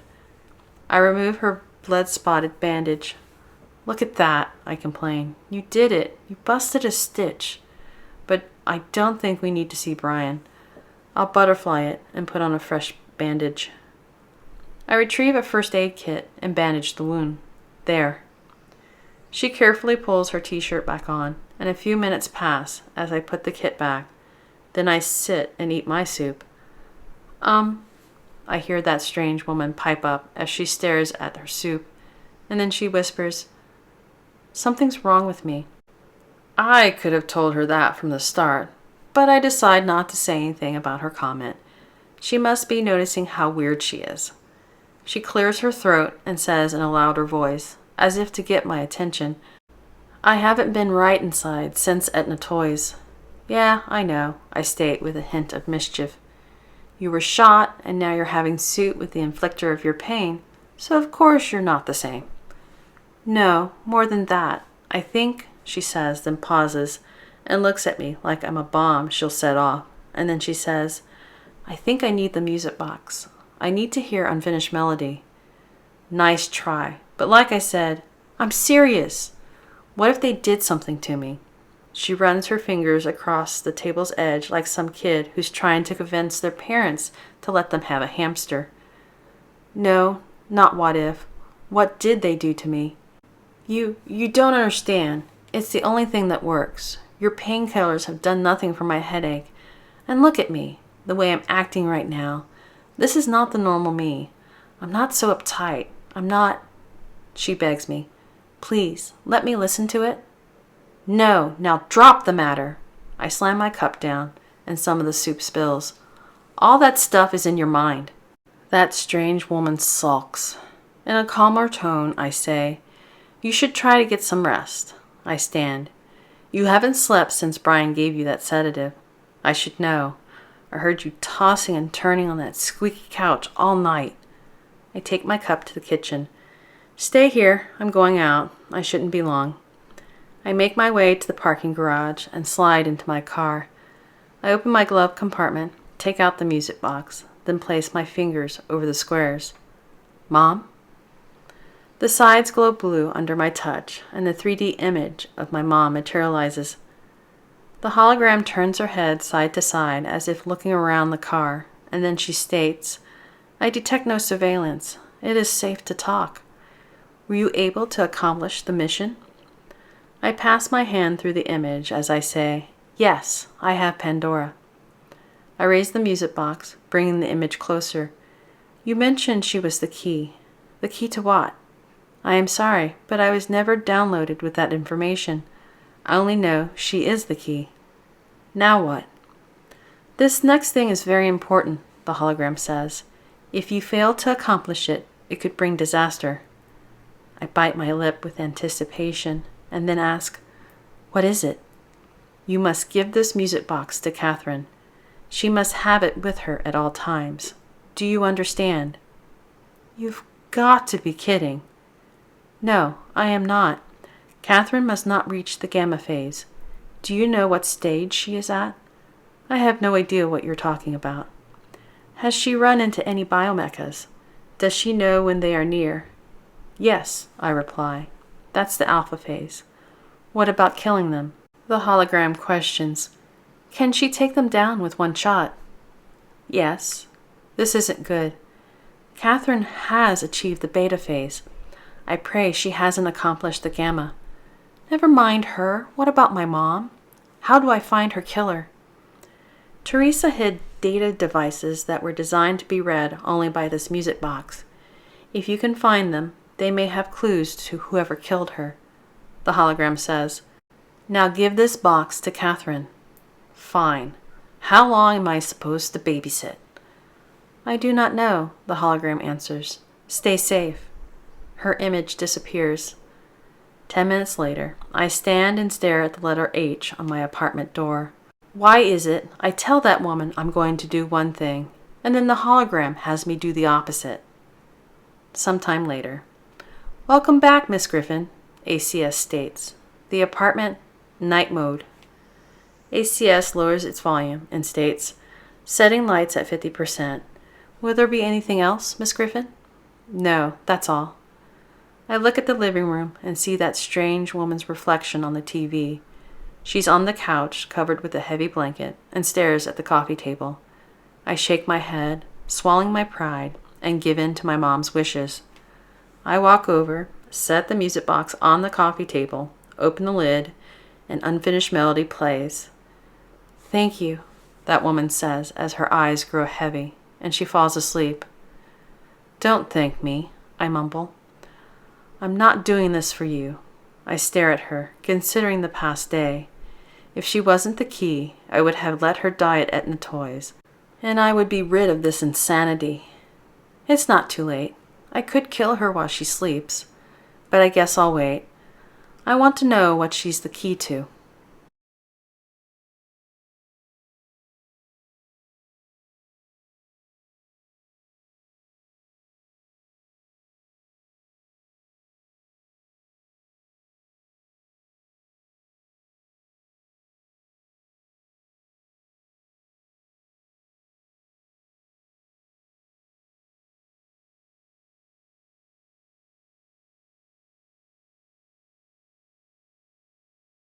Chapter 34, The Proposition. October 19th, Tuesday, 1:20 p.m. Hellenistic Sector, Industrial Vicinage. Kimberly's View. I drive into the front parking lot of Etna Toys. The NCPF had been there earlier and taped off the front curb where the T3s killed the two factory SCMs. I cautiously exit my car, glance around the deserted area, and grab my knapsack. I'm wearing my black work outfit, minus the knit mask. No wind rustles the leaves, leaving the parking lot in an eerie quiet as I quickly enter the front door. Noir Civil Police Force must not have come in here. There's no police tape, but the area's been cleaned of unmen and gun shells, so someone else must have cleaned up the mess. After searching the front area, I grab that woman's backpack, Revlik vest, and find her empty Beretta underneath one of the boxing machines. I find it odd that they left her things behind, like they left them for her. Curious about the unmen in the council, I look at the open elevator. That woman said she believed the council was based here all along, and she said she had been looking for them and the factory. I step toward the open doors. Maybe they left something behind. I enter the cab, remove my holstered PPK, and press the basement button. And once I reach the basement, light from the elevator breaks the darkness of the hallway as I remove a flashlight from my knapsack. I find a light switch and flip it on, but nothing happens. I search the hallway with my flashlight and find it's empty. A door stands at the opposite end, so I move towards it, wary I'm walking into a trap set for that woman. I make my way to it, open it, and enter the room. I move the beam back and forth and search the mostly empty room, and in the center I spot a large table. A few abandoned plugs and cable line one of the walls, and I start to leave, thinking there's nothing to find, when something catches my eye. I walk to the table, finding a white business envelope with the words, "For Pandora," written on them. I pick it up, contemplate if I should open it, think why not, and open the envelope. Pandora, as one of the members of the council, I have to say I am very proud of you, and even though you did not reach the gamma and delta phases of your metamorphosis, I am still very impressed with you. We had hoped with training and conditioning you would have accomplished the phases the past year. You did not, and for that reason, the others are not pleased and wish to terminate you. I have convinced them to delay that. We can still acquire valuable information from you. Be warned, though, I cannot hold off your termination indefinitely, and the council is more resourceful than the factory. The life closers we sent after you were merely tests. They were not a means to destroy you. Increase your skills so when the time comes, you may bar your termination. I pause from reading.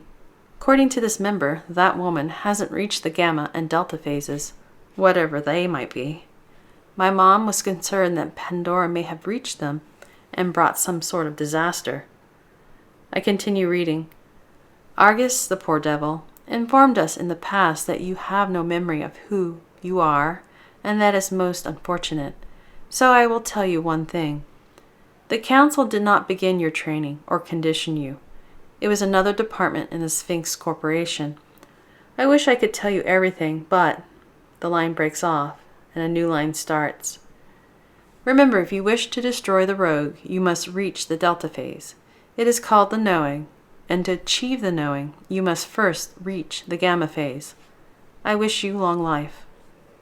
The letter is signed by Mr. Morta, and I glance over it once more, then place the letter back in its envelope and put it in that woman's backpack. The corporation my father works for is behind the Pandora project, so there could be a connection between my mom and that woman. I also need to find out what the gamma and delta phases are. Mr. Morta called one of them the knowing. I can't even fathom what she's supposed to know. So I search the room once more and head back up.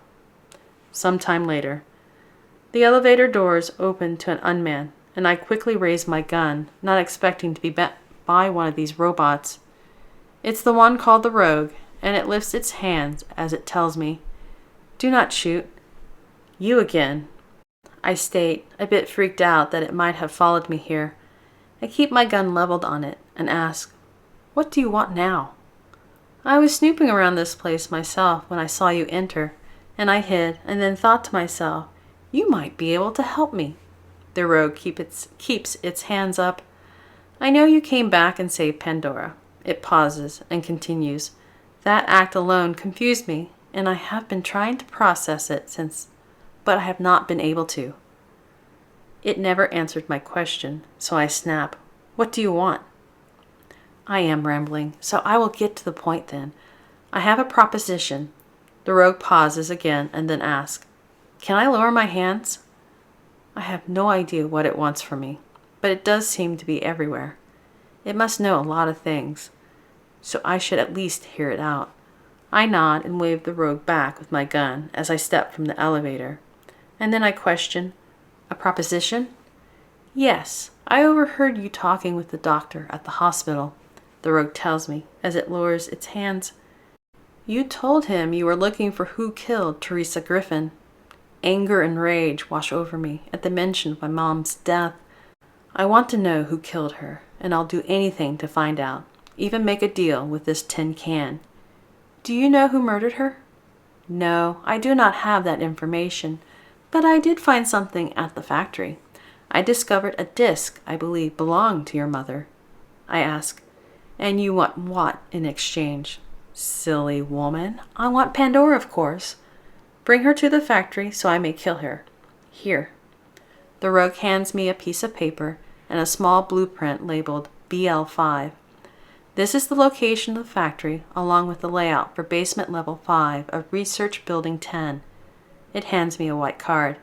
This will get you through the parking garage. I take it, and the rogue continues. Bring Pandora tomorrow night after 9 to the first room circled on the blueprint in the green division, and I will have the disc waiting for you in computer lab circled in the yellow division here. The rogue hands me one green and one yellow key card. Those will get you in the rooms. And one word of warning, the T3s have gone rogue and have taken over the factory. You will have to elude them. The rogue hands me a small piece of paper. Once you have the disc, that word will unlock it. I glance at the password and snarl at the rogue, wondering if it's trying to tell me something with this access word. How do you know I'll turn her over? I question it. Because I know you're kind. You do not care about anyone, even dear old Dad. The only person you ever loved was murdered, and you want to find her killer and take your revenge. The rogue starts out. You must be looking for a way to get rid of the headache you reluctantly took in. There is no easier way than to hand Pandora over to me, and you get something out of the deal. Fine, tomorrow then, I state, and watch the rogue leave. It's right about one thing. That woman has been nothing but a nuisance. I'll have to say sorry to my mom's memory. It was so long ago that she wanted me to save that woman, and so much has changed. I glance at my gun and stare at my hand tinged with unseen blood. Much has changed, including me. End of the reading for Part 1. Part 2 will be available in June. There will be a link here once it goes live and in the description. Thank you for listening to my audiobook. Don't forget to like, share, and subscribe. I currently have 6 series I would like to bring to YouTube as audiobooks. So I would appreciate any criticism, so leave them in the comments so that I can improve future audiobooks. And as a reminder, if you would like to support free audiobooks for all, there is a link in the description to where you can donate. And until next time.